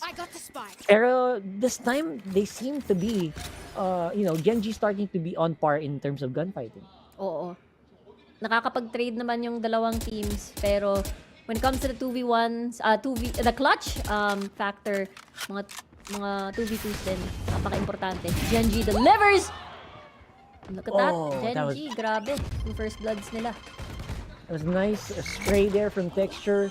Obviously, he's still able to deny the wingman, maybe. There you go, he does deny the wingman, denies the Dizzy. And it will be an orbital pa, so it's gonna be Paper X full chaos mode here in this scenario. Lakia, nice picks as well. They are doing pretty good, pero you'll be surprised na 3v3 pa rin pala. Oo, isang Spectre, dalawang rifle. Doable na doable to from Paper X. Yeah, Paper X right now. Playing it as conservative as he can. Except for Jing, sabi niya, tapos na ako. Harapan na tayo. And Munchkin, all alone on the defense, can get one, but can't get two. 12-6. Match point para sa Paper X. Ramdam na ni Paper X ang revenge arc nila dito sa stage 1. It was Bind. One of the maps that Genji won against them nung kickoff sa Grand Finals. And now, look at them. 6-round gap. Naaamoy na nila. At yung victory dito and not revenge against Genji. Paper X, they're playing against all odds here, literally, right? They're playing against like the map, right? The map select pa lang. They're also playing against like the comp here. Genji, who seem to be very much tailored against their Zoo lineup. Now, you're gonna see some kills being traded here. 3 members remaining here for Genji, pero lumabas na ang holding ni Dubai. Sige, lumabas kayo dyan, magpila-pila pa kayo. One at a time, ladies and gents. We're seeing 2v4 now on match point. Meteor and Lakia holding very, very tight angles. One enemy remaining. And now, one enemy remaining na lang. Si Meteor na lang natitira. Kita pa ng Seekers to.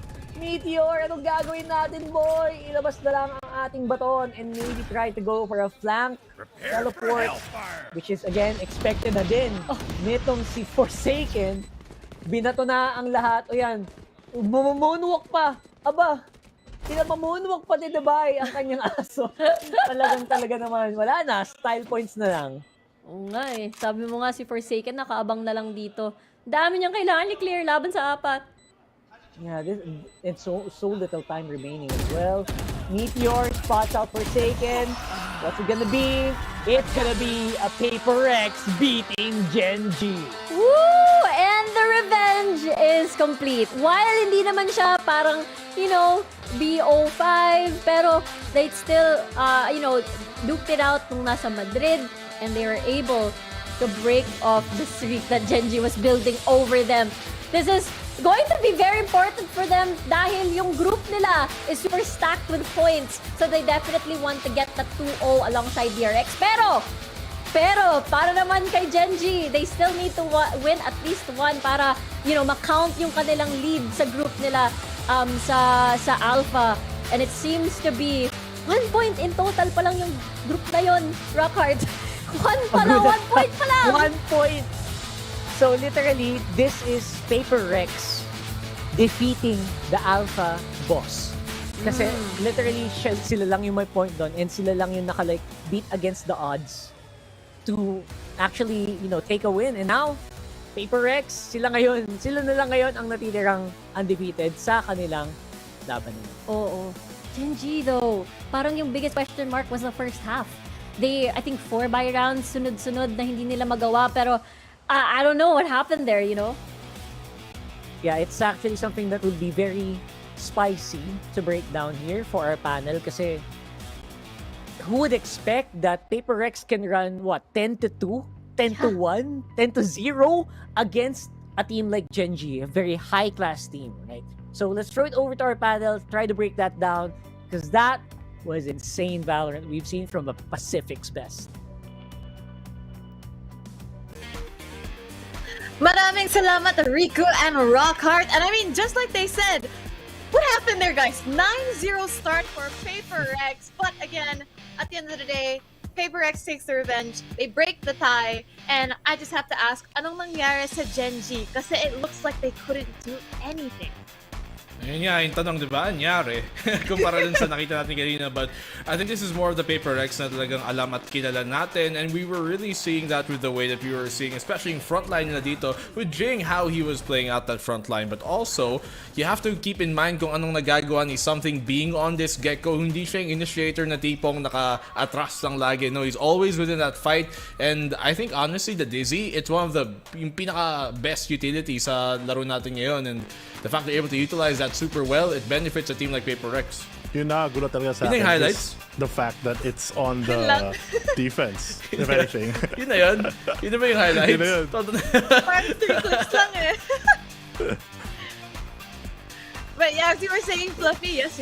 I was saying that like it's really interesting to me na parang sa defense talaga sila nag-gain ng momentum for that streak. I would always think of Paper Rex as more of an attack center team. Pero tama kayo si Black and Blue sa pagkasabi niya, malaking bagay talaga yung Gecko Flash. But not only that, but the fact that Mindfreak is able to support them on that Brimstone, be more in the fight, have the stims for a quicker rotate. Yung kill assist ka ng dalawa nila, all that 80 to 90%. A lot of utility being supported with their team. Unlike I think yung previous maps na hirapan lang sila because of that lack of support, but this time around on Bind, a very different story.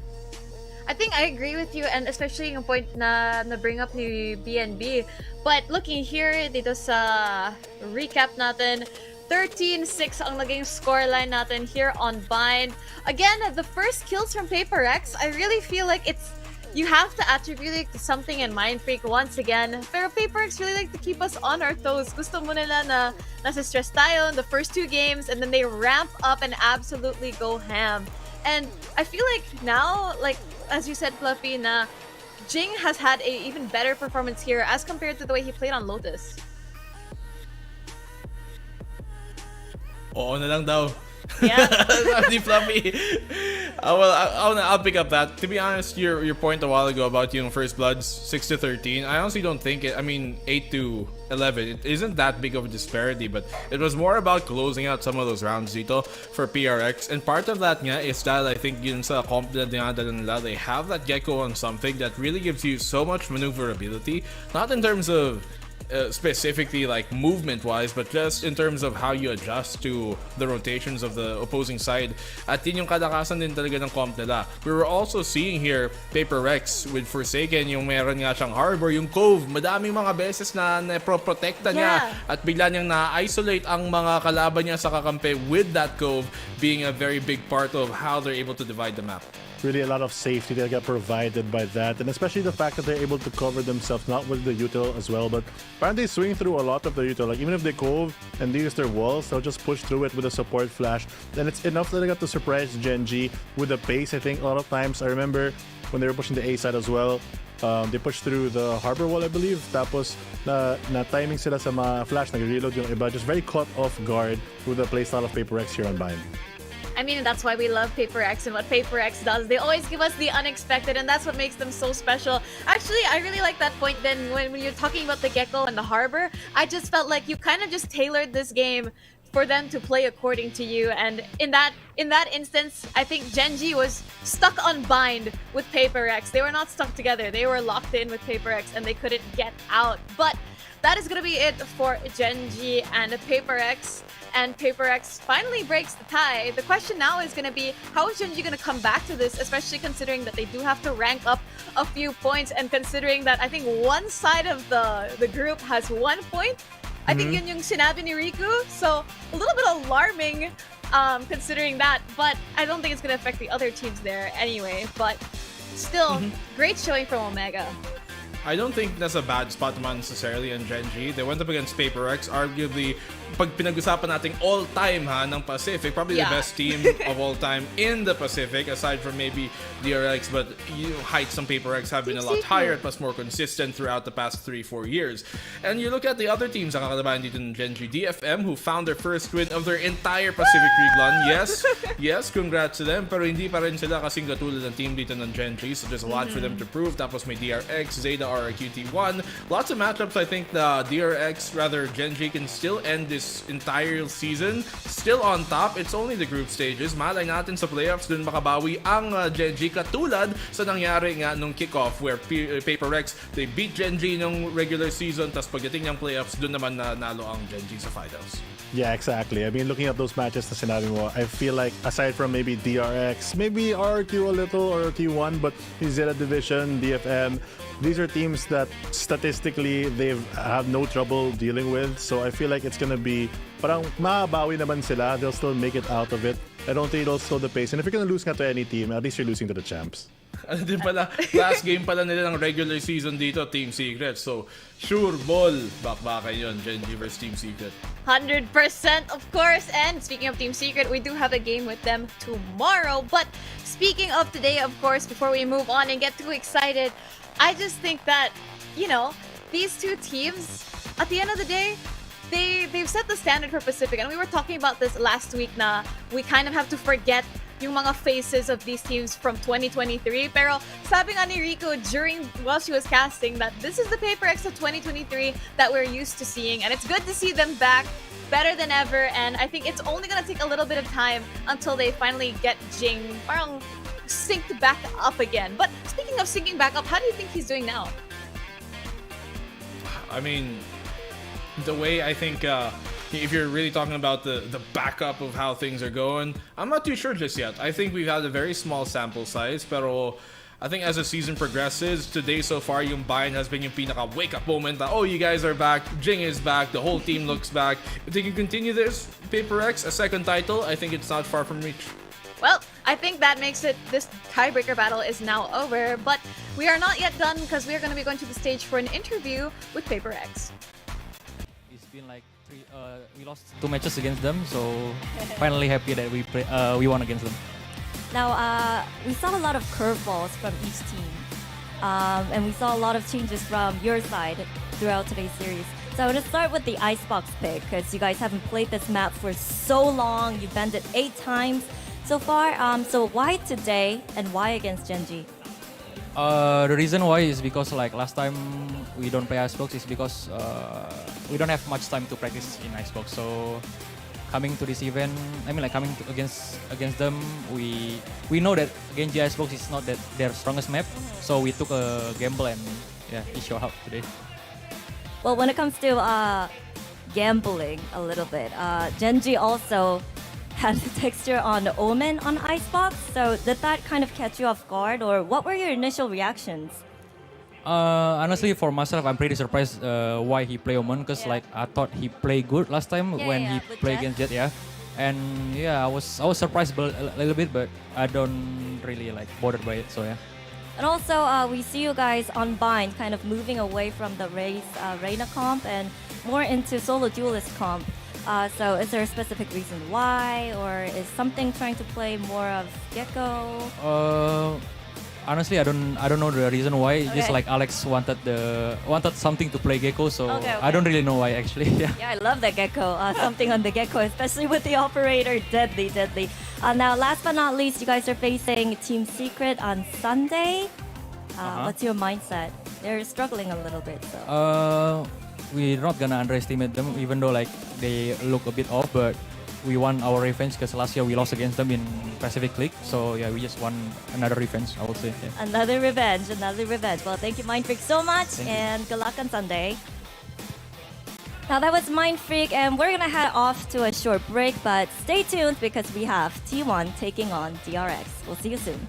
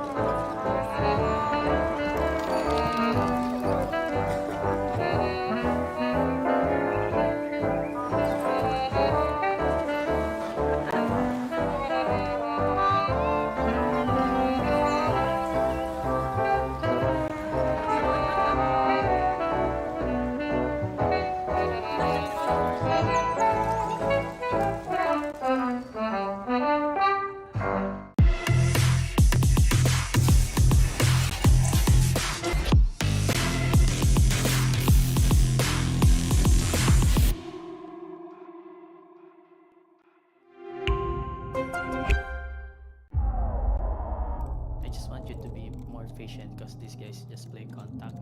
So. Okay, TC Cream. We need you guys on the stage now. Come on, let's go. Let's go. Let's go. Let's go. Let's go.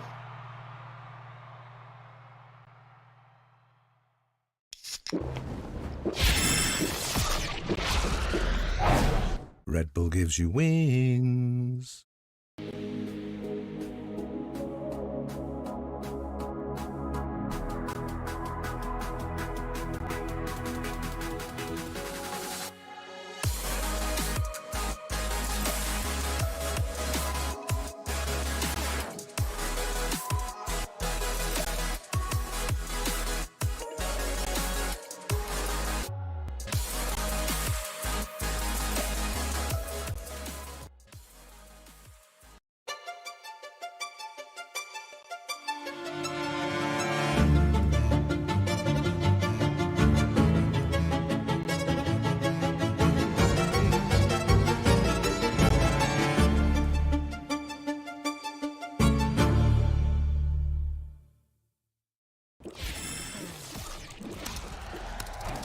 Red Bull gives you wings. Match found. Less than a second is spares and a fuse comes in. Absolutely. Stand in my way. I dare you.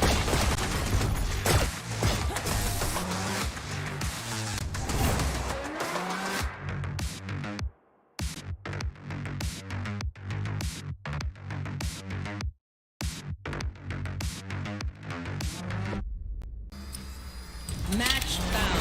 Less than a second is spares and a fuse comes in. Absolutely unbelievable.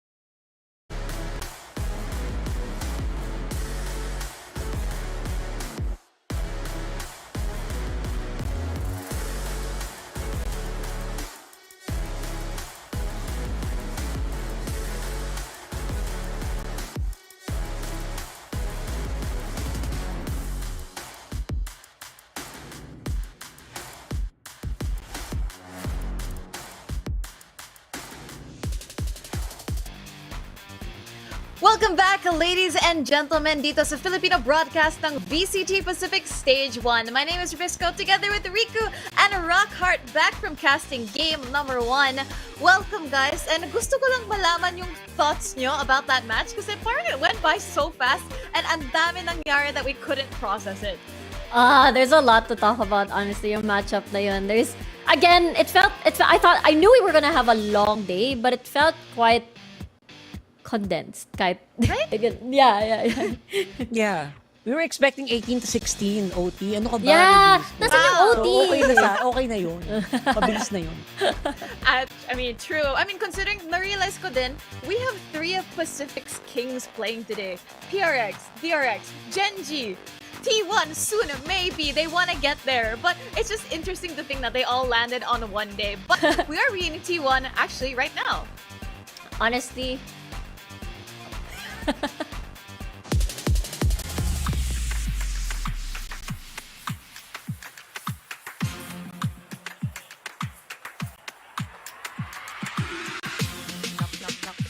Hello, Saya. Now, with what happened in week 1, winning today's match will give you a lot of breathing room, I guess. So what's your mindset coming in today, and how have you guys been able to recover from the last DFM series? From the last game, we decide to play confidence, and then we don't care. Yeah. More confidence today to what you're good at. Yeah. That's right. Okay, good luck today, man.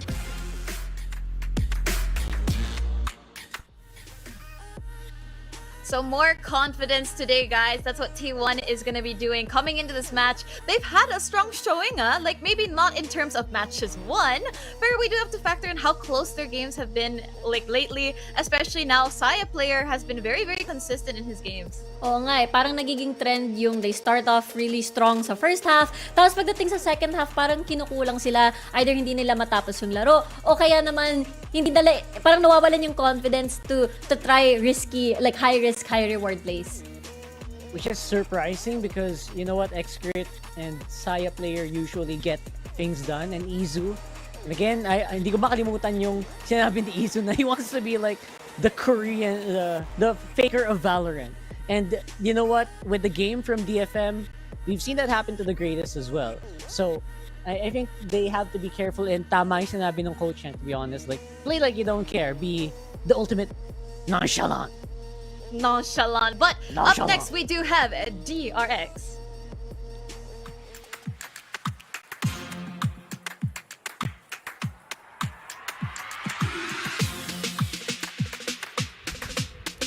Hello, Mako. Now, T1 of course lost to DFM, but you can't really let your guard down against them. So is there anything you need to watch out for today?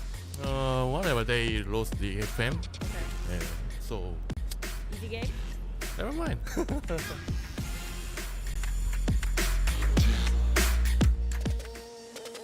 Dude, I love Mako so much. But aside from Mako, of course, we have the whole lineup of DRX. Na-guilty ako dito a little bit because I did doubt them last week. Pero they proved me wrong. They proved a lot of people wrong. And I'm happy about it. Oo, ang ganda nga ng performance nila recently. Sila yung they're tied right now in the standings 2-0 with Paper Rex, pero sobrang consistent nila. I think they still have the DRX spirit from 2023 where, you know, even if they lose these pistol rounds, even if they, I don't know, 3-0 sila, it's a part of that downloading stage from them. It feels like they still come up on top. Si Mako, syempre, wag natin kakalimutan yung MVP player last year ng 2023. I think there's still potential for him to, you know, keep that crown sa kanya, yung still the best player in Pacific. Lalong-lalo na yung mga plays, yung mga outplays na pwede niyang gawin para sa team. Yeah, I mean, I feel like they're definitely the how would say it, more consistent. Like, most consistent talaga sila. Like, compared to other teams like T1, the Korean teams normally held in a very high regard. I mean, it's hard to beat their consistency, especially with the head-to-head. Oh my goodness. Why do they have to highlight this? It's a little intimidating, and you know, it's like adding more salt. So wound na to. Every time that T1 and DRX have met, DRX have absolutely, I don't want to say destroyed, pero ganun din eh. If you look at the score lines on these maps, it's been pretty one-sided. Maybe not in the last year, pero this is a new face din for T1. They have had a good showing against Paper X recently. So I think we do have high hopes for them this year. Again, I think na yung faces that we remember from last year, we have to throw out the preconceptions we have of these teams and kind of look at it with fresh eyes. Alam mo, tama ka, kasi iba nga tong T1 in comparison to last year na, you know, even though they would constantly meet last year, it was always DRX coming up on top. The fact that this is a new roster, they've never met on kickoff ever. True? So maybe this is like the real test na yung totoong magkakaalaman na. Pero DRX talaga, ang consistent nila, yung downloading stage nila on the day itself, the way that they adjust on the fly is what makes me think kung bakit sila talaga yung isa sa mga nakakatakot na teams dito sa Pacific. I think it boils down to game sense, and you're actually right. This might actually be like trial by fire here for T1 as we go into stage 1. Like, comparatively, again, Izu, I would say this is a huge skew. This is like the first time I've seen this graph get skewed like this, no? I think we definitely have to contribute it sa roles nila, and these are the two pickups that these teams have had. You know, we do have Foxy9, but he was already on the roster last year, so very interesting to see how they've been factoring in to these, you know, these teams that have been together as a roster for so long. Kaya nga eh, ang ganda ng addition ng mga controllers natin. I feel like Bane and Izu have a very strong initial showing, first impressions. Pero I think one thing I have to lean towards DRX a bit more kasi not only did Bane have a strong showing, but he shares the same, I suppose, pool with Mako, with which we consider as like maybe one of the best Omen players in the region. Pero it shifts a bit of weight away from Mako, and Bane, I think, has been carrying that half of the weight, I suppose, on the controller role really, really well. And I would say na Izu, I feel like his stats feel more like those, alam mo yung mga duelists na biglang pinag-smoker, pinag-controller ng mga team nila. That's exactly what I feel like happened to Izu at some point, where his playstyle definitely kind of goes into more of like very aggressive agents. But you know what? He does it on these controllers as well. Yeah, I mean, we do see it happen a lot here in Valorant. But I think that I do want to go back sa point mo, Riku, kasi we do talk about Mako a lot last year. I think yun yung flaw ng DRX at one point now, how Mako has so much pressure and he felt like it was all on him. And he did say that having the additional support from Foxy9 at the time helped relieve him of so much of that. So I feel like Bane being there has been like the perfect fit for DRX this 2024. Yeah, swak na swak nga yung pasok ni Bane dito. Pero syempre, si Izu, marami siyang mga multi-frags on Ascent. I remember when they went up against DFM. So I'm expecting a lot from that, yung mga plays niya mamaya. Uy, the coin. The coin! So far, I want to see the coin. Sana may coin cam sila next time. Kasi for the whole year, they've been having the coin now instead of just the thing they do backstage. Yeah. So they need to have a coin cam at this point.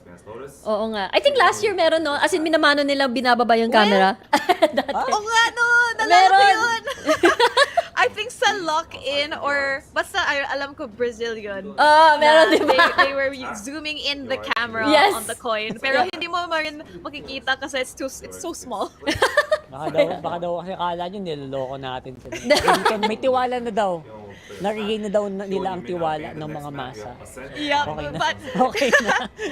Looking here focus on the players, focus on the coaches. Yes. Let's focus here sa map dito natin. So we've got a Breeze pick from T1 and a DRX from a split from DRX na honestly one of my favorite maps from them considering na wala na yung Haven sa map pool natin. So very excited to see this from them. Oh yeah, for sure. I really love the respect from DRX as well, removing Lotus. I think T1, syempre, hindi natin ma-deny from 2023. It feels like ito yung yung bilis naman ng map dito natin. Ito yung talagang linili nila para magkaroon ng momentum is what I want to say. Okay.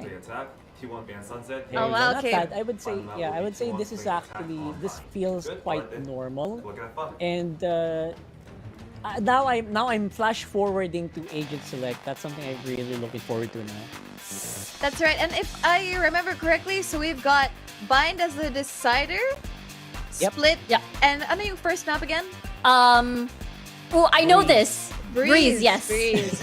I think Breeze is going to be an interesting thing because I think although sa stats, DRX have been very successful in all of their runs this year, I don't think we can base it off of this alone, but I think that this Harbor pick here from T1 is going to make a world of difference. But considering they don't have a hard sentinel like Cypher, it may make things difficult for them on the defending side, considering they're going up against DRX, who has a very, very dangerous execute when it comes sa attacking nila.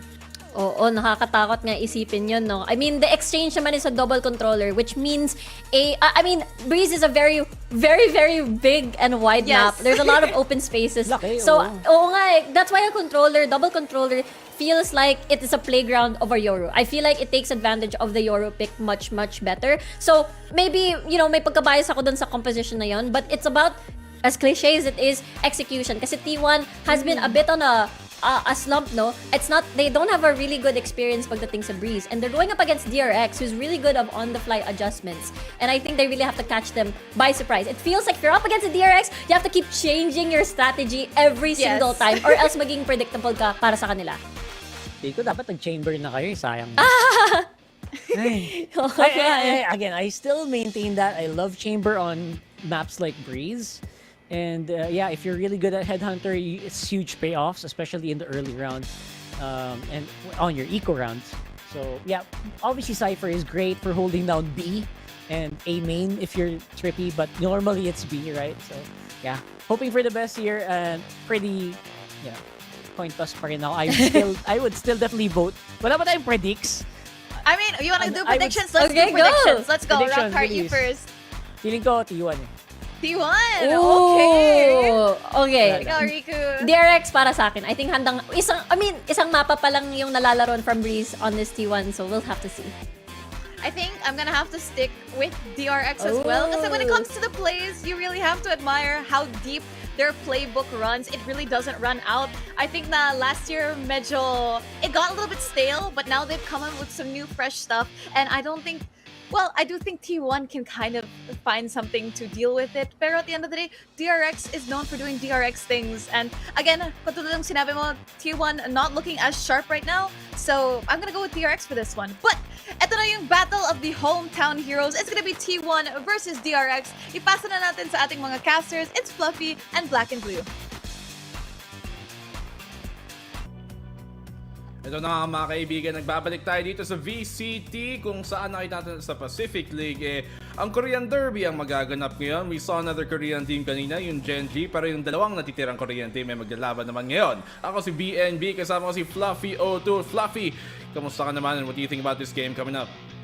Feeling ko talaga mahirapan ang isang team dito, and T1 looks like it's gonna be a big uphill battle against yung Giants natin dito in DRX, because this map is gonna be very interesting with both Yorus in play, especially because baka naman, in fairness, ito yung time na during that fusion and confusion with all this Yoru nonsense that T1 can actually find a gap in DRX armor.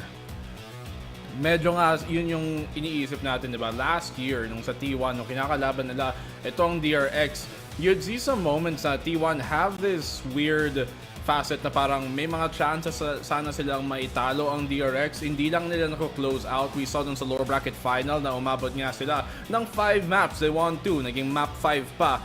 But in the end, it was DRX that closed it out. Today, so far, as of sa mga nakikita natin galing sa T1, they haven't been looking as successful as nakita natin nung unang taon, nung last year ng Pacific League.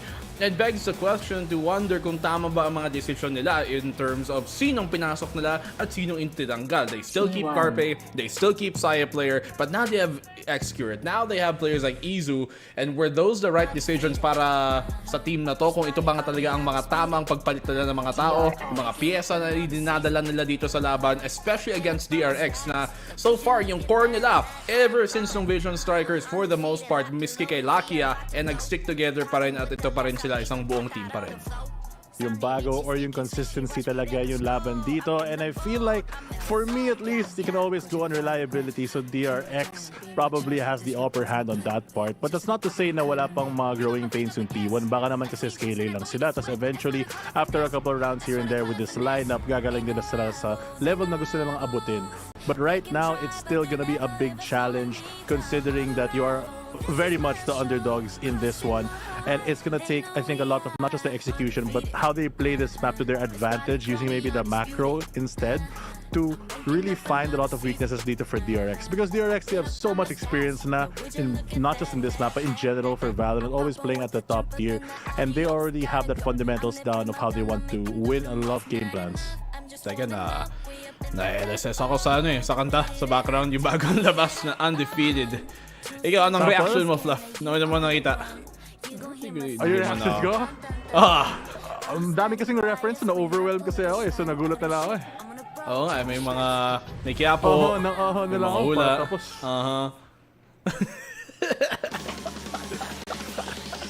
si Rico, paborito niyang kanta yan. Paulit-ulit nung countdown niya kinakanta. Wala pa nga yung broadcast, nagsimula na. Undefeated, undisputed, sana. Pero yung dalawang team na to, hindi pa nila na-earn yung titulo na yon so far in this season. You look at DRX, sige, nanalo sila versus Team Secret and Global Esports, but can they continue that up here? Kalaban nga ang T1. 2-0 sila ngayon in the standings. Kick-off, natalo sila sa Gen.G. But T1 here, I think, have more to prove. Siyempre, old expectations ng DRX, hindi mo talaga matatanggal yan. We know them, Vision Strikers pa lang.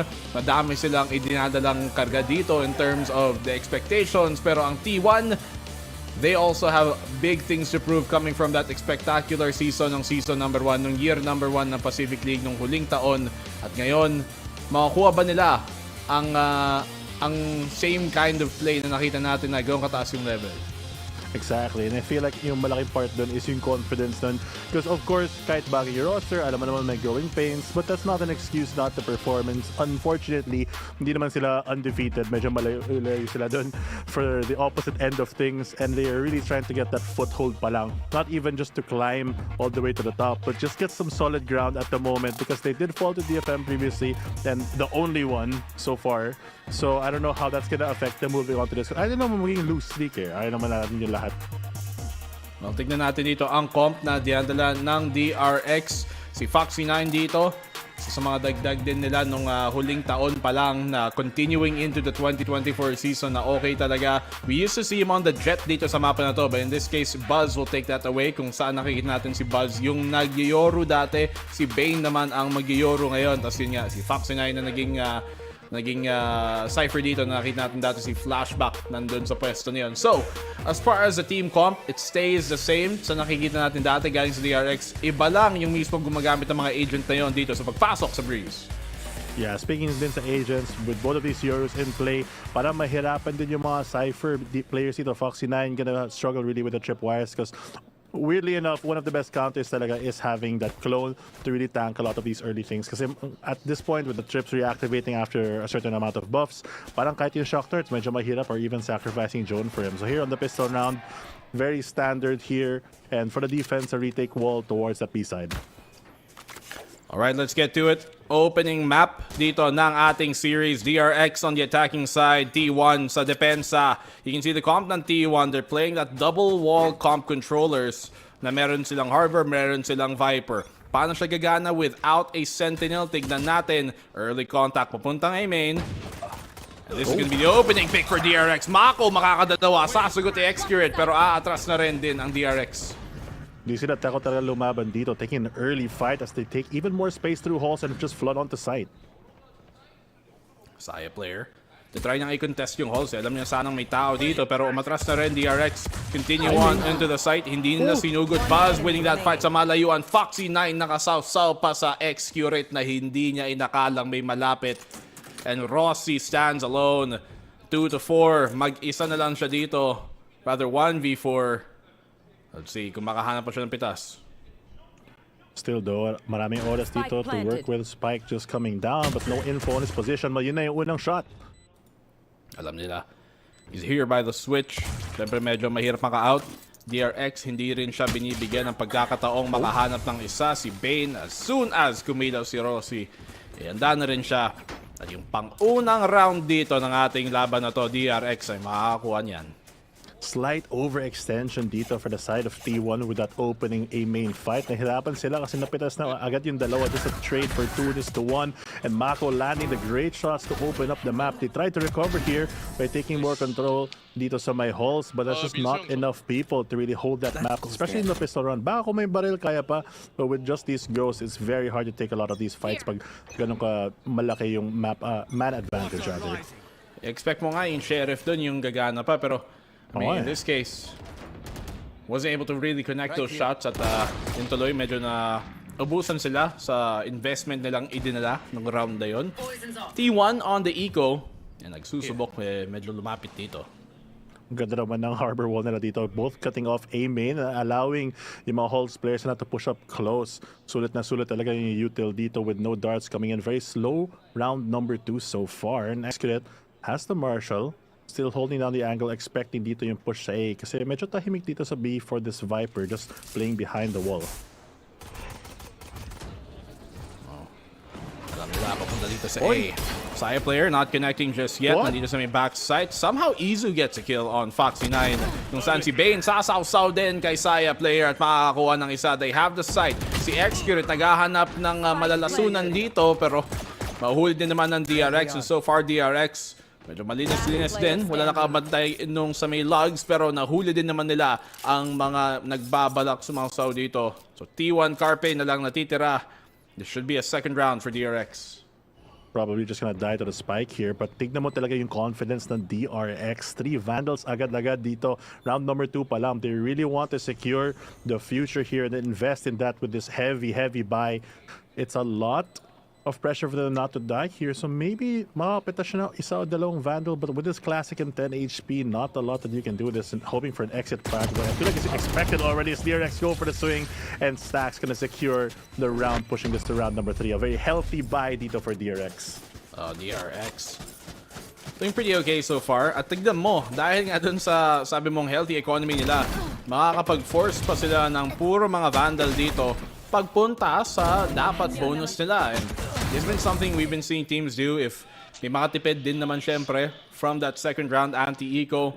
Dalawang naka-pistol gives them enough economy to force a buy on the third and still have enough money para makabili ng fourth round. So madaming chance dito ang DRX makapagdagdag pa sa score. Harbor wall rather. Yet again dito to cut off both chokes. No info wanna be gained for the defense side, blocking it off for a very slow round start here as we're just going for a standard setup. Foxy trying to lurk in as well sa my B side. Try to gather as much info as he can para magapang yung DRX. They do have the Vandals but armor still lacking on their side. Means they have to be a bit more careful dito pag handa sila para sa push. T1 here. Lalim ni Izu, but if he's able to get a kill, pwede naman siya mag-back. The thing is though, walang mapapapunta sa kanya dito from DRX. If they do go elbow, di may chance siyang maka-flank sa kanila kung hindi nila ma-expect na mag-push siya sa may bottom mid. But looking like to commit here, hindi nakatingin sa tamang side si Saya. Player makakadalawa pa nga ang DRX and they get the entry for the site. I'm surprised that they even tried to go for an early pick. Kahit pre-primed yung dash out ng Jet, maling corner tinignan. But the fact that they're just gonna aggro that just for the info because it's been blocked out so much means that they just take a blind fight. And ngayon, the man advantage. And again, this is on their bonus. If they win this, it forces T1 back onto that eco round. And look at the retake position. They're gonna try, but yun na yung Viper wall. The bad read nga dito from T1's defense.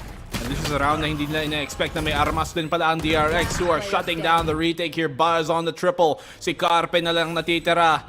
As much as he might wanna seize the day, ipit na ipit siya dito. Saan ka nakatingin, Buzz? Hindi ba niya alam na nasa harap lang din? Bane gets a trade-off at least. So DRX, napakalinis ng opening third round nila. So far, so good yung momentum dito for DRX and T1. Maganda yung mga ideas nila in order to take space, but that lack of info really hurting them towards this mid-round because DRX is able to just become that scalpel and move through a lot of what they're doing. Capitalize yung mga mistakes na ginagawa ng T1. Honestly, at this point, feeling ko yung DRX, naghihintay lang sila na magkamali yung T1 saka sila papasok instead of trying to risk themselves. And because of that, they're awarded with a very good streak of rounds. Healthy economy, and T1 struggle again here with this eco. Parang napapressure yung T1 na mag-aggress and because of that, DRX nabibigyan tuloy ng mga oportunidad to punish those mistakes. Buzz gets the kill on Carpe dahil nga may informasyon siya sa ulti dito ni Bane. On that Yoru, si Execute, alam nila kung nasaan siya but they let him back off instead. DRX 5v4 dito ang hold nila against the retake. Not wanting to risk anything, even committing yung dimensional drift para maklear. Baka naman kasi may naka-shotgun dyan, shorty at iba pa. Just to get that space and playing this long range angle. Buzz and Rosie already trade. 2v4 dito. Medyo mahirap para sa T1. Napakahirap actually. Wala naman silang pangharang din ng choke dito. They do have an angle potentially against his spike plant. Izu connects the shot. Makakaisa. Pangalawa ba siya dito? They're not able to stick it because of the utility. Dahil nga may snake bite. Meron din mga shock dart. And this round should be done. T1 looking for the kills that they can find. Pero in the end, 4-0 pa din para sa DRX. Every player then stepping up. Mako in the opening round. Ngayon, siya din. Previously, si Buzz. And DRX, always, every round, tatlo yung Vandal na nasa-save nila. So, just building and building that lead even further. But to be fair, it is a eco round dito para sa T1. But I wish that they were able to get a bit more value. Pero DRX, recognizing that, I feel like is why they committed yung dimensional drift. Alam nila na baka ayaw nila malason, gagapang na lang sila. Para lang sure na we'll have as much rounds kasi at the end of the day, race naman to the 13 Nisha Marathon. Oh, time first muna dito sa T1. Smart Siyempre, nahirapan sila sa opening. Sabi nila, teka, medyo asim yung laro. Medyo masyadong lumalaban. Feeling ko, pag ganito, Fluff, parang this is a time where you try to stop being so proactive, which almost sounds like a bad thing. Tapos maging reactive na lang para, syempre, early game, you don't necessarily have to always set the tempo. Pwede mo munang abangan yung kalaban and try and see ano yung tempo na gusto laruin ng DRX tsaka ka mag-adjust. Sa bagay, especially dito sa Breeze, especially, I feel like dahil sa laki ng mapa, mas madali talaga mag-retake or mag-reflank. So it's not that bad of an idea to really give that early sight. Maybe let them waste yung mga util nila. Yeah, they will get the plant, but at least you have the man advantage. Kasi sa naman yung option B, which is you take a fight na hindi mo naman plano kasi it's the attacker setting the tempo tapos mapipitas lang kayo. So mahirap lang talaga yung retake in that position. So konting adjustment and picking which fights you really want to take here. Because right now it looks like they're going for the same plan here with the harbor wall. Maybe expecting some moving towards hulls. And DRX looks like they have an adjustment of their own here with the stack hulls. I think especially dito sa Breeze on the defensive side, it's one of the hardest maps to take an early fight para nga dun sa mga defenders kasi wala ka masyadong mga pwestong napapaglabanan sa choke eh. Like sa mismong choke lang talaga siya nangyayari. Hindi siya katulad ng mga ibang maps na parang you can really take early control sa defensive side. Here, mabilis din maipagbigay. But tignan natin, DRX, tinake nila yung holes dahil nga sobrang abante ng depensa. Foxy9 fans the one. Yung side dito medyo alanganin para may clear. Hindi tumutumba si X-Current and T1 somehow putting up a good fight dito pero si Mako makakadalawa. They know Roxy's somewhere here. Nakita pa siya but Bane cannot connect the shot. Meron siyang TP pang atras. Can he find it? Yes, he does. 1v1. Bane versus Izu. Yoru versus Yoru. Alam ba ni Izu kung nasan siya? Kita niya yung ulo. And Bane gets it in the end. DRX 5-0 pa din.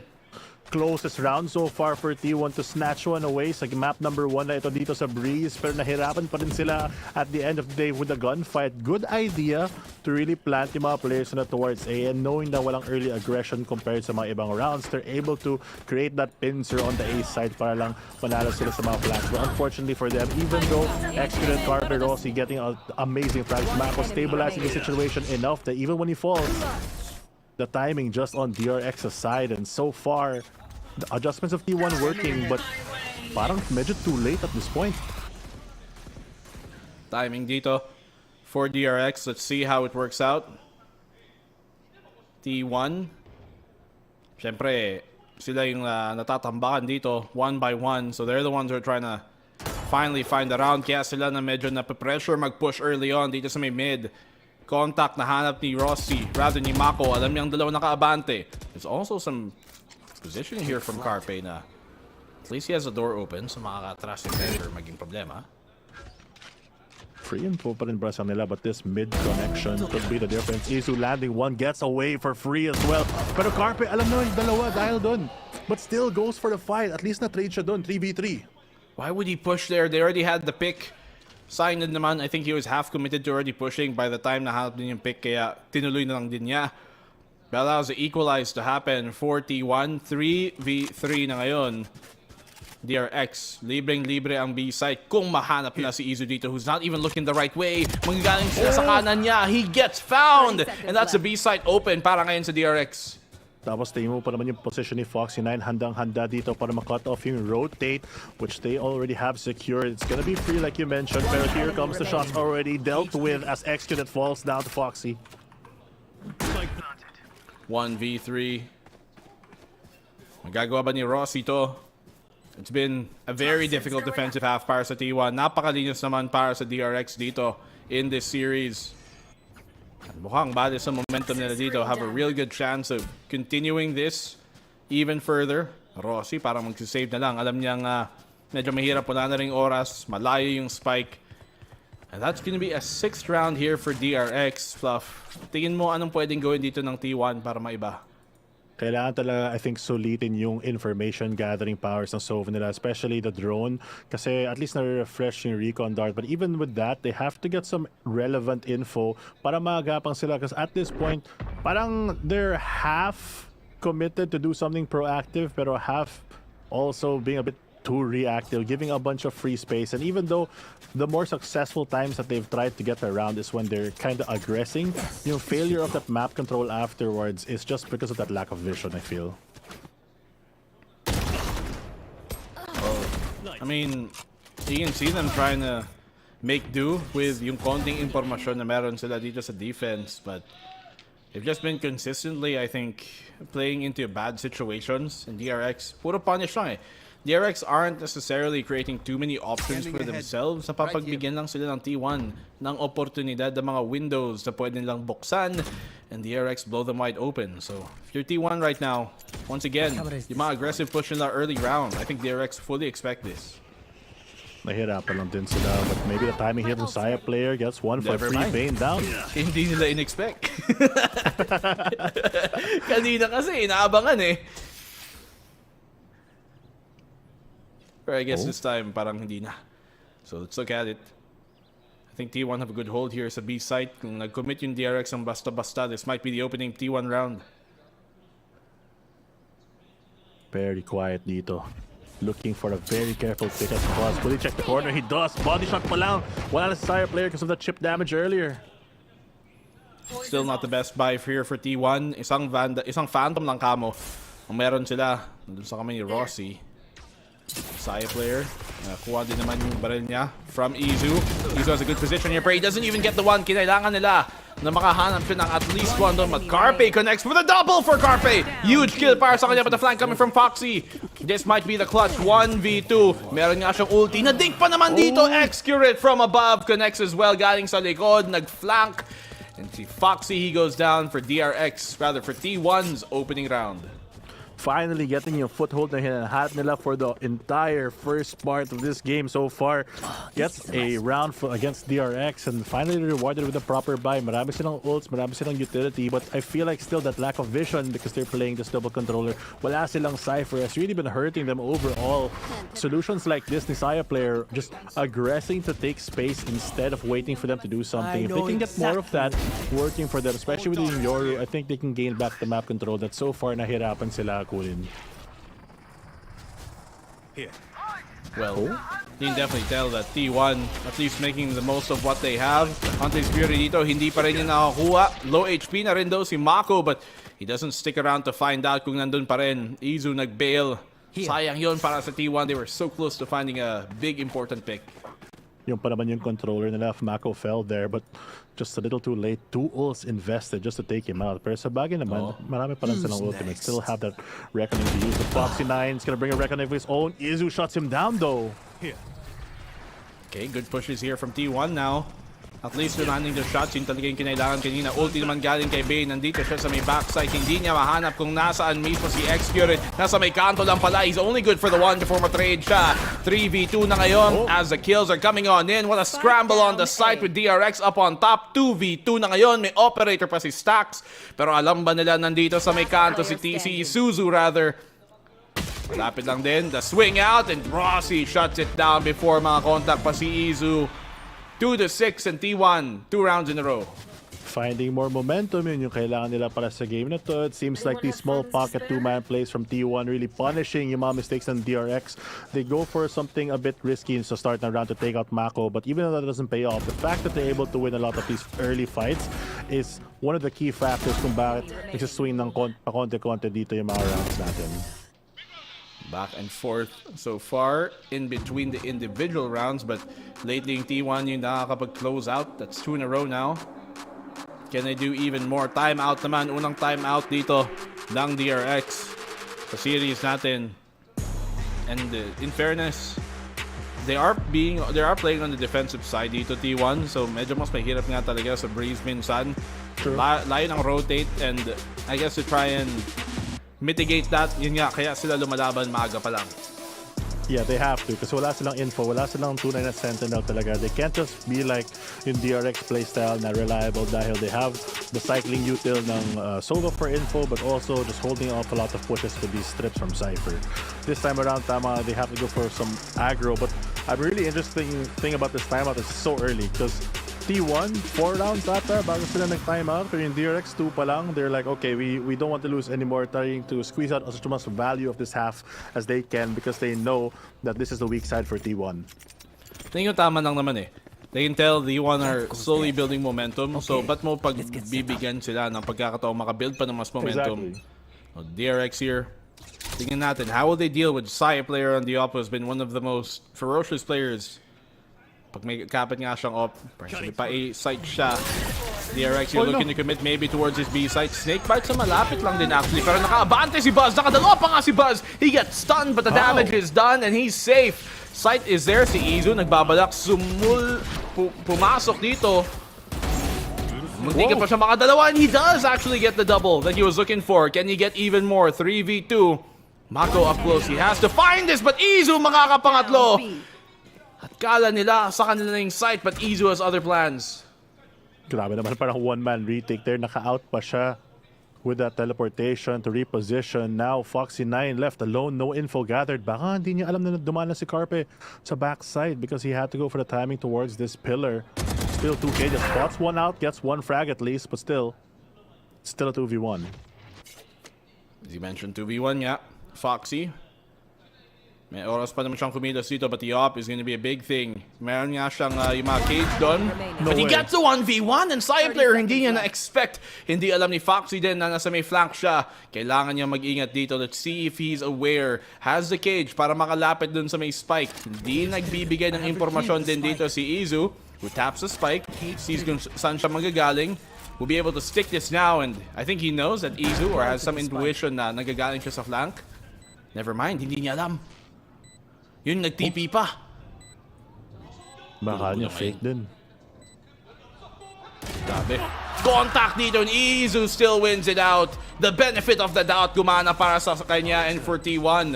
And even after the timeout, pangatlong round pa rin sa T1.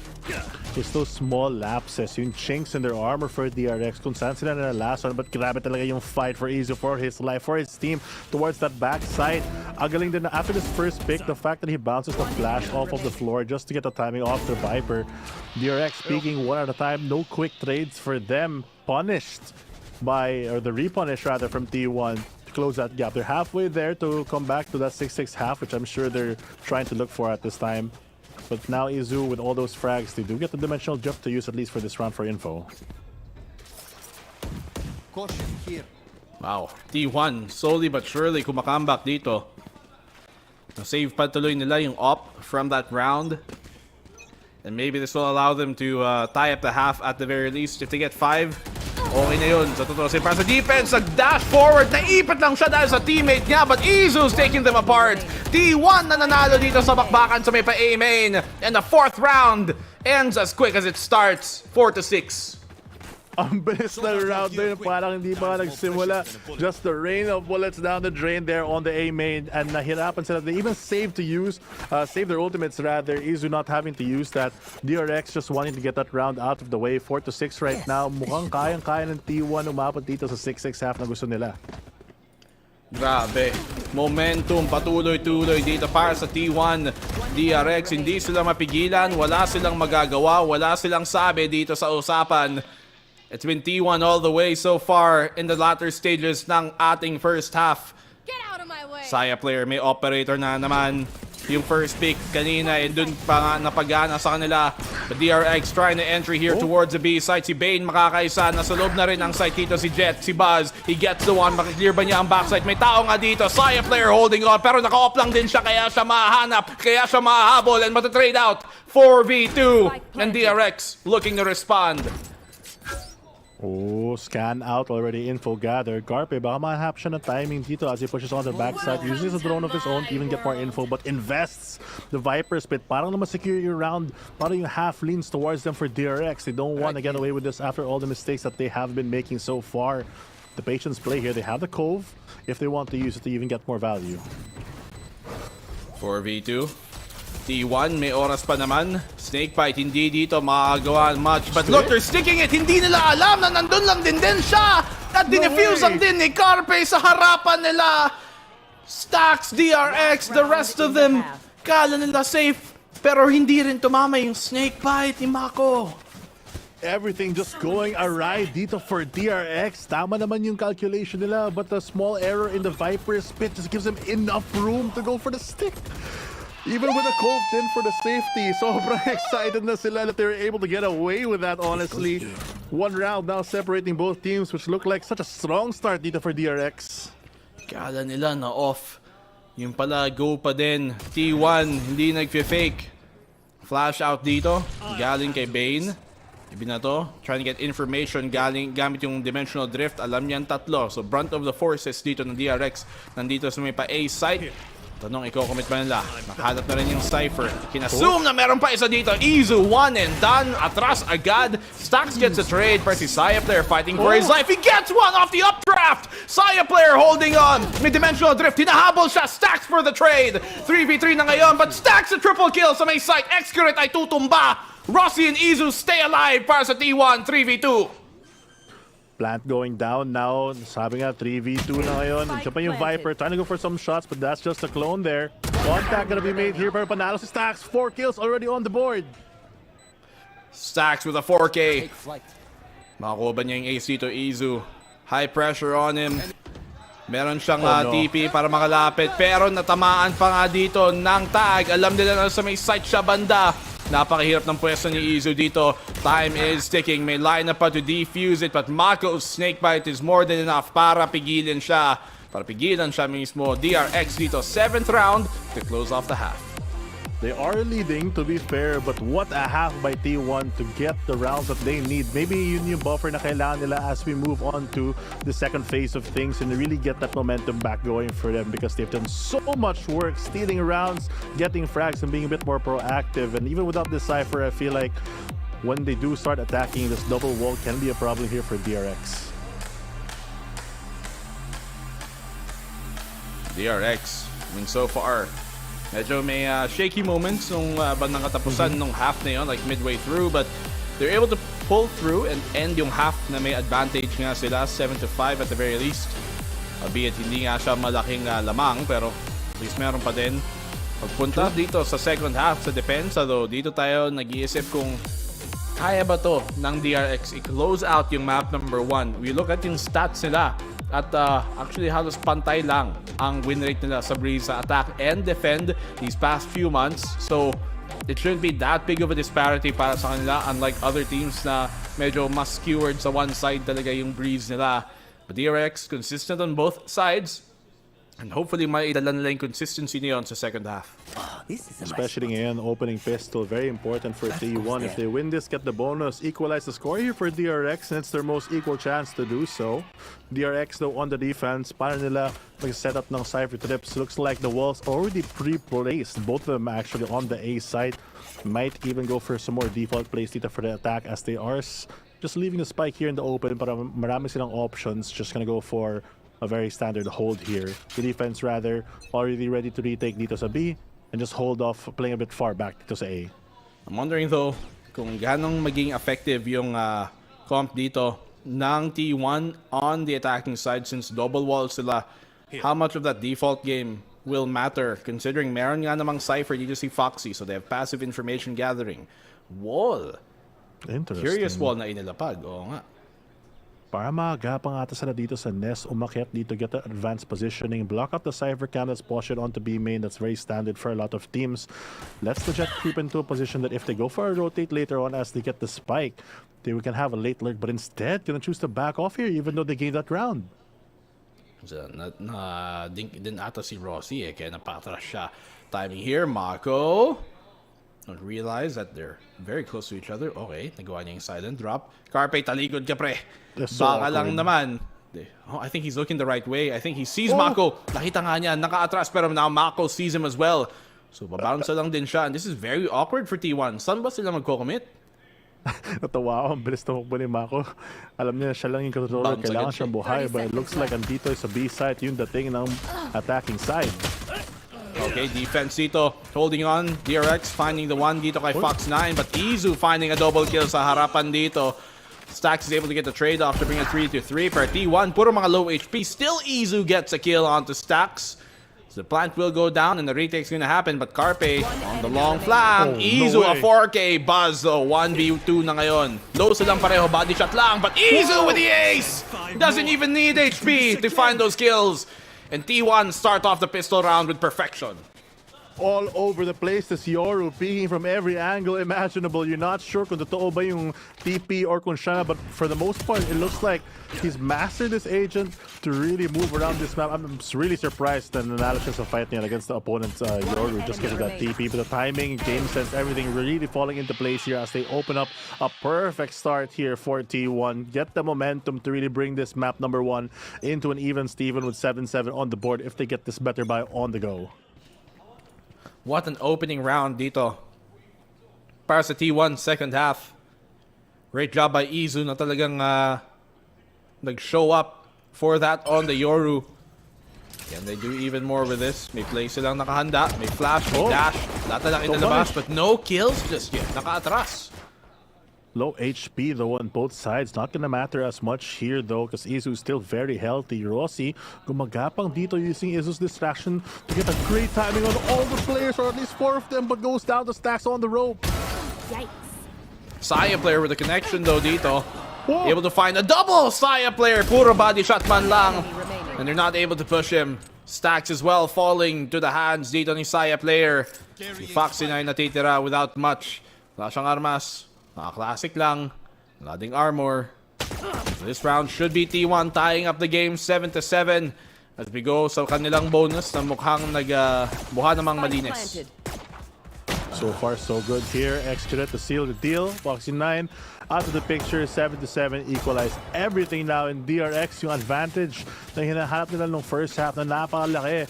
Lumiit, tas ngayon pantay, wala.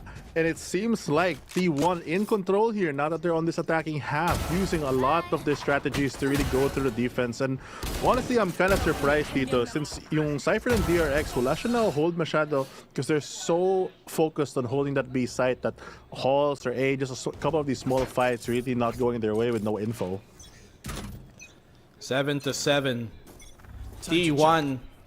Tignan natin kung may tutuloy nila dito into a bonus. They've been doing good so far dito sa kalang mid portions ng laban natin after yung strong start ng DRX. Ito na naman yung wall ng DRX na ginagamit nila. Kaya the default out for top mid control. The drone will not spot out kung nasan si Saya player. Give them the opportunity na makalapit. Oh, you gotta smell it, and Stacks has the nose for it. Control here now, equalized, and Saya player not rewarded for anything for that play. Kahit nakalapit na si Saya player, si Stacks pa din so sharp, alam pa rin niya na may palapit, na may posibilidad niya. Look at the long wall here na inilapag ng DRX sa attacking side nila galing kay, rather ng T1 kay Rossi. See if he can get even closer gamit yung wall na to. It is prone to an op, pero wala namang op din ng DRX dito sa round number 3. Pagpasok, Izu, very ill-advised dash dun. Rather TP, nahanap tuloy ni Buzz. Execute daw galing sa may mid, nakahanap pa nga ng isa. Buzz shutting them down sa kanilang entry attempt. At Execute, 20 seconds left. Tignan natin, low HP din si Buzz. Another Guardian. Mas bawasan pa ka ng bala. 3 bullets din ito eh. But what is all you need here with Bane taking us out to get this round out of the picture in DRX. The advantage na nakuha nila back, but I like the small little util plays na ginagawa ng T1, able to really have a lot of creative walls. Kahit yung sa B, parang dami nilang shapes para sa wall na to, para makuha nila yung space na kailangan nila para maagapan at least yung isa to make up for the double fact wall that naman they don't have sila. the util. Exactly. Double wall sila eh. So, yun nga, diba? Parang kaya nilang mag-default game, and the harbor wall nag-regenerate din naman, so you can use that early, kuha ng konting space, tapos pivot depende sa naging reaction ng depensa. So, T1, so far, okay bonus round. Let's see if we can find more here. Saya player makakapag-timing. Saya player! Double for him! Tumba si Bane at si Buzz! And now this is T1 showing up to the play. Who's next? Oh, dimensional diff. Maybe just for info here at this point. Is that gonna be pop or is that gonna be the sound cue? Oh, he will go towards the A side dito para malang maklear pa sa team niya. T1 trying to find more grand spots on the camera as well. The rest of the team forced to rotate dito as defenders are a bit lost here. Initiative already here for T1 as they hold down the A side like a fortress. 3v5. I must wait a moment. T1. What a start sa kanila. Looking to take that title and moniker away from DRX. Looking to serve them their first loss sa series na to. It has to start with an opening map win sa ating best of 3. Foxy gets a trade though on Execute, pero time is ticking and that's too far away. DRX magsisave na lang for another day. Grabe. I feel like DRX, smart play here, heads up, want to keep that economy up. But T1 slowly closing that gap and making sure that they have control of this map. The fact that they're able to get away with a lot of these plays, only losing Execute, really showing that they're able to play just as well as a macro kagaya ng DRX, who so far has kind of shown a lot of their weaknesses. I think a bit of repositioning here, maybe from yung mga Cypher utility nila or yung Sova is needed just to make sure that the gaps are filled. so that they don't get lurked on, because with this many walls and the timing just doesn't work out for a lot of teams. Kita nga dito yung attacking wall pag nila i-replace, since there are a lot of ways for them to get more control of it later on, block line of sight.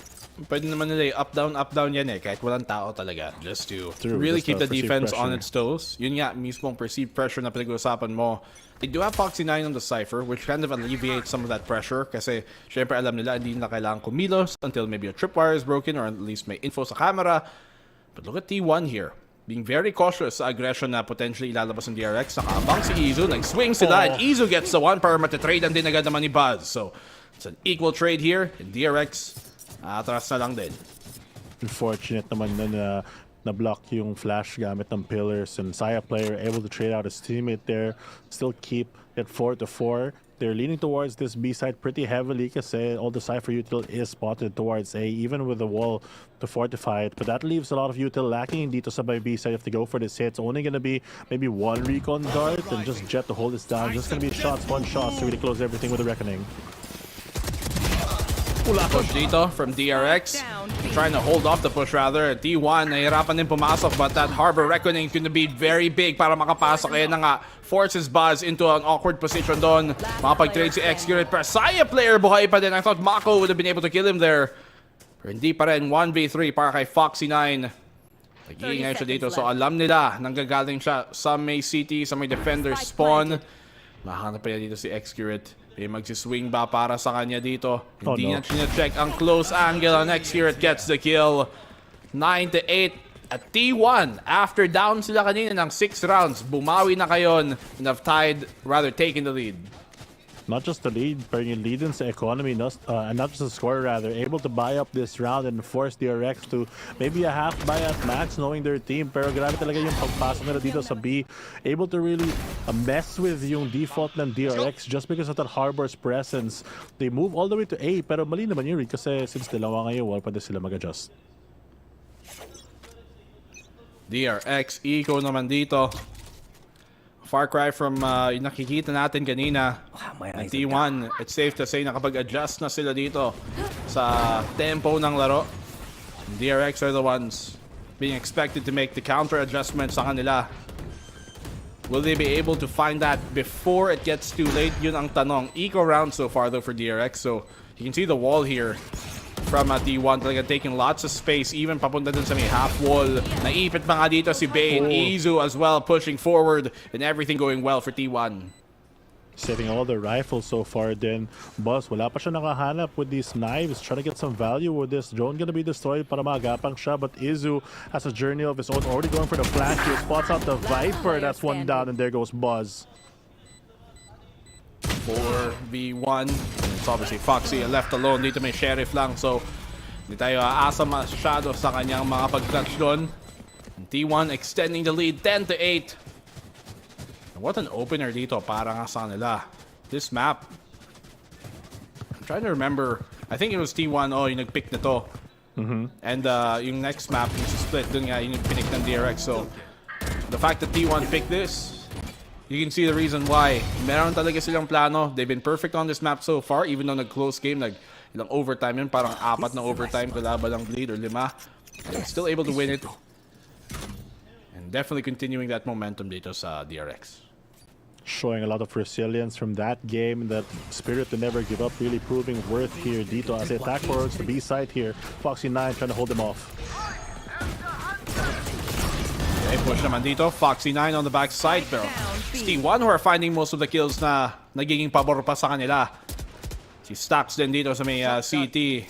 Wala din masyadong mahanap gamit ngayong Hunter's Fury niya. Nothing ever more.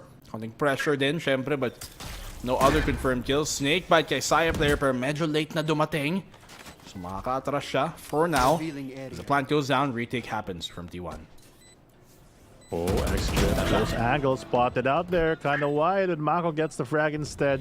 3v3 ngayon dito, and the operator not gonna. Oh, it's gonna be enough actually as Buzz takes out Rossi, and Mako falls on the side. 2v2, and now it's just back to 1v2. Saya player.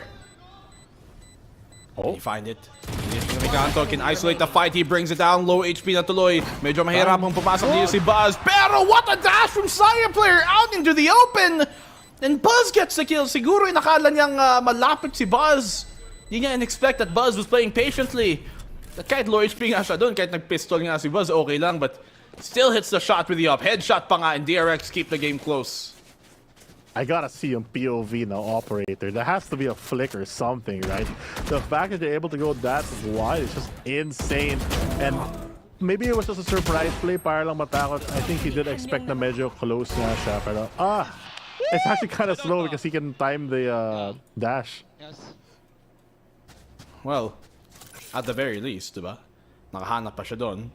Ultimate point. Is DRX still take the round? Kahit anong nangyari. Let's see, op versus op. Sino magpipick dito na una? Side player and the attacking op. Si Buzz is just holding the angle. Kailangan niya mag-ingat. Not get too risky. Baka hindi niya ma-expect na may op din ang kalaban niya. Saya player just patience dito for both operators, using the smallest gap that they can. Holding down this A main stare down here. The rest of the map though, nakagapang naman yung harbor wall, or harbor rather, with the wall to maybe separate some things on the B side. But still, not wanting to move for either team, just playing the default. Buzz playing up close. Let's see if they're gonna peek. May konting chance dito. Ayun, nagsusubok siya mag-peek. Has to be careful. Nakabang. Saya player finds it. And as you mentioned, yung patience dito ni Saya player prevails. Bane sa malapitan gets the one. Pero trade na naman again Saya player na papasok. Mako shuts him down. And they have the site for now. Oh, go up the cross then. Oh, the dimensional drift's just perfect there for Isu. Ang galing talaga niya mag-Euro so far, leading the pack and his team with the kills. And Execute gonna add as well, 11-9. Map number 1, swinging hard for T1 at the moment. 11-9. T1 versus DRX, and T1 one away from match point dito. I mean, it's not a bad play from Buzz and from DRX. Hindi lang talaga nila na isip or na-expect dito na T1 might have that op. If they just held on instead to the angle, baka makakaisa pa sana sila doon. Baka makakaisa pa sana si Buzz. But with the dimensional drift, then syempre yung pressure doon, timing things out kung kailan naka-utility out doon si Stacks.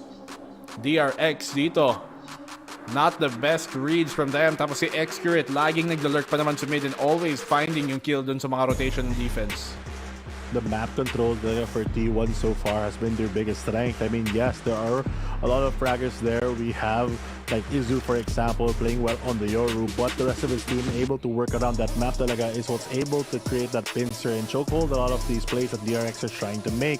The fact that they're also kind of struggling to parang get more info is one of the major issues that they have to deal with, because that impatience play a while ago just to try to, because they know that B is calm, so they're going to try to do something towards A.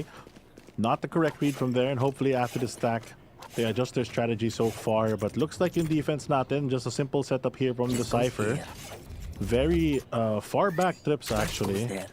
Just to go for a spam maybe towards half wall, but just a default one para di makapasok dito sa B. And on A, gonna use their Viper wall in a different direction though, playing towards that yellow side instead in case pumasok na for the retake. Oh. Wow! Okay. Grabe naman talaga yung shock dart na yan. Of course, you'd be impressed over anybody. Right on point, right on target. T1, at least get that dealt with. Siyempre, eco din naman ang DRX, so that makes things even more difficult. Nag-ult siya. Just a dry ultimate here from DRX. Just to find information. Gawin ka-desperado sila to really find something going right now. And the pick, he gets the one. He doesn't get the gun before siya makabounce. And Carpe gets the trade, unfortunately for them. Equalize the situation here. Still a win technically for DRX on this lower buy. Mahirapan sila kunin talaga ang momentum dito. They have to play so far back, forcing T1, even with the weapons advantage, to really back off here and be very careful of where they can hold. And Izu leading the charge here. Slow and steady approach dito sa B site, and without any trips because of the initial shock dart, still it's a lot of ways for them to go. And they still have that harbor to really go for any of these wall plays with the operator in hand to hold the backside as well. 30 seconds left. Ready up dito, T1. Nakabang sa may close dito ang CDRX, pero they can't find the kills that they need to try and stifle yung push mismo ng T1. Makakapasok ng libre lang din dito sa may site. One enemy remaining. Excurate with a pick as well. Signature operator na sa kamay niya. It's all onto Mako. At least finds a Phantom. Tingnan natin. I think Saya player expect nito. No, he looks the other way. Nakita ba niya si Saya player? I think he did. Might have spotted the barrel here, pero if ever, Eddie, sana na spam niya, just going for a discipline. Maybe to get even more value. It's gonna be an easy exit right? For sure at this moment, he knows. Kita niya. He can Oo, see it. kita niya. Oh no! Kala ko makalabas pa siya dyan. Muntikan pang mag-whiff. Kala ko maging malabo pa. Pero Mako, he finds another. Hindi na in-expect. Gets a dink as well and execute it. So, okay na sana. T1, they get match point. Damage done here. But that's not gonna matter at the end of the day. Full buy pa rin dito for T1. And they're all winning that race to 13. Match point na nga. And what a round here to really not make any mistakes against this Eco. Just close out map number 1. Make things easier for them towards the rest of the series. Ano daw? Here. Mako? Mako, and then something else after. The goat. The shark. Hindi siya great white. Mako lang. Pero, true. Buzz. Let's see now. Operator. Will he find the pick? Nakakita ng isa. Gets damage on Rossi but not enough to confirm the kill. Hinantis Fury. Inahabol pa nga siya. Mako makakaisa galing din sa snakebite niya. The fight's going on and DRX for the most part nagsisimulang okay. Pero nakakadalaw din naman si Carpe dito with his ultimate. But Izu still gets the kill. The scan din dito si Stax. Alanganin yung pwesto. Izu running it down. It's all on the Foxy in the 1v3. DRX. Tutumba pa sila sa map number 1. Can T1 take the opener? What an angle from Izu, who absolutely demolishes, dinurog dito ang DRX. And they take map number 1, T1. What a comeback. Struggling start, pero nakabawi sila after a couple of back bosses here and they're getting the adjustment. But an attacking half for T1, really securing their dominance on this map number 1, getting them early momentum din dito sa series ito in DRX. Left to question what mistakes they had to make as they move on to our later maps number 2 and 3. Daming mga moments sa Izu would just overtake the round. Talagang dudurugin yung DRX He would just bulldoze them when DRX looked to hold. Somehow makaka-atras siya, makaka-abante siya dun sa backline nila. And DRX, you can see them really struggling dun sa chaos na nagagawa ni Izu as at Yoru. Exactly. The fact that he's able to get away with a couple of these impossible rounds. Kahit yung defuse nga na sneaky just because DRX missed slightly with that molly and the cope to block off some incoming fire. A lot of things working out for them, but a lot of thoughts already said from me and Black and Blue, so maybe the panel have more to say about this. Thank you, Black and Blue and Fluffy. And I have to say, DRX had us in the first half of the first half. Pero grabe ang T1 and Izu especially. Nagpa-frag out sila, maganda yung map control and rotation sila, and DRX just had a hard time keeping up.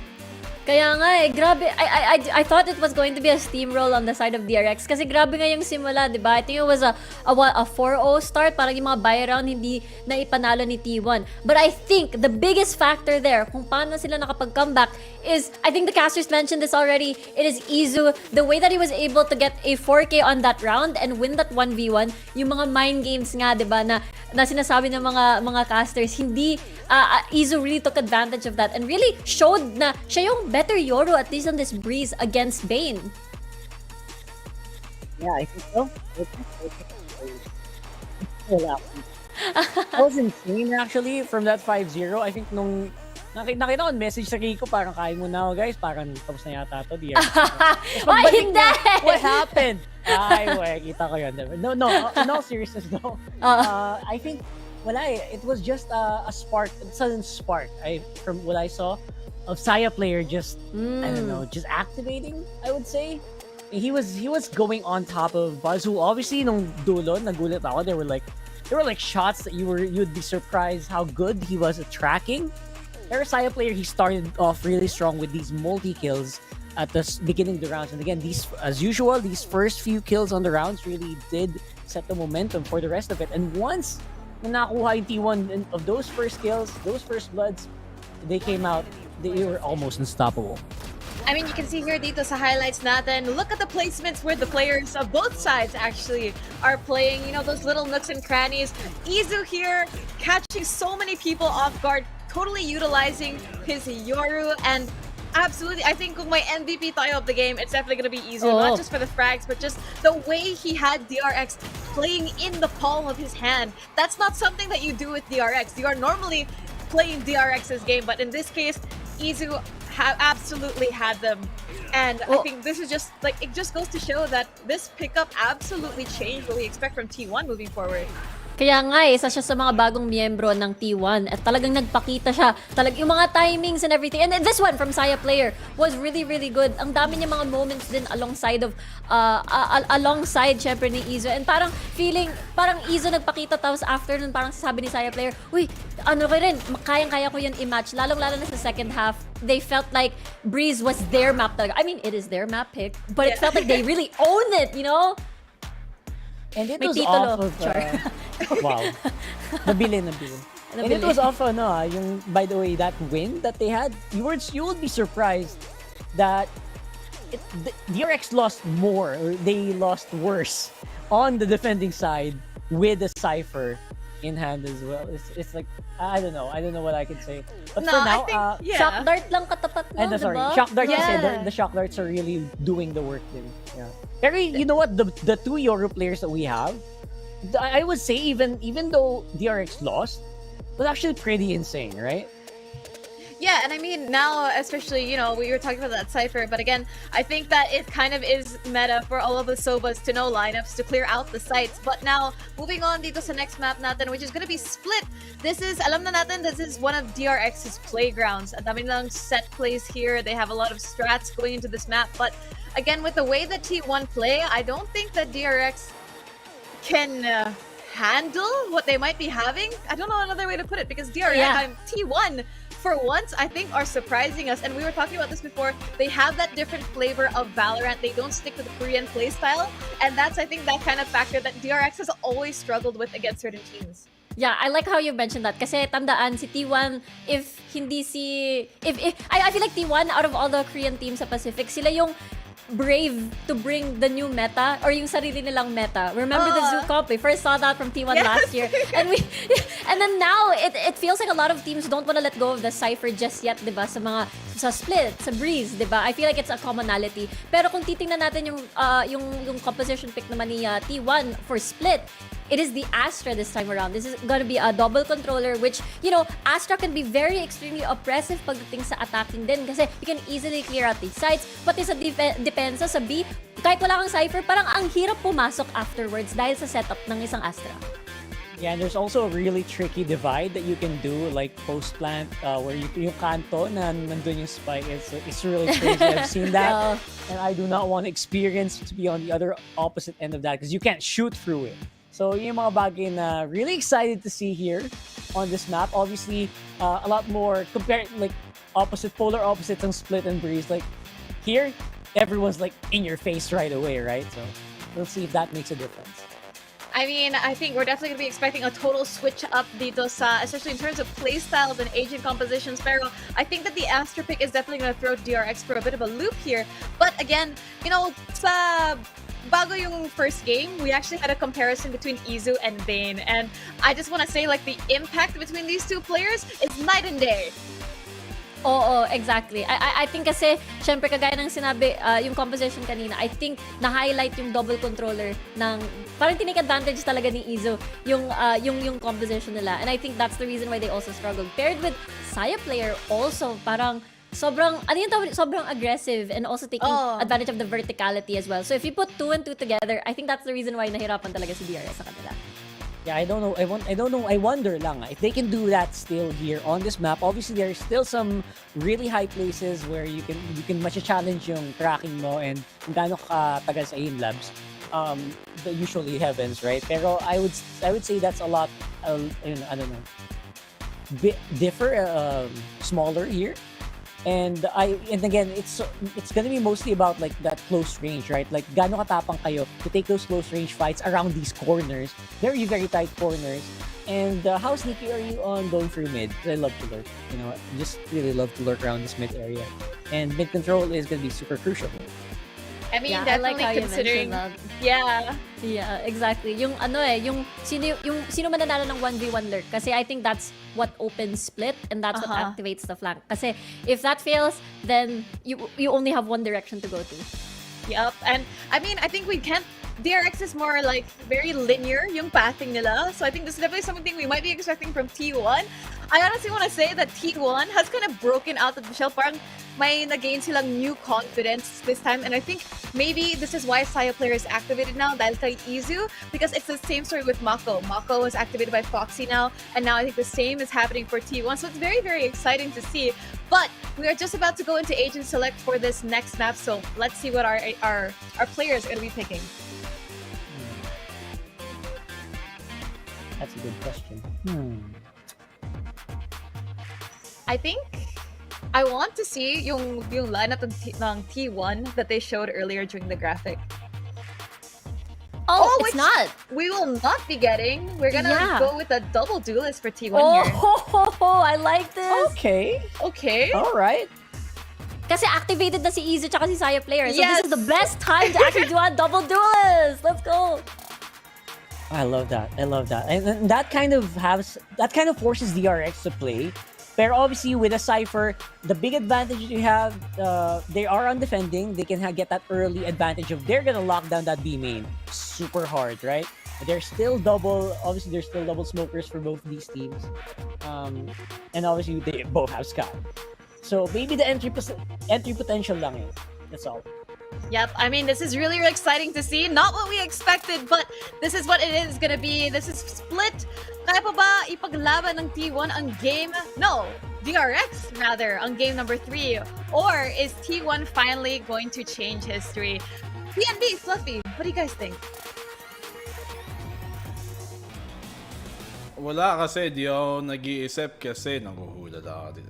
Hindi naman sa gano'n. Ang talagang pinaka nag-iiba dito nakita natin, Fluff, is ang dinadala na composition ng DRX where they swap out the breach now para dun sa Sky, meron silang Cypher. Tapos dun naman sa kabila dito sa T1, iniba nila si Xcurt dati nag-Astra dito sa split. We see him now here on the Omen. So maybe yung mas aggressive na role niya, kahit double controller pa din, maybe makakatulong yun sa T1 kasi so far nahihirapan sila pag sa split. Same story din honestly for Breeze, just playing to their strengths para maka-lurk sila. Na-mention ni Rockhard sa panel na if you get that mid-control, win the 1v1 lurk could be the biggest difference here, especially when you're calling for a rotate in a tight map like split. Pero alam naman natin lahat Black and Blue na allergic up na pag walang Cypher, so T1 baka naman mahirapan din sila on the defense. Well, tignan natin. Kanina naman, hindi naman naging problema nung walang Cypher yung T1, but totoo. See if that will be a benefit dito para sa DRX na nasa defending side. Buzz, may nade nakaabang. Alam nila, may push dito malapit. Saya player, sayang! You're supposed to be able to dash past him, but DRX nakapag-shutdown patuloy ng dalawa. Here. Oh, they're walking into this trip. As well as the one way, isa na scan para hindi pa namatay. Slow but sure, nakahuli siya. Nanding pa nga doon. Kaya tumatalon-talon. That's all on the Xcurt now to try and find an early pick-off. Hindi niya na-expect na sa may kanto na pala si Buzz malapit, and DRX start off with a pistol. Small fumble there from T1 costing them the round towards A main. The fact na hindi naka-aggress sila and just burst out of this choke, forcing them to go to the B main side instead of the rotate. I feel like ito naman talaga yung plan nila since they had the spike towards B. But even if they create a wider opening of attack with that their own Omen smoke, that one trip plus yung one way kahit hindi naman parang quote-unquote gumana yung one way, at least it notified how many players are in and really gave them the advantage towards closing out that round. And this time, DRX again, not wasting any money here, getting the 3 Bulldogs on the board to make sure that they have a better investment planning really to secure this round. DRX. Let's see if they can push up here. Maybe find some early picks off para hindi bawi ang T1. Ang Saya player, siya nag-iisang merong Marshall dito. And Mako might have the jump on him kung mabay yung wall. Nakatras naman siya. Playing very patiently on both sides. Surprised na walang re-smoke dito sa mid. Instead, the flash na come through. Enough to get Mako 1, almost 2. Low HP, pero sumugod pa rin siya. Mako's able to get the double there. So far looking pretty clean for DRX. Medyo alanganin pwesto dito ni Rossi, and he's gonna get found for free. Flawless round para sa DRX dito sa pangalawa nila. How do T1 respond knowing they have No sentinel in sight. Will this become a problem sa attacking side kung makakapag-flank ang DRX? That's gonna be the question dito as we move on to the buy rounds. But a quick round here previously from T1. Not a lot of value din. Hindi sila nakakuha ng orb or iba pa. And Mako there just making sure that they have the momentum, at least in morale, to really push this through because they need to get this map number 2 to get their own sort of momentum back here for DRX before T1 tries to close this out. T1, let's see if they can get a clean round at least. Angulo dito si Bane. Pwede naman siyang bumounce. So, atras muna tayo before it gets too deep. Interesting smoke. Tama yung smoke na nilapag dito ng DRX eh. Medyo bitin. So, nakakalapit tuloy sana ang kalaban. Even there, we have the defensive one-way also on top of the box on my B main. But the mid-fight is gonna be the battle for control here as both teams just butting heads. Smoke towards Mel to get control, pivot, or at least threaten yung pivot towards Vents instead. But with 2 players as well, it's not gonna be enough to really break this defense. Rotate na lang the long way towards that A main. But that's a Cypher lying in wait, and we're already used to Trailblazers, so wala silang pantangke dito ng utility as they walk into this trap of Foxy 9. D1 committing here onto the site. Nahuli pa nga yung isa dito. Alanganin yung pwesto. Stacks and Foxy find a double apiece. And Stacks makakapakalaw pa naman. Naiipit dito ang T1 sa may choke mismo. Hindi sila makapasok sa site. Si Carpe na lang natitira off the flank dito sa may mid. And T1 shut down immediately. Pagsugod nila sa A. I thought they had a chance na pupunta sila sa heaven, avoiding the Cypher traps, predicting that that might be the chokehold since wala nga silang Trailblazer, but instead they're reactivating, gets 3 with the dips, perfect scans, easy kills dito for DRX, and Carpe just forced to save to get something out of this round, kahit consolation prize lang man. 3-0 DRX so far. Walang patigil sa momentum nila. Could we go into a third map with the way things are looking? Potentially para sa DRX, kung especially magawa nila to ng dire-diretso. This is akin to what we saw a while ago no map number 1 though. Nung sa Braves na yung DRX. Maganda yung start nila. They usually have good pace to start off the maps, pero pag dumating na yung adjustment ng T1, that's gonna be a different conversation. Pero kailan ba darating nga ang adjustment ng T1?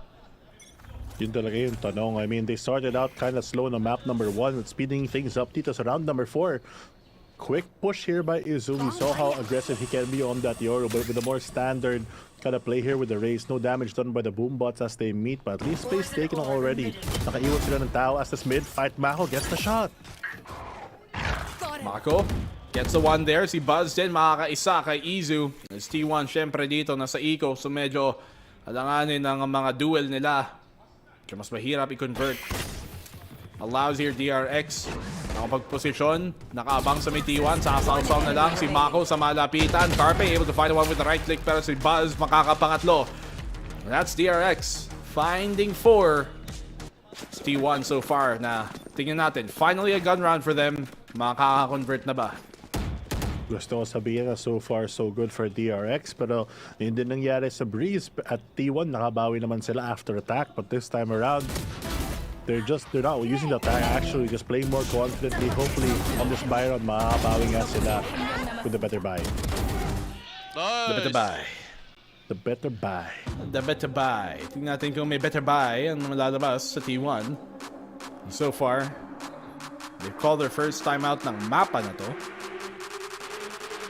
We will see if they're gonna be able to come back from this. Meron naman silang Omen doon kay Excurate nga. So, madami actually silang breakthrough potential eh. Kahit may Cypher Trip, may Jet na pwedeng i-updraft, may Raze na pwedeng lampasan, and Omen na pwedeng TP-han. So, you would see on paper, assume mo na pwedeng nga sila makalampas dito.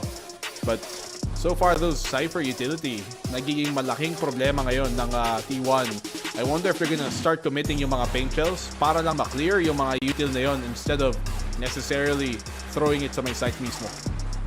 And this time around, pag Sky lang yung initiator mo, nakapahirap because you don't want to invest this Trailblazer just for the trips, and with the buff as well, it'll just reactivate pagkatapos yung initial dog. And unlike Breeze then, even though you have this double controller, without control of mid, and dahil medyo maraming choke points dito kumpara sa Breeze na medyo malapad, there's just not enough room for them to make the lurk plays. And without the Euro as well, for some fusion confusion, the straightforward gameplay seems to be a book that DRX can easily read here. Camera good as well to hold up any aggression. They're not scared of this, not even calling for the rotate just yet. And all the spray down on 3. Not a shot dito galing sa kanila. DRX, walang kakupas-kupas pa din ang momentum from the start of this map. It's T1 who just can't get anything going. Yung spike wala sa kapit nila. Pwede naman makalapit dito para makuha, but look at that snake bite just denying them for the meantime. Oh, the damage done already. Rossi so low, spike in the open. So much utility being dumped here. Konting damage lang from Mako is enough, and now it's all up to X-Trip surrounded here, playing behind the wall, the cam, everything. They just have all the vision and stacks just to secure the round. DRX moving to 5, and T1 barely getting any ground. Grabe. DRX looking to go for a fast map if they can continue yung momentum na to. Only 5 rounds in, but everything so far has looked flawless for DRX. Gumising talaga ang DRX and looking more like the DRX we know. To be fair, there are times where this team looks very rigid, pero not in a good way, na tipong parang almost outdated yung style nila because they play super by the book. Sila nga nagsulat ng book. And Breeze is not a map that benefits from that, pero dito sa split, malaking bagay yon yung gawang ka-structure. And T1 nahihirapan makabukas, makahanap ng opening dito. Mako shuts him down. Simpleng snakebite lang at wala nang makakasunod.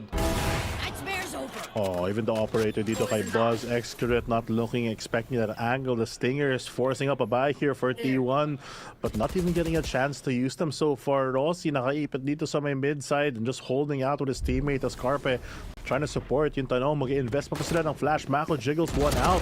Crossfire agad sira. And there comes Mako trying to get more, but Rossi ends up with the double. Pero 3v1 pa rin. I have the spike. Spike na yun para kay Rossi, but he's got mid left to work with dito. Wala namang armor, pero may phantom na rin. There's camera though. Trying utility sa A. Hindi siya makakapasok ng libre. And when he does go on in, pag nasira niya yung utility, then nakaabang na dun si Foxy9, so it's very difficult to clutch it out here for Rossi. But let's see, if he wins the duel somehow kay Foxy9 there, he has a chance for this, but he's gonna go to heaven? No, he's gonna go straight for the site. Oh, but no Trailblazer, nothing, no util to clear these strips. It's gonna be a Wirefest easy spam here for Foxy9. I'm surprised, even tanked it, because he already knew it was there. Kala ko nga maririnig niya, but I guess didn't really register agad para sa kanya. DRX still holding on to this. May op sa kamay ni Foxy9 this time, so they kind of want to leave Buzz to a more brawling role. Grabe naman yung second shot na yun. Agad patay. Parang pre-fire halos. It gets him through. That was a wall bang as well from Foxy9. T1, what can they do right now? Yan yung tanong na kailangan nila sagutin because T1 doesn't have any answers so far. Aggression changing up the pace here to get some damage done, but nothing really found. Concrete, the reversal here with the reverse showstopper. But the same story. Wala lang din makakuha. Stacks with a double, holding down the line. The partida hindi pa nagsiswing si Buzz doon. Good counter flash though initially doon galing kay Carpe para pigilan yung pagsugod ni Buzz with that ult, but ultimately matters not as DRX get 2 kills dito for free. Not sure if that's intended, but they're able to really bait out yung aggression on T1 and get to the punish or free for 2, especially on a buy round like this. Saya player, harder and harder is it for him to really get any opening picks here with less map control with the operator. Might be able to find Mako on the timing, pero na-spot out siya na may op. Nakita na nga niya. Dash is gone, so kailangan niya ng 2 orb pa para makakuha ng dash niya ulit. Look at the angle here from Mako. I don't think they're gonna expect this. Masana 3 na lang sila. 30 angle, but he has to find one. If matraidan siya ng isa, then that could be the opening for T1. Oh, he knows. Grabe yung snake bite. Nakaisa pa kasi Rossi doon. Let's see. I don't think you're gonna expect Mako this close. Will they clear him? They're not looking. Mako with a double! He smells blood and finds it dito. Saya player nag-iisa. And that will be another round for DRX as he saves the op instead. Hinahabol siya. They know they do want to get that out of his hands. Hinahabol siya. Mako trying to still find it. Saya player. Makakatras ba? Oh, no. Napaka-delix. He gets out of it. 7-0 for DRX. Heads up play by Mako with the reposition there. Kahit na wala si Foxy9 just because of that snake bite, the fact that he's able to bait out the expectations ng T1. Nakita nila ni Saya player na sa screen siya, so they expected him to play far, maybe rotate off to heaven, but the off angle here onto Flower really holding down the fort here as DRX looking back to form and T1 really struggling for life. Breathing for air, and they're just forced on this awkward buy here. One Sheriff, one Bulldog, Stingers, and an Operator. Everything but the kitchen sink right now to try to get around. Kung anong kaya, while still maintaining some sort of economy for yung mga susunod na round. The smoke is gonna make it difficult. T1, makakapitas ba dito si Saya player? Dami sang utility na pwede pa to. Paranoia na nga, nakaisa pa nga dito si Carpe dahil nakalapit siya. Stacks, tinatlo pa nga niya. Not just a double but a triple. Excurate up close there with the Stinger finding one. Alam nila they don't have side control just yet. Looking for another pick-off bago nila i-attempt ang plant mismo. Smoke nag-dissipate. At DRX, maghihintay na lang ng plant attempt galing sa T1. Slow and steady, yun na yung plant grenade, maybe to go for some delay. Not gonna be enough to buy them enough time though. Still, Operator could be the pivotal one if you get an opening pick here to try to play the post. Nobody coming from the flank. Siyempre, DRX taking their time. Alam nilang may Operator dito si Saya player. Checking kung magiging aggressive ba ang T1 sa 2v3, which is a good observation sa kanila. But T1 holding on instead, gamit ngayong op na yun. Gets an angle, finds Mako. Alam nila, isa, B main. Asan si Excurate. Alam nila kung nasaan ba talaga. Saya player with another. He might just be able to win this round for them. And Saya player comes in big. Doon pa nga sa forced buy round nila para makakuha ng isang T1. Awkward buy, but awkward rewards as well rewarded for them. Able to steal our way around and get one finally on the board. Baka naman yun yung kailangan nila to get that momentum back. Still, they can hope for a 7-5 at the end of this, but now the Operator on the opposing team brings it out for the picking just to make sure that they can play against the slower form that T1 is presenting. Well, T1, big props kay Saya player dun sa mga kills niya. Finding huge picks para makabawi dito. Makakuha ng isa man lang, but Izu gets hit by the Paranoia. Perfect timing galing kay Bane. Ang ganda ng reaction dito ng DRX. Maganda yung mga setups nila. The protocols na ginagawa ng T1 ay laging tumatama.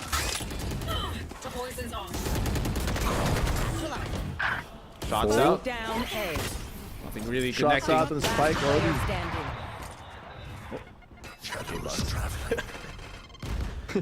Naisa pa kasi Buzz. Medyo awkward dito for T1. Excurate. Waiting for an opportunity. Sana kung may mag-push sa DRX, but Spike is out of his hands and it's gonna be a save.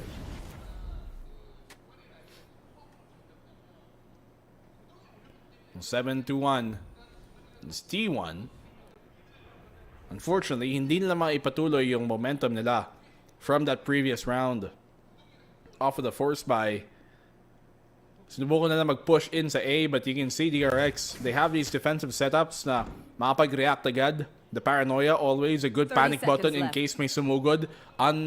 Undodgeable, unshootable. Tatangkihin mo na lang or iiwasan at most. But you can't anti-flash that. So, they have these setups to really make sure T1 aren't going to be able to secure yung control sa simula pa lang. At saka maganda din yung read nila na yung karamihan ng depensa nakaabang sa A. That's just the experience ng DRX dito working out for them. 8-1. Round is done.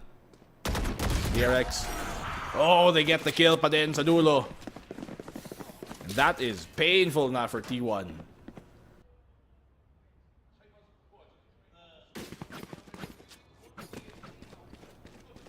And that's T1. Silence right now.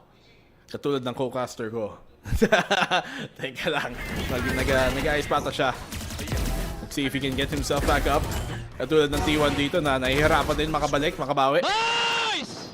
DRX so far, I mean, your defensive side impeccable. Pangalawang timeout ng T1 sa laban na to. Their last timeout of regulation. As T1 still unable to find kung anong adjustment gagawin nila para makabawi sa series na to. If you're DRX, kailangan nilang siguraduhin na hindi sila magiging overkampante dito. Hindi sila masyadong mapapasugod ng basta-basta nang walang intensyon, na walang planong nakaset sa simula pa lang. Dahil pag nagkagulo, doon nga nakakahanap ng chance ang makabawi ang T1. Nakita natin yun sa Breeze. Wanna mitigate that from happening dito sa may map number 2 para makaabot sa bind for DRX. Here.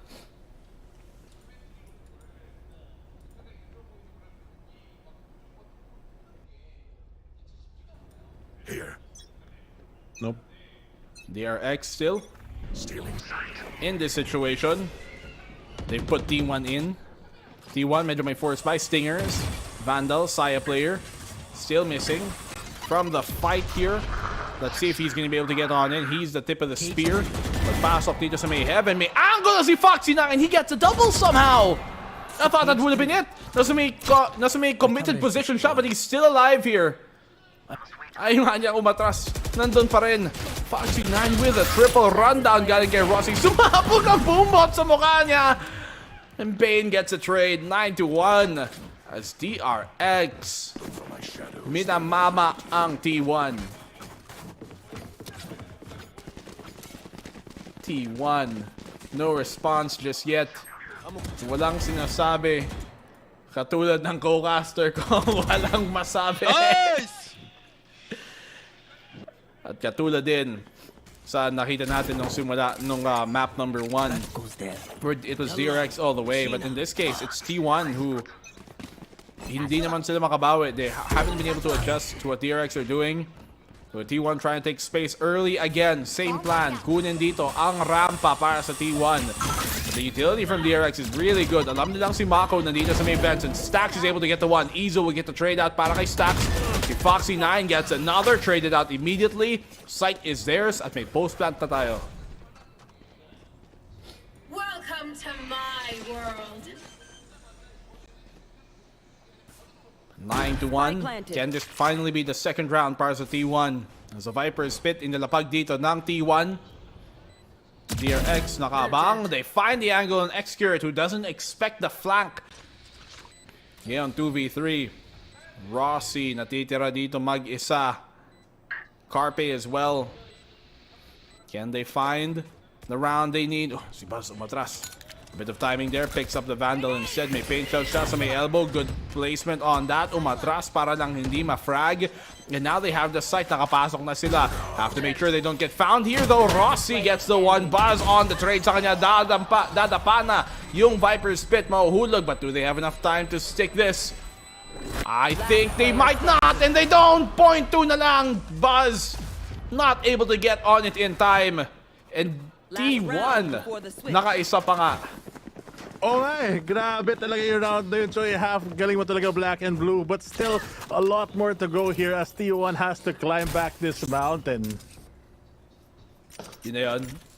Yun ang sasabihin mo. Sa tagal mong nawala, yun lang dadagdag mo sa usapan, boss. Na-focus kasi ako sa game kasi grabe gusto ko talaga manalo yung T1 pero nahirapan talaga sila dahil sa defense ng DRX, especially with his operator Buzz showing that he can really land the shots here and gonna change up the pace as easy to go fly by but there gets stalled out by that one guiding light.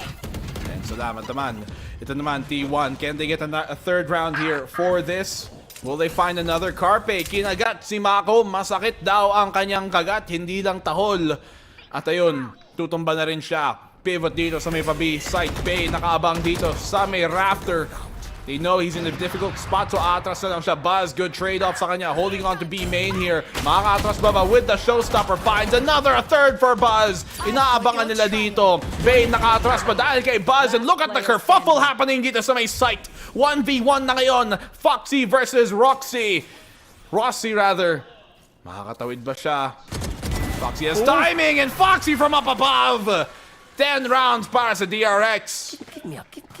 Grabe talaga yung plano nila, same na same. Gusto nilang umakyat after that Viper smoke just to get the height advantage, but the high ground going towards that Cypher, really closing out this really strong half here as T1.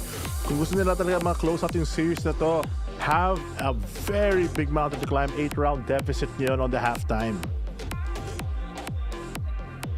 I mean, this is not the performance from T1 I was expecting. Pagkatapos yung breeze showing nila, yung split talaga, it is a map that kind of prefers yung style talaga ng DRX a bit more.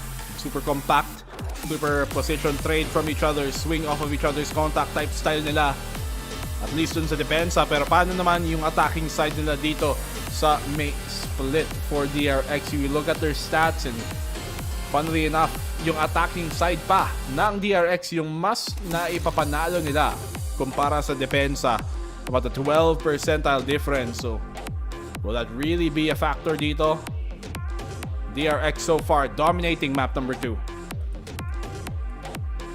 Exactly, and it looks like if they continue this momentum, tapos na ang map so far. Kasi kung ano na lang yung kailangan kunin ng DRX, opening pistol gonna be ever so more important. 10-2. Again, T1 take an opening pistol. Wala pa sa kanilang nakaka-double digits in terms of kills. Obviously, it's not about the kills, but isa siyang telltale sign kung anong nangyayari ng buong mapa na to.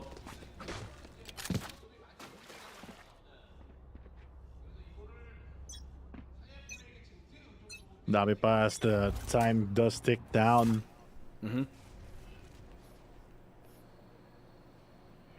Wall sa harap nila. So far, DRX gaining information kung nasaan ang depensa ng T1.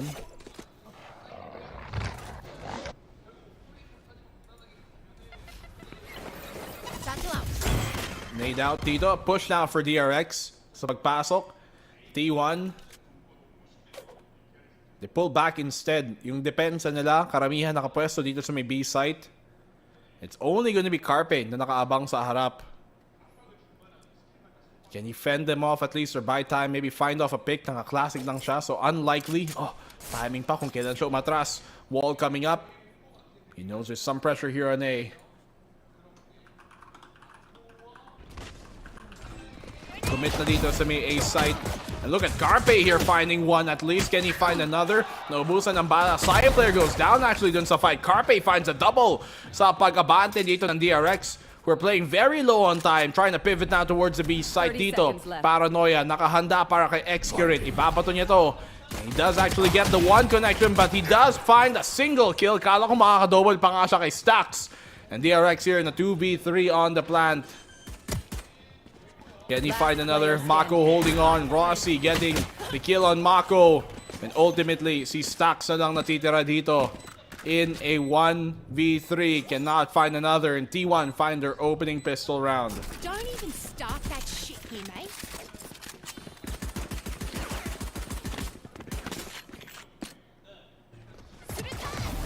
Opening round. Definitely T1's favor here, working out for them. But I think what's very important is how DRX kind of got bled for time there. Hindi sila kumuha ng opening space.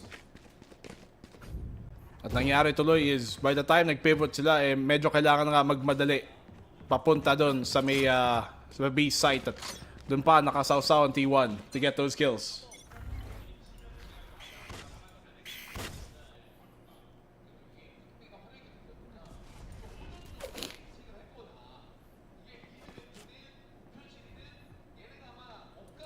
Let's go back to it. Fluffy, are you there? Of course.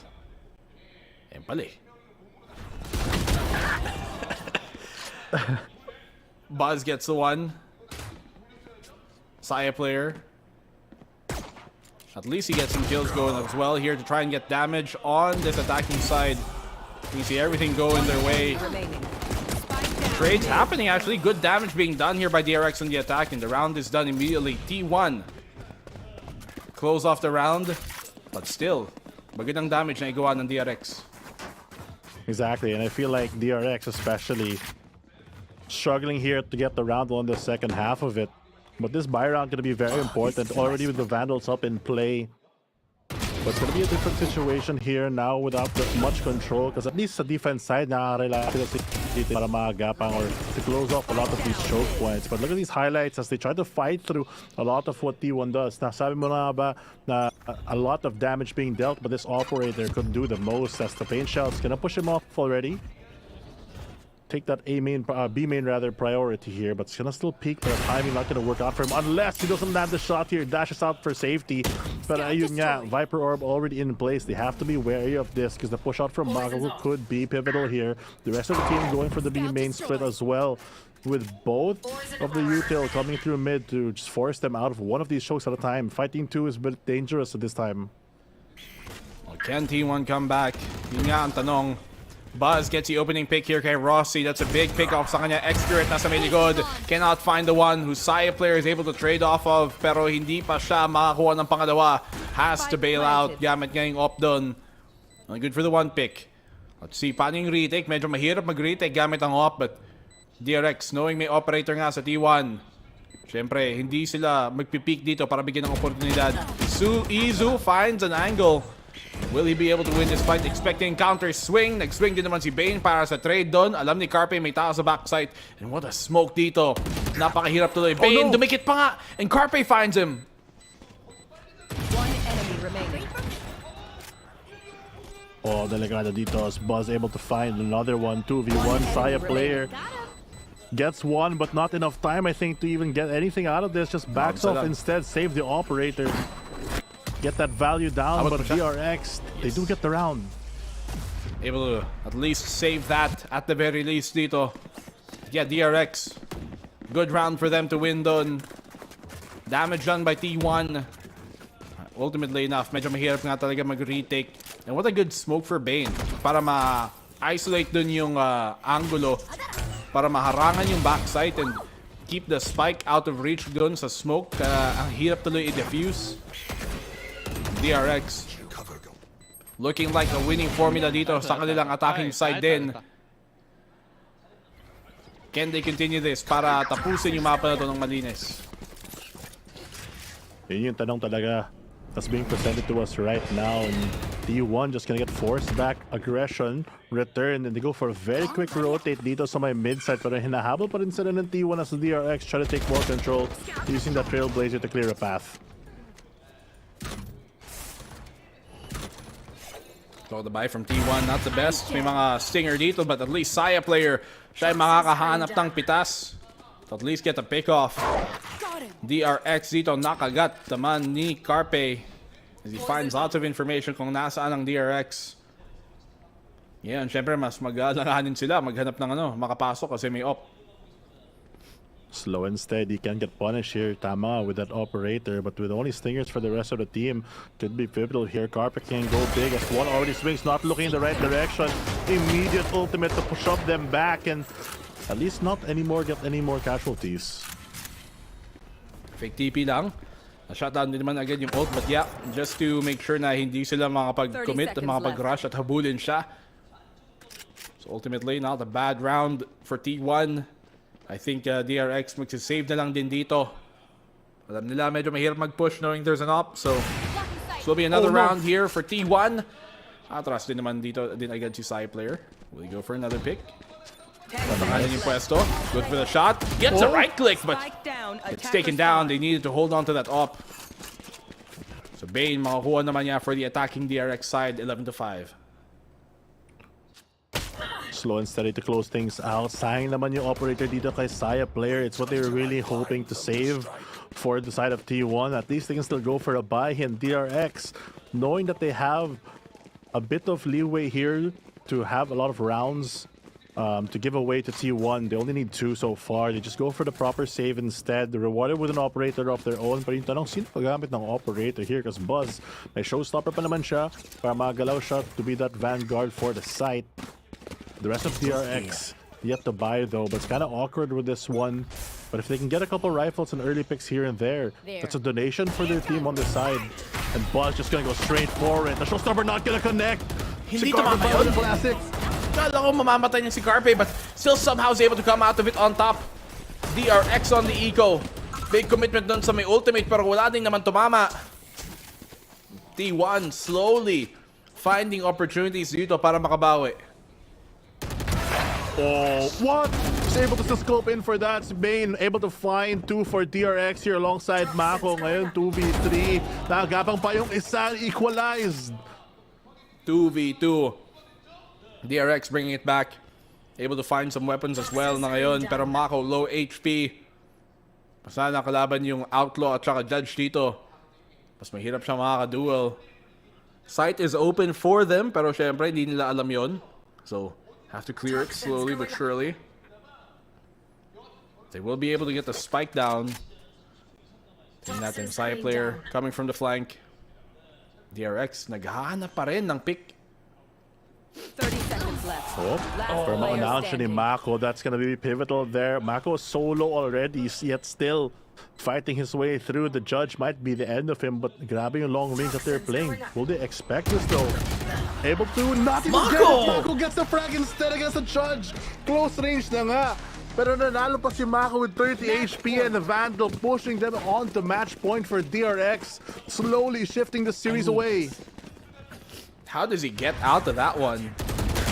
Kala ko tutumba na siya at least to the Judge. But still not enough to take him down. Mako, napaka-clutch performance sa kanya to try and get this game finally to match point against the Eco pa naman. Habang naka-Eco sila rather, medyo forced by at best. Now match point now for DRX. Heartbreaker loss para sa T1. Extremely. I mean, Judge na nga, ang baba na HP and you only bring him down to 4. Could have been the round that they needed to really get that momentum back up. And now on match point, bawal na sila magkamali. Naka-knives lang si Saya player dito. Judge still in the hands of Rossi because they are forced on a slightly lower buy with the Econ.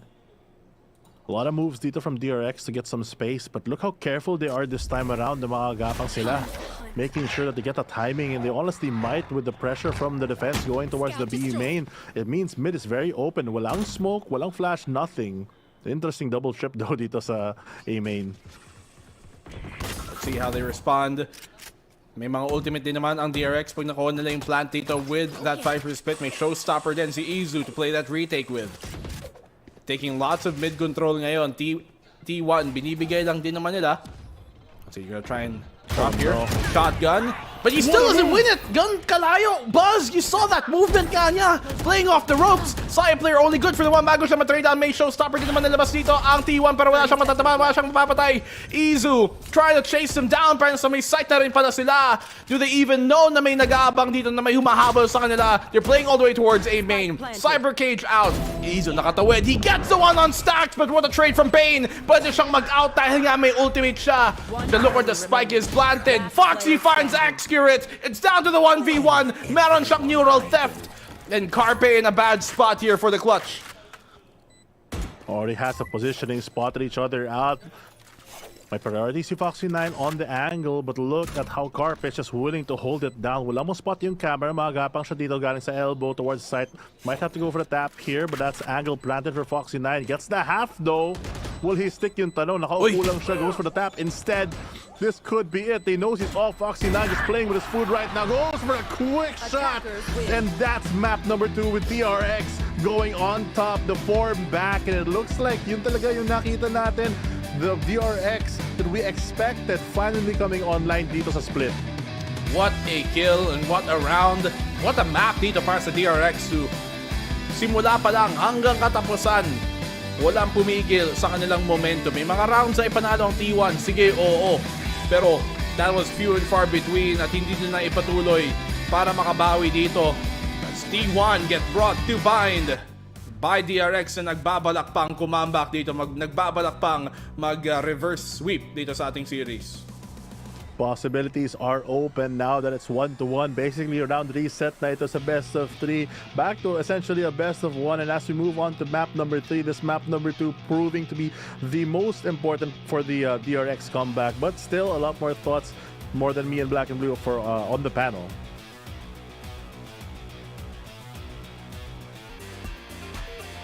Maraming salamat to Black and Blue and Fluffy. Ako nga pala si Rizko with Riku and Rockhart here on the panel. And grabe yung opening na pinakita ulit ng DRX. I think this is what they were hoping for kanina when they had that 6-0 start opening on Breeze. Nawala lang yung momentum dahil kay Izu, the unexpected factor. But they got it under control here dito sa split. And now we're heading into Vine, guys.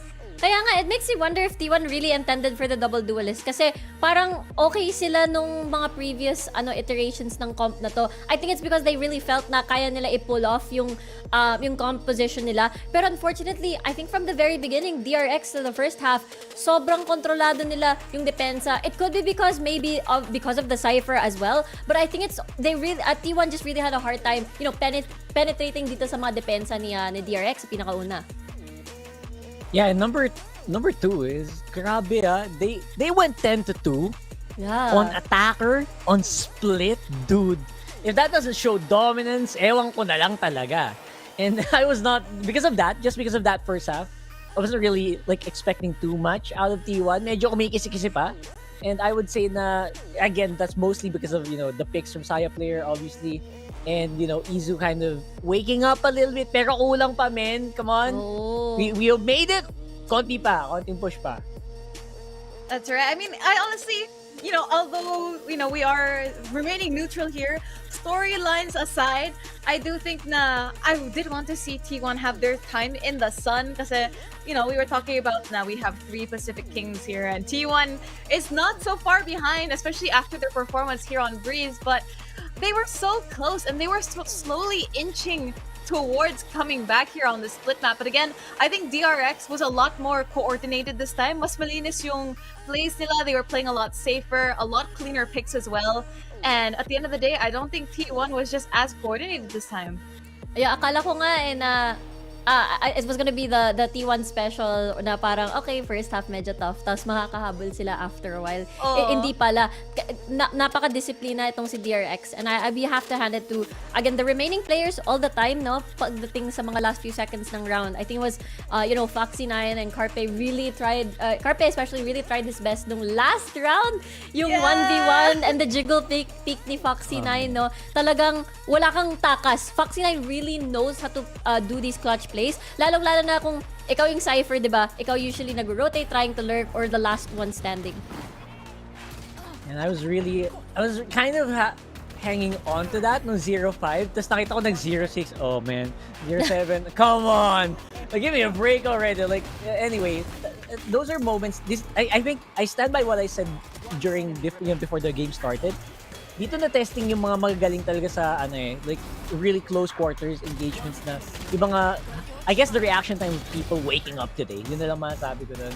Because right now, Saya player, he was doing some good work and you could tell that T1 were great on those long range holds, on the long ranges, pero they couldn't really overpower, they couldn't overpower DRX in the very close quarters combat. Yeah, and I mean here, just looking for the highlights here, you can see just how intense the hold is coming from the players of DRX. Sa mid, B, A, every single one. Stacks, Mako, Foxy, they're able to hold out on their own. That's 3v1s that you're seeing here. So it is, you can't question how they were able to take this map. But again, moving on to a map like Bind, I think sinabi ni Fluffy to kanina that it plays a little bit similarly. So we might be seeing a similar maybe lineup here from DRX. But again, I think one of the problems that T1 had here was the information was not enough. Definitely, they had a lot of moments where they didn't know how to approach, or they had to kind of dry peek these places to clear them. And I think in the end, that's kind of what led to their demise. Yeah, I think on the defense, no, parang wala masyadong na makakapag-slow. I think they were really aiming for more. They were really aiming for more points pagdating sa first half. But again, they were constantly denied by DRX and they constantly were able to stop them. But ayun na nga, I'm really excited no to see Bayern kasi Bayern, we saw it kanina on the last map.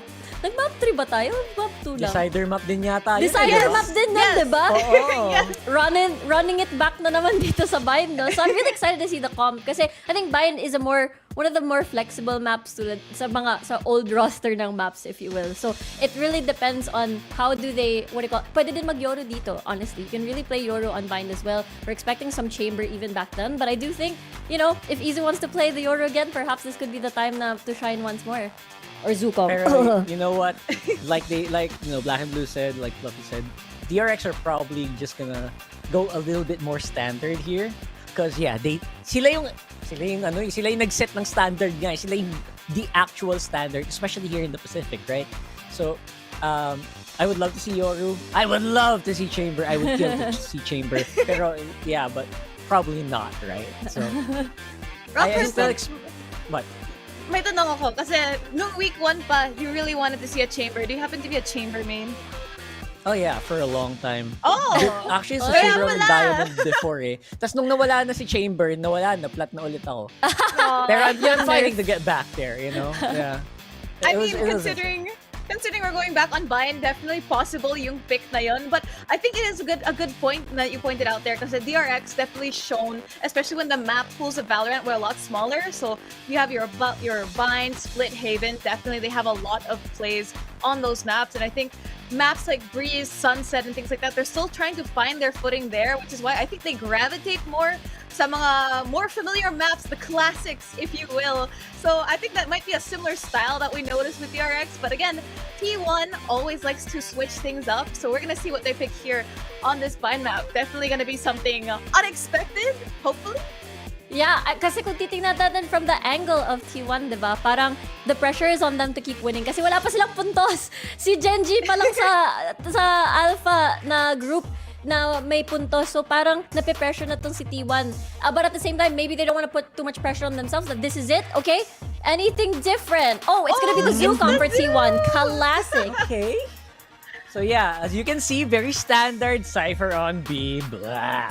KO, there you go. And Brim, syempre. Pero look at this. It's a Zukon! T1, they're definitely the team na mas willing na mag-experiment with some newer metaverse. I think I don't remember if they did have the Harbor here, but again, the Gecko, Sky, and Rings was a part of this comp. It was with the Harbor, so Harbor I think Viper, we're seeing Harbor Den, yeah. It's the repeat of the Zoo comp, but again, against DRX, they've probably been prepared for this, knowing that ito yung face of T1 coming onto Bind. But again, we're gonna have to see how they decide to execute these maps. We're gonna throw it back to our casters, so pass up Fluffy and Black and Blue. We're back here with the final map ng ating series ngayon, and I'm hoping so that this is where we're gonna see a much closer game kumpara dun sa map number 2. Ako si BNB. Mga kaibigan, kasama ko dito si Fluffy O2 Gaming, ang aking pinaka-idol na taga-BGC McKinley. Pero guys, para sa inyo dito, ang nakikita nating laban ay napakainit. Fluffy, kamusta? Parang malamig ata dyan dahil naka-jacket ka. Ang lamig nga dito kasi galing naman tayo sa mapang Split, which is of course in Tokyo, and dito naman we are back on Bind. It's gonna heat up everything here in yung heat retention. Yung tanong dito for T1, if they're able to kind of keep that up and get that early momentum that they had or that they've been losing so far, but this time around flip the script and get some rounds on the board, especially with this opening pistol. Let's look at this opening pistol. DRX dito foregoing yung nakikita nating composition na may Yoru sila dati na nilalabas kalaban ngayong Genji. We would see them kind of play with a Gecko, pero sa ngayon, different comp sa kanila ngayon. A bit more standard, but they're going for the KO instead of yung usual Sky or parang Breach ang nakita natin sa mapa na to.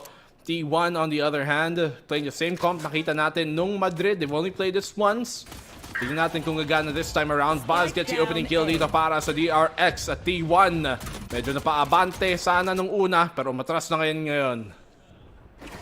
Slowly starting things up here with Carpe off the table already. It's going to be very hard for T1 na magapang pa sila. Thankfully though, with the double controller as well as the double initiator, they still have a lot of ways to take the space that they want. May flash pa sila at pwede sila gumapang dito on showers, taking out the camera as Saya player does go for some more control here. Not going to be given any ground by DRX though, as they choose to hold down this A site like a fortress and really back up on these angles, expecting yung re-hit dito from T1. 5v4. As T1 na ubusan ng oras dito si DRX. I'm not sure if I advise this. Let's see kung mapapatay ba nila. Pero baka matradean pa nga. And yung T1 are able to equalize things. Dahil nga doon, sumugod pa ang DRX. Kahit may lead na sila.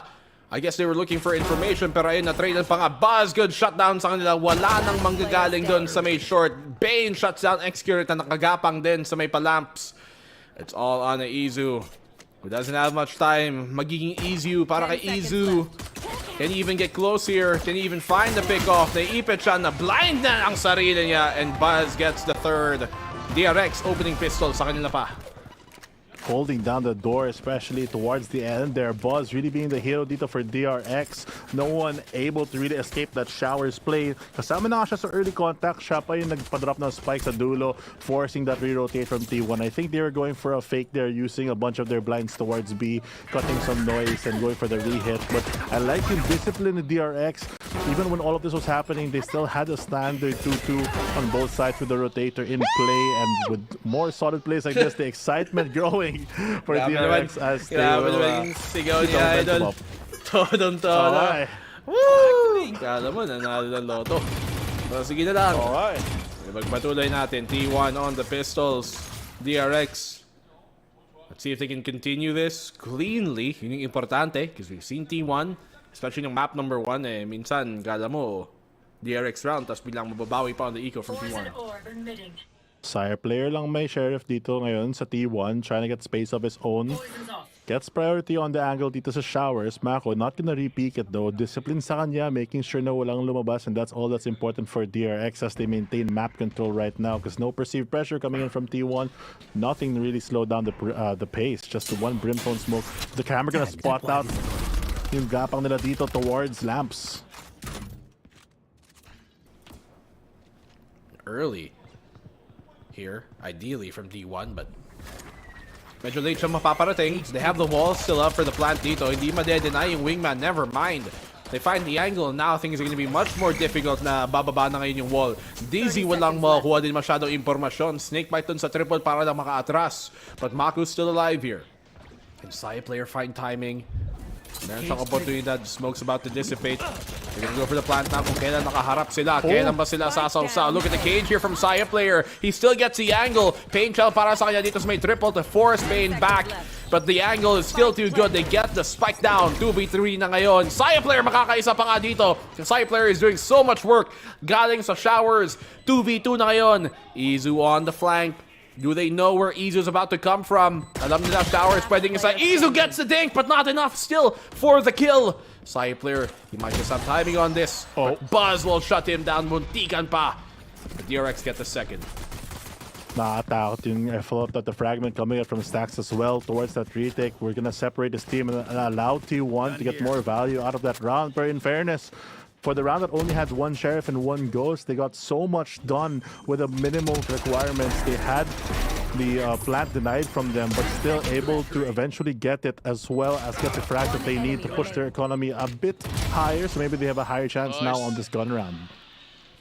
I mean, the fact na denying unang plant attempt nila, and they were still able to get a second plant off, already pretty good for T1, considering that could have went a lot worse. But now they've got guns. Early smoke dito, aggressive smoke from DRX para makakuha ng orb at saka map control. Buzz! Through the smoke, nakaisa pa kay Carpe. Value kill dito, slowing down even more the initiator gun. Wala na yung wingman plant, wala na isang flash, and Izu thankfully still has to, as well as his trailblazer. But yung lurk dito kay Rossi, kung hindi siya na spot, could be very pivotal here. Will he expect a close angle though? Oh, Mako. Kahit naka-ghost, finds the timing dito kay Rossi. I thought he had the advantage there, pero hindi pa rin. DRX 5 versus 3. T1 nahihirapan pa rin mga kilos. They're playing the double wall comp na naman.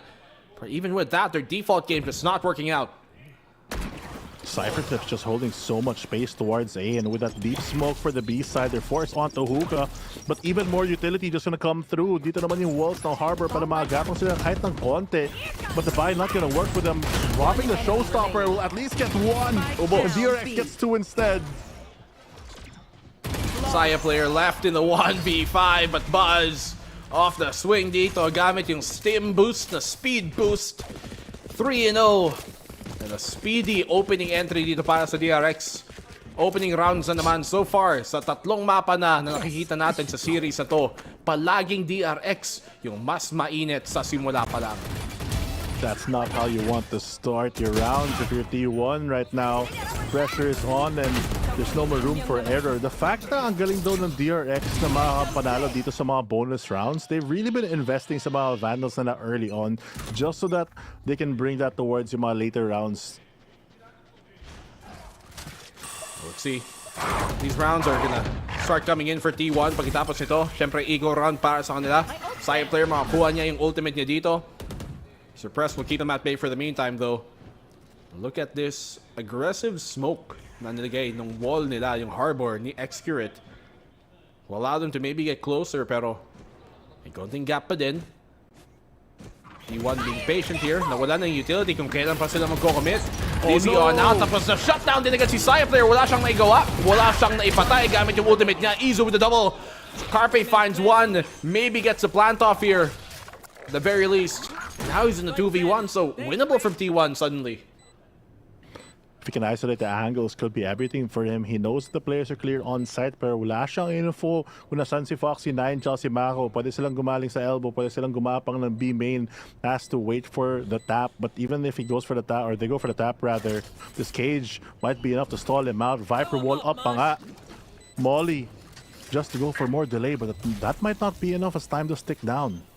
Medyo malalim yung snake bite, right? Actually perfect for him. Can stick this defuse for the most part. Wala siyang magagawa. Just gonna be perfectly stuck from DRX. T1. May Carpe falls down pa rin pagkatapos. Valiant effort but just way too outgunned doon sa utility. May Viper, may Cypher.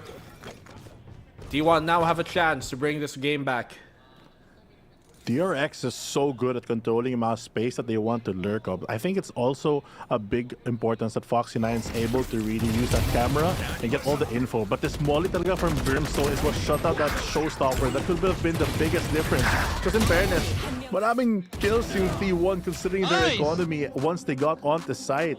If they had a little bit more push with yung showstopper available, that could have really shifted everything for them. Got another player down, another rifle.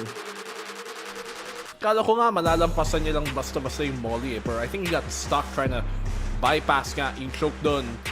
At yun pala doon pa siya. Nabunggo niya ata yung teammate din niya on the second satchel. Nabunggo nga niya ata eh, yung second satchel niya. Yun niya eh, na-stuck siya. Masyadong crowded, masyadong daming tao. Traffic, boss. Grabe, kahit coding. Hindi gumagalaw. Kahit coding. Hindi pa siya napadaan. Ikaw ba yung papadaan? Depende. Siyempre papadaan ka. Alam mo guys, dati, nasa kotse kami. Kasi ako, medyo kasalanan ko din na dumaan ako sa bus lane. So inuli kami, di ba? Tapos nung inuli kami, sabi nitong T Fluffy, Boss, Fluffy O2. Tapos pinayagan na lang na yung Porsche. Sige boss, ay ikaw pala yan. Sige, una na kayo. Grabe talaga ang power. Ang dami mong sinasabi. Bumalik tayo dito sa facts. And the fact is, yung DRX, napakalaki yung lead nila. Hindi naman tayo lahat sa stuck sa traffic dito kasi kailangan nilang gumalaw at this point. And T1 have to find the momentum that they need to really push through this defense. But that's not gonna work out if Mako lands shots like this in Carpe. Again, parang 3 rounds na siya nawawalang aga-aga. Tingnan natin. I mean, yung kaagahan niya dito ng T1's composition pagdating sa maagang map control, you'd expect them to be benefiting dahil nga sa mga double wall nila, but so far hindi yun yung nagiging resulta na nakikita natin base sa laro na to at base din doon sa split kanina, especially dito sa may bind. T1, they're not burning enough utility galing sa depensa ng DRX kaya nahihirapan din sila sa mga late round push nila. Exactly, and ngayon slowing down the pace here. without having this much utility. And Mako even finds another one. Bawas isang controller, bawas isang initiator. Buti na lang nagdala silang dalawa. Okay, dalawang pick para sa DRX. T1 mas pahirapan pa naman ngayon makaplant ng spike. Dahil nga, sobrang konti na nila. Wala pa silang masyadong map control. Ipit na ipit pa naman sila dito. Honestly, at this point, okay din naman mag-TP at 20 seconds. But you have to make the decision now. Saya player magiging aggressive dito. Bane mag-shutdown sa kanya. Pangatlo para kay Mako. And a flawless, perfect round DRX. Perfect katulad ni Fluffy O2. They have to find a chink in the armor, especially dito sa shower side, because Mako alone is just able to really cut them down. And without that utility to support them, nahirapan pumasok yung T1. There's no fusion and confusion here, with no TPs available for them. They're picking a composition that has to walk into things, and you don't want to be walking dito sa may slow. You don't want to walk into a lot of these mollies. Very dangerous situation. And if you just get dry peek there by a Viper and you lose that many players, it's so difficult to really recover that round. Grabe. 5-0. DRX, still momentum. Para sa kanila, T1, wala masyadong naigagawa so far dito sa attacking side nila. And the attacking side on Bayern is a curious one. Mabilis ang rotate ng depensa sa mapa na to. So you really have to make sure mahahatak mo ang depensa sa kabilang side. But T1, very dry sa pag-commit. Saya player, sumusugod, sumasaw-saw. Nakadalawa pa kagamit yung stinger. Napakakate, napakasakit. Stacks on the trade. Will he try and go for more? Yung thrash, inampasan lang siya. Nakalampas pa nga si Stacks dito. Nasa may backside nila. 4 para kay Stacks. Inubos niya. 1v3. Excurate na titira. Pulse, baka hindi alam na nandyan siya. They're mauling out short. Info not there for them. But what a hero play there by Stacks to maybe close out this round. 3v1 stinger lang. May Cyber Cage pa nga. Already low, and Foxy9 sweeps it up for his team. But the leader really leading by example there. What a round from Stacks. DRX not showing any signs dito of slowing down. Dire-diretso lang. No breaks ahead for DRX. T1 timeout para sa kanila. Oh, what a round there. The fact, yung game sense talaga, I feel like was the biggest deal. Just catching them off guard. But the fact that he's able to get both and get the 180 as well off of the first pick. Stacks must be on fire right now. Napakainit. Napakatalas ng mata. Napakaangas ng kilos. At napakalakas ng galaw. Stacks in DRX showing that they still deserve to be respected. 2-0 sila ngayon sa kanilang group stage at mukhang nagbabalak gawing 3-0 pa nga. Yung simula lang, sige, naiagaw ng T1 yung unang mapa ng series na to. The map number 2, all the way DRX. Map number 3, nagmumukhang mapapaulit na nga. DRX. It's not T1 who is taking the throne from them sa pagiging number 1 Korean team. Genji yun. But they want to prove a point in this series para pagpunta sa Genji. Handang-handa na sila. Well, if there's anything we know about this team, sobrang resilient sila, especially in these long games. And T1, nanalo naman sila on a slow start before, but that's not short of any heroics coming from these players. But it looks like that's not heating up for them right now here on Bind. Nahirapan talaga sa pumasok. They have the Reckoning available. They also have the Seekers to maybe get some more info. But look at the aggression coming off the attack here. Changing up the pace for DRX. And Izu's already waiting on the opposite side, but not going to get rewarded with any. DRX, yung utility nila dito ng Cypher nakapwesto sa B site, which is where T1 are looking to commit. Stacks din nandito na para tumulong from the rotation. Dahil nga madaming information dito. Ibinigay ng T1, making noise towards that long. Yung suppress pa naman kumagat at may natamaan. Now T1, do they dry commit into this? Kung ikaw ang T1, kailangan gamitin yung Cypher player yung paint shots niya pang clear ng mga trip sa harap ng site. Oh. Actually, for info, hinihintay na lang yung oras mawala. Kailangan pa mag-regroup dito ang T1 since wala pa nangyayari dito pa the Cyber Cam. already ready for the entry. No risk required. Nag-reckoning na nga, pero walang tao naman sa side. At least it's clear for them and trying to go for the spam. May angle si Foxy9 to maybe get some value here as this harbor wall will 30 fall. seconds left. The timing not gonna be there for him. Foxy, pinipush nila siya. Meron siyang cyber cage para sa pag-swing. But Izu still coming out on top doon. Magandang pagkuha dito ng elbow. Masisigo ba nila si Buzz din? Si Buzz nasa malapit na angulo. Meron siyang paint, just gets the one. Double para kay Buzz. Tumutulong lang din naman dito si Bane. It's a 1v2. Mako na lang natitira para sa DRX. T1, unang round na ba nila to dito ng half na to? May ulti si Mako. Iko-commit ba niya? Taps for the one. Walang reaksyon ng T1. T1 nagbabalak ditong mag-peak ng sabay. And X-Grit naka-timing pa nga habang nakatalikod si Mako. So T1, opening round para sa kanila. 6-1 na ngayon. At least nakapasok sila on site this time. The reckoning gonna be a big help with that. But the fact that they get so much elbow control early on has really been very important for them. I feel like this is the furthest that they've been on site na hindi pa sila na-punish, at least na-clear out. DRX, I'm sure may adjustments sila for this. And knowing them will happen very quickly as kakalipat lang ng Cypher that we just last saw on B here on A. This time around, they put the firepower towards B. Maybe use the smoke to play that long angle as well. Flash around daw dito from KO to go through. Get that orb in and get Buzz and ultimate. Full buy dito para sa T1 as they commit into another round. Tinatak nila ang depensa dito sa may B. Sana yun yung balak. The Viper's Pit ikinomit sa may pa A short instead. Kung saan ngayon T1 hindi mas madidissuade silang mag-commit sa A. So B na lang ang kanilang balak sigurin. We're in DRX nakaabang. Meron din silang null command para gamitin pag-push ng T1. A lot of ways to stop yung mga util nila dito. Still waiting to get some info, but with that wall, the sound's gonna come in Cove to give them some reprieve. But that Molly is just gonna shut that dream down. And now, wala silang safe way to cross with so much util here on Buzz.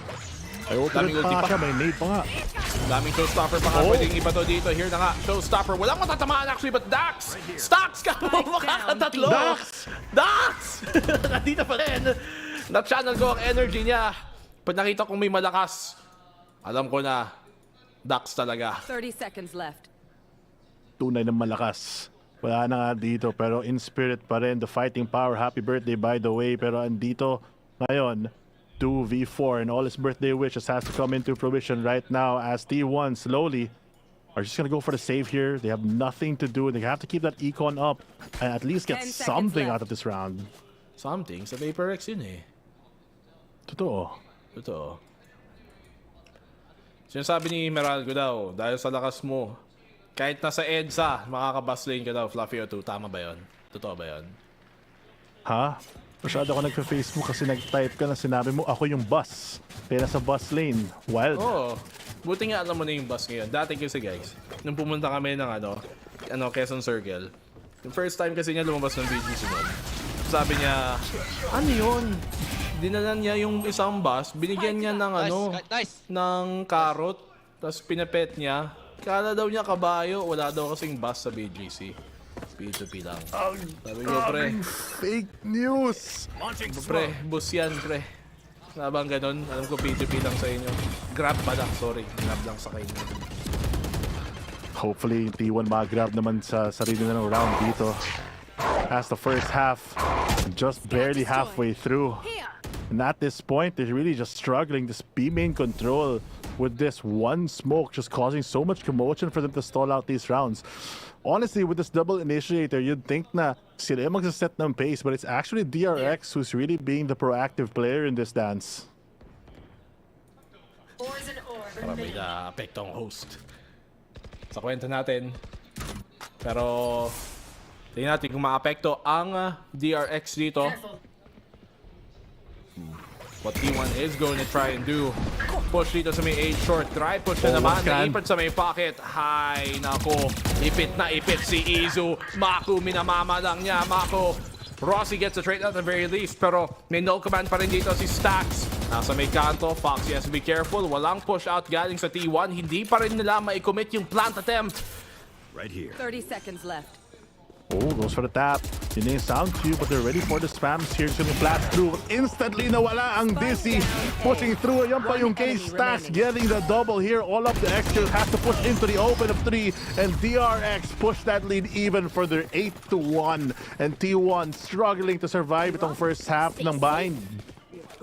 DRX. Absolutely dominating yung T1 dito. And once again, T1 parang they're just getting stuck in their ways eh. Hindi na sila nag-a-adjust, hindi na sila gumagawa ng ibang kilos. Palaging dry push na lang, in the dry push, trying to force their hand instead of playing this default game na magsayang sana yung utility sa defending side ng DRX. At para sa DRX, wala naman sila actually masyadong maraming information gathering na utility. But in that case, T1 hindi na ini-utilize ang kalakasan ng comp nila, which is the opposite of DRX. So, exactly. I think T1, they're playing into the hand dito ng DRX. Oh, easy commit here for Saya player to try to take control of Lamps. At least nakuha niya to, but will he find one though? Ayun yung suppress! Wala na yung ultimate bigla. The utility gone and they just get side control instead. At least na labas yung Viper's Pit. Sa may kanto, Carpe, alam ba niya may taga-swing din naman. Mako has that Viper's, rather Snakebite para lang makapag-isolate ng angulo. Check sa malapit, huli si Saya player. Maglaro ka dyan mag-isa ngayon. Ngayon may Viper's Pit si Rossi dito nakaset sa post plant. Pero yung Thrash masyadong malayo para maka-angulo. Buzz taken down very low. Si Execute, siya lang ang may talagang armas dito. Naka-Vandal. Stacks able to get that kill. They try nilang ma-retake tong Viper's Pit but they're delaying enough time. Carpe din, ito pa namang Mosh Pit eh. Mas makakasunog pa ng oras. Makakaisa pa nga! Si Foxy walks right into it. May oras pa ba? Grabe naman yung spray down ni Rossi with a stinger! And T1, nakaagaw pa ng isang round sa DRX. Yung Viper's Pit ang nakasalba. Grabe naman yung round na yun. Kumalma ka muna bago ka ma-high blood. Baka lalabas din yung allergies mo dito. Pero 8-2 right now. And T1, at least nakahanap sila ng isa. But look at how much they had to invest into that round just to make it work for them. Surprisingly, nasa medyo ego sila din to play into this Viper's Pit. And that ultimate from Stacks just not enough to really get that Viper's Pit out of the way. Yes, they stopped the showstopper, but the suppress not hitting the correct timing there. In fairness, it's very hard to predict. But this time around, still possible 8-4 here for T1. Fairness.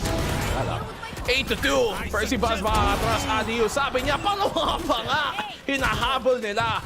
Pero hindi nila talagang mahanap ang timing dito. Foxy gets another on the hasty attempt ng T1 na sumusubok humabol. Pero sa tahol nila, mas ma-intense ang kagat ng DRX. 8-2. Should be a 9-2 real quick. Rossi na lang natitira.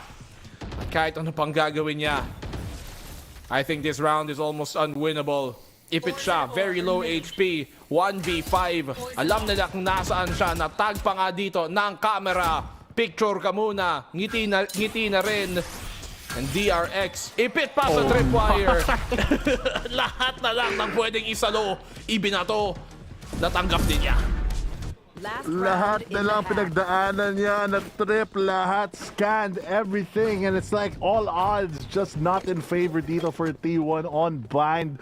DRX pushing for another 2-10 half here to close out the game.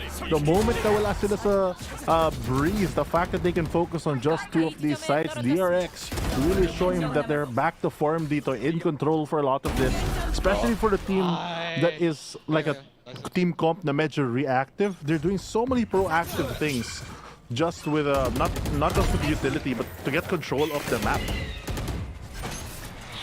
What a performance into sa DRX. Let's see if T1 can find the kill. The long stinger to accompany mga rifle na meron sila. Nakita ba ni Buzz? Hindi niya ata alam na may tao sa kanto. But this is actually a good boombot. Malaman niya may tao din pala doon. Huli ka! Sapul na sapul si Saya player. Tamang-tama. And Buzz gets a kill. 9-2 and 4 remains sa T1. Man advantage not in their way again. Ito yung mga opening picks na nawawalan sila ng momentum. Duelist out of it. They have everything doubled except that Duelist and Saya player. Without him being there, walang iba na pwedeng kumuha ng space ng ganun kabilis. They have to manually go into all these Cypher trips, and even through this wall, si Mako nakaabang na sa lamps, ready for contact. They spot him out pa nga.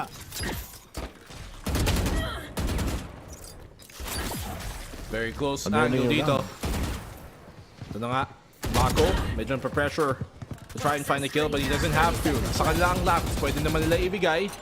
Let's see if T1 are gonna attempt to plant here. Ito na nga. Mali-deny ba dito ng DRX? Good flash out. Rossi from the double. Nakapush pa nga ng smoke doon. Naharangan pa nga dito din ang angulo. And Buzz na lang natitira. So 9-3 ang nagmumukhang score dito sa ating first half. And T1. Good response para tapusin ang first half na to. Kailangan niya mag-ingat dito, but looks like checkmate position already granted. Able to find Garpe. Oh, will he get more? Only gets the 2. Ends up with 3. Pero si Rossi talaga yung nag-secure ng round. 9-3 at the moment. Curse activated. Hopefully for the side of T1 because DRX are looking very stable dito on map number 3.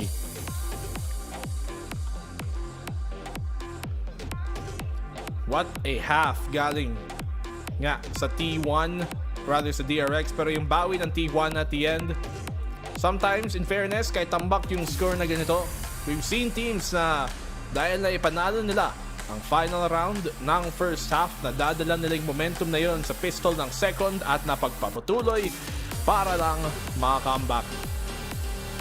The DRX gotta make sure dito na yung attacking side nila ay hindi kasing ay hindi magiging problema dahil yung opening half nila napaka-solid. Napaka-solid. Yun talaga. Liquid gas yung kailangan nila ngayon for that momentum para ma-push nila for this pistol round. Able to get that opening pick. It won't equalize the situation, but at least it will get them somewhat of an advantage here. If they can get to 5-9, it looks way more winnable. But it's going to be very difficult nga without that Sentinel built into their comp. They have to kind of do yung mga proactive plays ng gustong ginagawa ng DRX sa first half. But on their side, use that initiating power to control this part of mine, especially sa may chokes. T1. Masasakal lang ba sila dito ng DRX attacking side? Or kung magiging mahirap ba ang pag-push, makalampas dun sa mga choke na sinasabi mga fluff dito sa attacking side naman ng DRX. Let's see, base sa comp nila, kung makuha ni Stacks ang suppress dun sa mga importanteng controller ng T1, doon pa baka makalampas ang DRX attacking side nila. Look at the difference though sa defense nila. Yung setup ng DRX, pang palayo ang laban. Pero dito, close quarters as Execute also finds the first. Tries to get the second, but there comes DRX with 2 already. Ganda ng blast back doon para maka-atras. But Saya player and Rossi coming from the flank para maging 2v2. Mako, alam niya, nandito sila. Yung spike, wala sa kamay nila. Foxy trying to TP potentially dito para makahanap ng pincer play. I think they're trying to bait them para makalapit dito bago siya mag-TP. Pag nag-contact, doon pa lang siya lalabas. Umatras actually dito si Mako, who's trying to go around instead. Not sure if this is the right play. Nakakontak na sila dito ng harapan. Mako gets the one. Pwede siya mag-TP. Saya player nahuli ng Frenzy, malapitan. Pero yung Frenzy napakabaliw. And si Saya player ang nakakapit kaya nakakaaliw. 9-4. T1 nakabawi sa pistol pa. Finally, at least nakanalo sila to get that momentum back. Baka nga tama ka na yung winning the last round of the previous half can get you all the rounds, or at least yung fighting spirit back. And Saya player getting that's gonna mean everything dito for T1 as they're able to buy up and look at the investment. Tatlong bulldog na nandito. I think Saya player may be saving for an operator, but with that full armor, maybe not. And it looks like DRX just gonna go for a full save, knowing na meron silang ibang rounds to lose here, since that gap still kind of huge. Laking lead pa rin ng DRX simula ng half na to, but T1 can slowly come back into it. Nag-stay pa rin dito si Saya player. Ayaw nang umatras. Double para sa kanya. Makakapangatlo pa nga sana. Pero nakaingot dito si Mako. Tsaka si Fox9. Execute it. Mag-shutdown din naman. So, not too much loss dito sa ekonomiya ng T1. Ng DRX. Siyempre, they need to win this round. Ayaw nilang paunting-unting mabubura ang kanilang lamang. They lose one Bulldog for the side of T1, but they still come up with dalawang Bulldog, dalawang Vandal, isang Spectre, and I feel like that Marshall talaga from Saya player so accurate. The fact that he's able to still get away, 6 HP drops down to the off angle and execute it to secure the round. So crispy there for T1 is all that they need to do to secure this round, but with DRX on the full armor and full buy here, because they didn't spend anything in the previous round, they really just want to go for this win here as it takes so aggressive space. Naghihintay lang si Mako sa likod ng wall, but he doesn't get the timing. They're just pushing, parang on the same team, just going together. What? Just missing the timing here. Nakalampas pa nga. Nagkasilis yan. Because of this trip, di makakalapit din si Saya player. But at least without not giving away yung information nga na yon. Kung may Owen sana, pwede mag-TP. May Yoru sana, but not gonna happen now. Mag-aabang lang kung mag-rotate ang DRX. There. T1. Rotating na doon papunta sa B-site. Huwag natin kakalimutan si Fox9. Nasa may pa-showers kung kailangan nila mag-TP into showers. But DRX looking to commit. Buzz, may angulo galing doon sa taas ng shed. Si Rossi tutumba. That's a big anchor dito para maipatay nila. Execute na sa loob ng site. Naiipit lang din sila lahat. Execute, buhay pa din but not for long. 4v2. At yung site nasa may DRX. Si Foxy9 pa nga nanggagaling sa flank. T1. Can they even do economic damage dito? Yung tanong, Carpe has to try to get something. They have somewhat of a crossfire between Hookah and CT, but you will not expect Foxy9 going for the frag already. Saya player, smartly, just gonna back off instead. Mag-save na lang siya para sa sunod na mga rounds. Or will he still try? I doubt it. Maybe just trying to find isa pang exit frag dito. Scan not gonna land. Has to back away. But what a round there from DRX. The fact that yung blast pack nakaakyat siya to get the off angle, he doesn't have to push through that harbor wall, which was the plan of T1 to trap them in, and DRX showing that they can squeeze out every advantage as they move on to the first set of double digits here online. DRX, and nga 10-5. Malinis na round na kinailangan nila para mas makapag secure ng ekonomiya dito. T1 still elusive sa kanila ang kanilang first win ng season na to. It hasn't been a good opening start sa season nila. Natalo sila kalaban ng DFM. Ngayon, malapit na rin mag-match point ang DRX. Sa taon na to actually, they've yet to really find much of a win. Nung kick-off lang, doon lang sila nakakatalo ng Bleed at saka Zeta, but so far, they're in a 3-game loss streak. Maggagawin bang 4 yun ng DRX? I mean, so far, so good yung momentum nila towards this one. With a slightly lower buy, T1, only Carpe naman yung naka-sheriff, for the rest of them with full firepower here. Look how aggressive they are towards this B side, but dito din yung DRX if they're ready for the swing. If you're going dry. Nice flash counter dito para umatras. But look at that! The double from Buzz! Nag-line up pa sila! At nasabay pa silang tutumba. Buzz with the triple! Meron pa siyang ultimate para sagurin ang site. Walang mapapapigil sa kanya. Siya ay si Superman. Siya si Buzz Lightyear. T1. Basic na basic lang. DRX. Unstoppable. And Buzz leading the charge. 11-5. What a player. And what a play. Grabe, leading the charge there. Essentially 1v4, supporting the death of his teammate. Kung masabi mo, nice trade. Yun yung pinaka-nice trade na kaya mong gawin. 1-for-4, just going straight for the B line off the side. After what a collateral there onto B. Even managing to find Gecko, Carpe falling.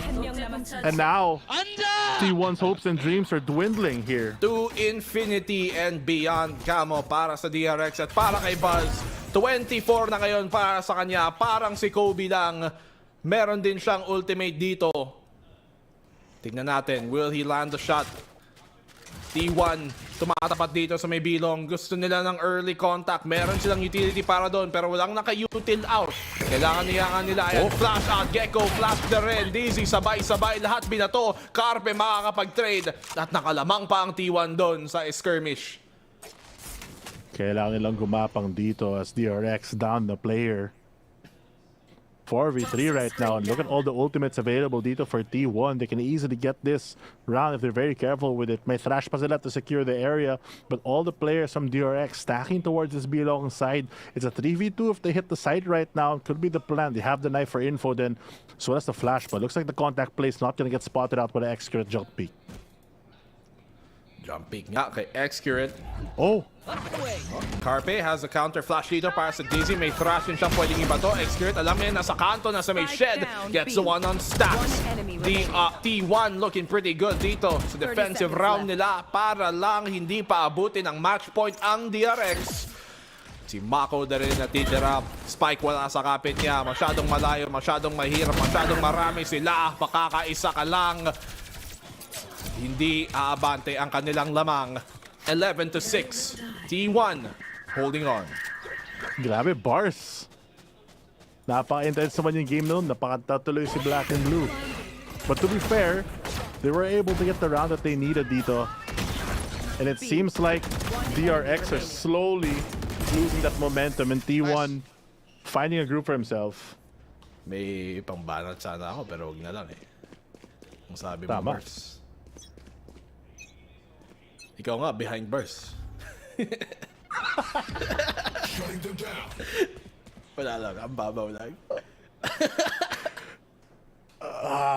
Pero hirap talaga pag behind bars, and T1 caged in the situation as they're forced to play for their lives, not wanting DRX to get that match point. Saya player still with the ultimate available can easily burst onto site. Without that control, Sentinel rather, they have to be aware sa mga flanks na pwedeng gawin dito ng DRX. So they have to manually hold it with the firepower here. Taking an early fight here. Quick trade. Showstopper from both. Pero wala magka-connect. Tingin na lang sila. Oh! Sakton! Splash damage. Walang makakahanap ng pitas pero arguably, siyempre mas okay kay Saya player dahil nakadamage pa nga, nakapag-low HP doon kay Buzz. Ilabas na nga dito ang Viper Spit sa post plant. Ito na nga ang reckoning tubig para sa lason. Ano bang mas okay dito? Hindi pa nila naipupush dito yung ult. Naubos na rin yung mga ult at wala pa rin silang naisusugod. Mako gets the one dito kay Izu. Could be a terrible mistake para sa T1. Hindi sila nag-initiate pagkatapos ng ultimate na yon. Nag-abang na lang. Buzz, makaharap pa ng angulo. He gets the one on the Carpe. Hinulaan lang niya yung angulo doon mismo. Top of the spike. Walang reaksyon ng DRX. Si Stacks makakaisa. T1. Okay na sana. Pero hindi pa rin nila ma-convert. Nahirapan talaga sila dito, and match point just going down like that. DRX smooth sailing for them as T1. I feel like they're forced on a very awkward buy here for a possible final round. They want to extend this lead to 12-7, but it's gonna look like it's leaning towards a 13-6 for DRX to close it out if they continue playing like this. Yung map control talaga ng DRX napakalakas. The proactivity na na-mention ko earlier has been pivotal in their success with Stacks leading the IGL, the comms. Hindi ba lahat ng galaw nila proactivity? Kasi pro sila eh. Kasi pro sila. Tama. Tama, di ba? Anong gawin nila? Proactive din. Tingnan natin kung magagawan pa dito ng T1. Kumambak. 6 rounds. Para lang makabawi dito. Null command. Fox 9. Alam niya papunta sa kanya. The trade comes in. Equalize. Rossi makakapag-trade doon para sa kanya. DRX makakuha naman nila ang site. Alam nilang may tao dito sa may bandang showers. Pero alam din nila na aatras yan dahil Viper hindi naliligo. Mga Viper main. Grabe. Naamoy nila dito. Kung saan magagaling ang defense. Yung dog na nga. Alam na yung U-Haul is already taken here as Carpet tries to go for Elliston, but the awkward angle. Stacks able to find one. 4v3 right now, and now reduced to a 4v2. Life on the line here for T1. T1 running out of time. Yung Molly napakasakit. Nasunog siya na ito sta. X-Curate na lang natitira. At siya na rin ang huling tutumba. Stacks with a 13 at the end for DRX. And what a game for DRX to cement their run dito. 3-0 at the top of the Pacific League. What an intense game. They lose map number 1, pero yung buong series, really dominating first halves here by DRX, and just slow and steady chess moves really close out the remaining ones. And here on Bind, able to come up on top, and T1 unfortunately still having a streak, but not the streak that they want. Napakahirap. Siyempre yung mga streak dito na naisiset ng DRX from map number 2 to map number 3. Dominance against T1, and T1 hindi nagmumukhang yung T1 na nakilala natin nung huling taon, nung 2023, nung unang inaugural year ng Pacific League. So far, struggling. Kung 3-0 ngayon sa Pacific League ang DRX, 0-3 naman ang T1. So, medyo nangingitlog pa sila at 0 lang ang kanilang nahanap dito sa tournament natin. Tama. Lahat ng sinabi mo tama kasi yung DRX talaga still tayo. keeping that alive. Oo nga eh. Napuputol yung headroom natin. Medyo baba tayo, boss. Masyado matangkad. Si Fluffy kasi, guys, 6 foot talaga yan. Pero pa-humble lang. Pag sa Wikipedia, 6'2". Pag nahanap mo sa Bumble, 6'4". Dati. Ngayon, wala na, syempre. Pero sa ngayon, okay na muna. Sige, wag natin na papansinin yon kasi may mas importanteng punto tayo na i-breakdown ng ating panel. Ito na nga panel, Como Está? Anong language ulit yan? No habla Maraming English. salamat, BNB and Fluffy. Thank you for the very colorful casting dito sa last game natin. It was much more exciting thanks to that, syempre. But there you have it, ladies and gentlemen. DRX ang winner natin dito sa matchup of the Hometown Heroes. 13-6 ang naging scoreline natin dito sa Bind. And at the end of the day, DRX have had this common theme, and it's been having a very consistent and strong opening across all 3 games. They start off very sharp, super coordinated, and yung consistency na yon to replicate that across an entire series shows kung gaano ka-solid ang DRX right now. Oo, parang pabalik na yung dating form ng 2023 itong si DRX. At parang if they can go undefeated dito sa group stage natin, edi marireplicate din nila, sorta, yung run nila dati ng group stage. Kasi nga, Team Secret yung nagpigil ng kanilang win streak. Pero ito MVP si Buzz, parang galit na galit, no? Parang ayaw niya yung nangyari nung Breeze eh. Kaya parang dito talaga sila bumawi. From split up until here, naidala nila yung momentum para sa kanila. Yeah, that was a really heavy reverse. As in, literal. Hanggang nung dulo, with that 4K, and right after that 4K, Buzz just went, ako na to. Tapusin ko na to. This is my game. And they really did prove na that consistency. Parang pag nag-0-6, 0-5, nag-pray ka na lang eh. Ano ba? T1. I-score ba kayo? Parang ganun eh. So overall, I would say you're right, Rebis. Kaya ko to. Rebix. So, kahit Rebby na lang. Basta Reb. Basta yun. That just goes to show na, you know what, that consistency is something that teams really fight for, right? That early consistency. And once you get that, Valorant is such a momentum-based game. So napakadali na lang na mag-overtake ng mga game pag meron ka na. Oh, I think now we definitely saw this, especially nung week 1, ang daming games that once you started that snowball, it was very hard to stop. Katulad ng mga games against Team Secret. But let's not get into that kasi babawi sila bukas against RRQ. But we did see some signs of life here for T1. Katulad ng play ni Rossi on that stinger. I think he got the 4K there kung naalala nyo pa. A lot of hero plays here and there, but you really cannot deny DRX, especially with how they're playing today. Oo nga eh. I think T1, no, para silang, I think it's still the same story for them for 2024. I know they're rebuilding. I know they assembled an entirely different roster for this year. Pero it's becoming an identity of T1, di ba, nung last year. It's like, when they're really good, they're really good. Yeah. But when they're having a hard time, you can really tell na parang nahihirapan sila to come back from that. So, hopefully, you know, they're able to repair it kasi parang baka mamaya magiging same lang from last year where we saw 1, 2, 3, 4. Yung top 4 na ito literally, di ba, yung naglaro today from Pacific. So again, I really like DRX's performance. Sobrang, it's looking really good for their rebuild din sa kanila. In this whole series, actually, parang yung feel mo is DRX is more of like yung consistent na tutok sa range versus T1 na they make really flashy plays pero those are spray and pray runs. So that's, you really just, it takes a lot of time to really replicate this, and I wonder matutuloy-tuloy pa to DRX kasi who else is left here to kind of like really, stop this? Probably Gen G, right? So those are the fights that we really want to look forward to after this. PRX. Kaso mag-group sila. Yeah. Well, yeah.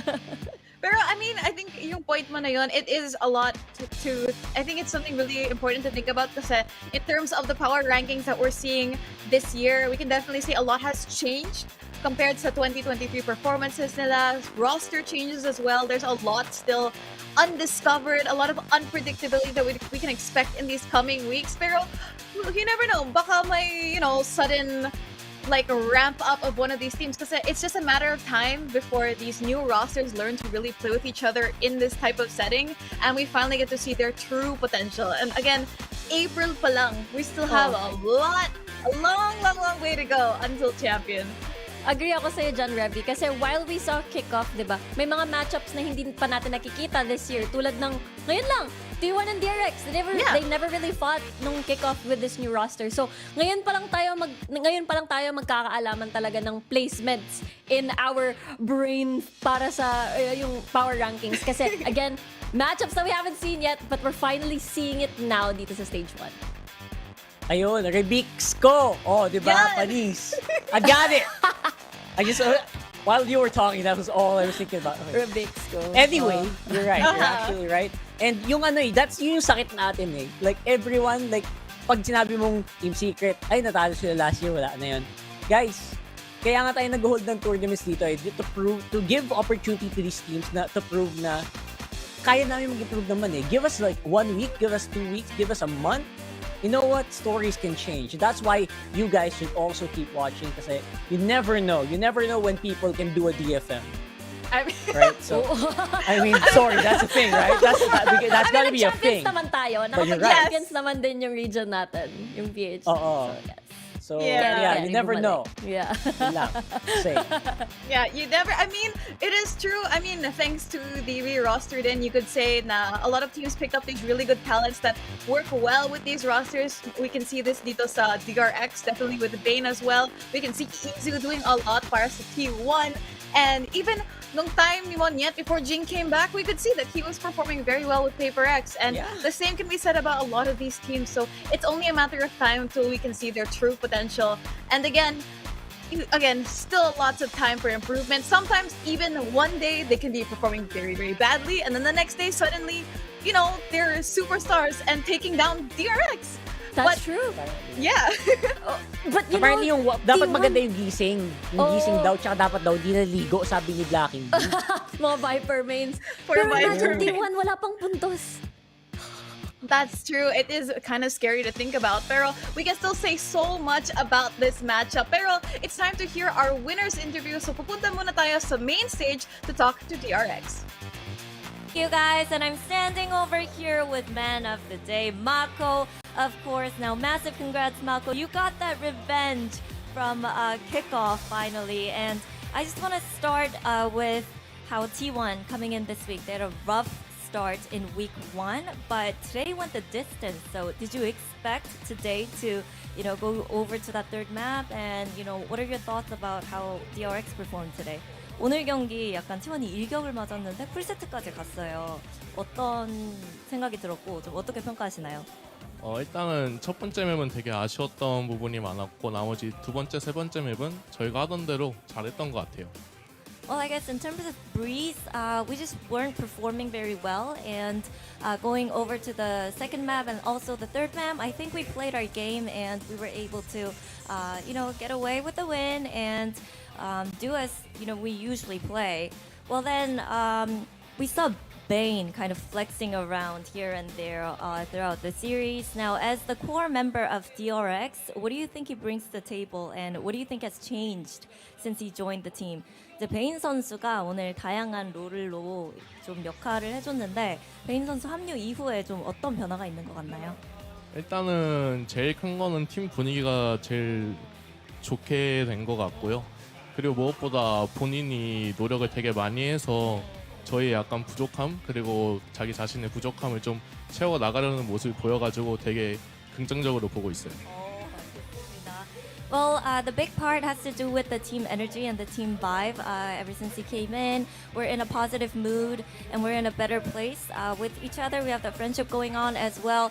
And also, he's just working so hard to improve himself. And I think there's a lot to learn from him. And I think he's such a good teammate for us. Well, Mako, I just want to point out too, your reflex was out of this world today. Has there been anything you've been doing differently, maybe to step up even more?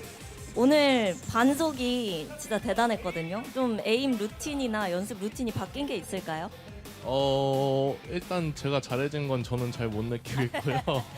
근데 무엇보다 그냥 이렇게 지금 보시는 게 제가 볼 때 옛날에는 랭크 게임을 많이 안 했어가지고 이번에는 좀 많이 해보자 해가지고 했더니 좀 잘 된 것 같아요. 한 평소에 비해서 몇 배나 더 많이 한 것 같아요?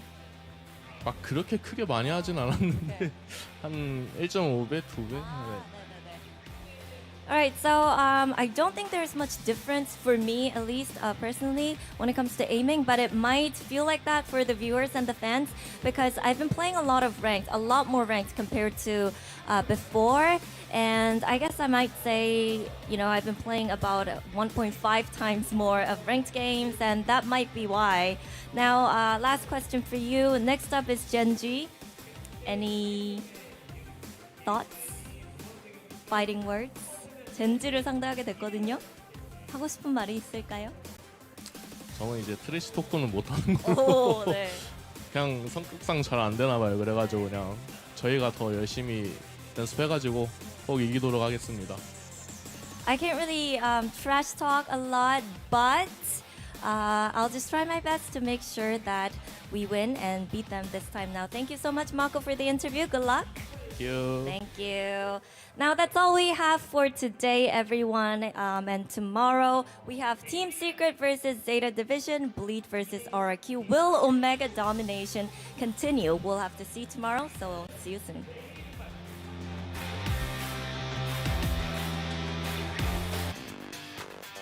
There you have it, guys, from Mako himself, isa sa mga MVP players of the Pacific. He's been saying na they've worked a lot better now with Bane. They played together as a team. The mood is good, the vibes are good, and he's been playing a lot more ranked now lately, which explains why his aim is even more cracked than usual now. Oo nga eh. Ang most likely mga feel good vibes nga yung interview nga eh. Yung susunod na lang makakalaban ay si Genji. So, tinanong diba ano yung message? Sabi niya, ayaw ko mag-trash talk. Basta gagawin na lang nila yung best nila. Ang cute eh. Grabe no, demonyo ka siguro pag nagalit ka kay Mako. Parang hindi ko kaya magalit sa mukhang yun. Just the way that he speaks. He's just like a big teddy bear. Parang ang respectful, pero may oomph pa rin yung words niya. May parang authority, no? Yung dating. Tama. Like, alam ko yung place ko, and I have the right to say it. But I think he definitely deserves that. That's mga skills niya, and you know, the reputation he has so far here in the Pacific, and even the world, you could say. Pero that's gonna be it for day number 5 here of VCT Pacific. We still have more matches tomorrow. So again, Team Secret versus Zeta Division tomorrow, and Bleed versus RRQ. Once again, I'm Rubiksko together with Riku and Rockhart. Kita-kits ulit bukas for day number 6 of VCT Pacific.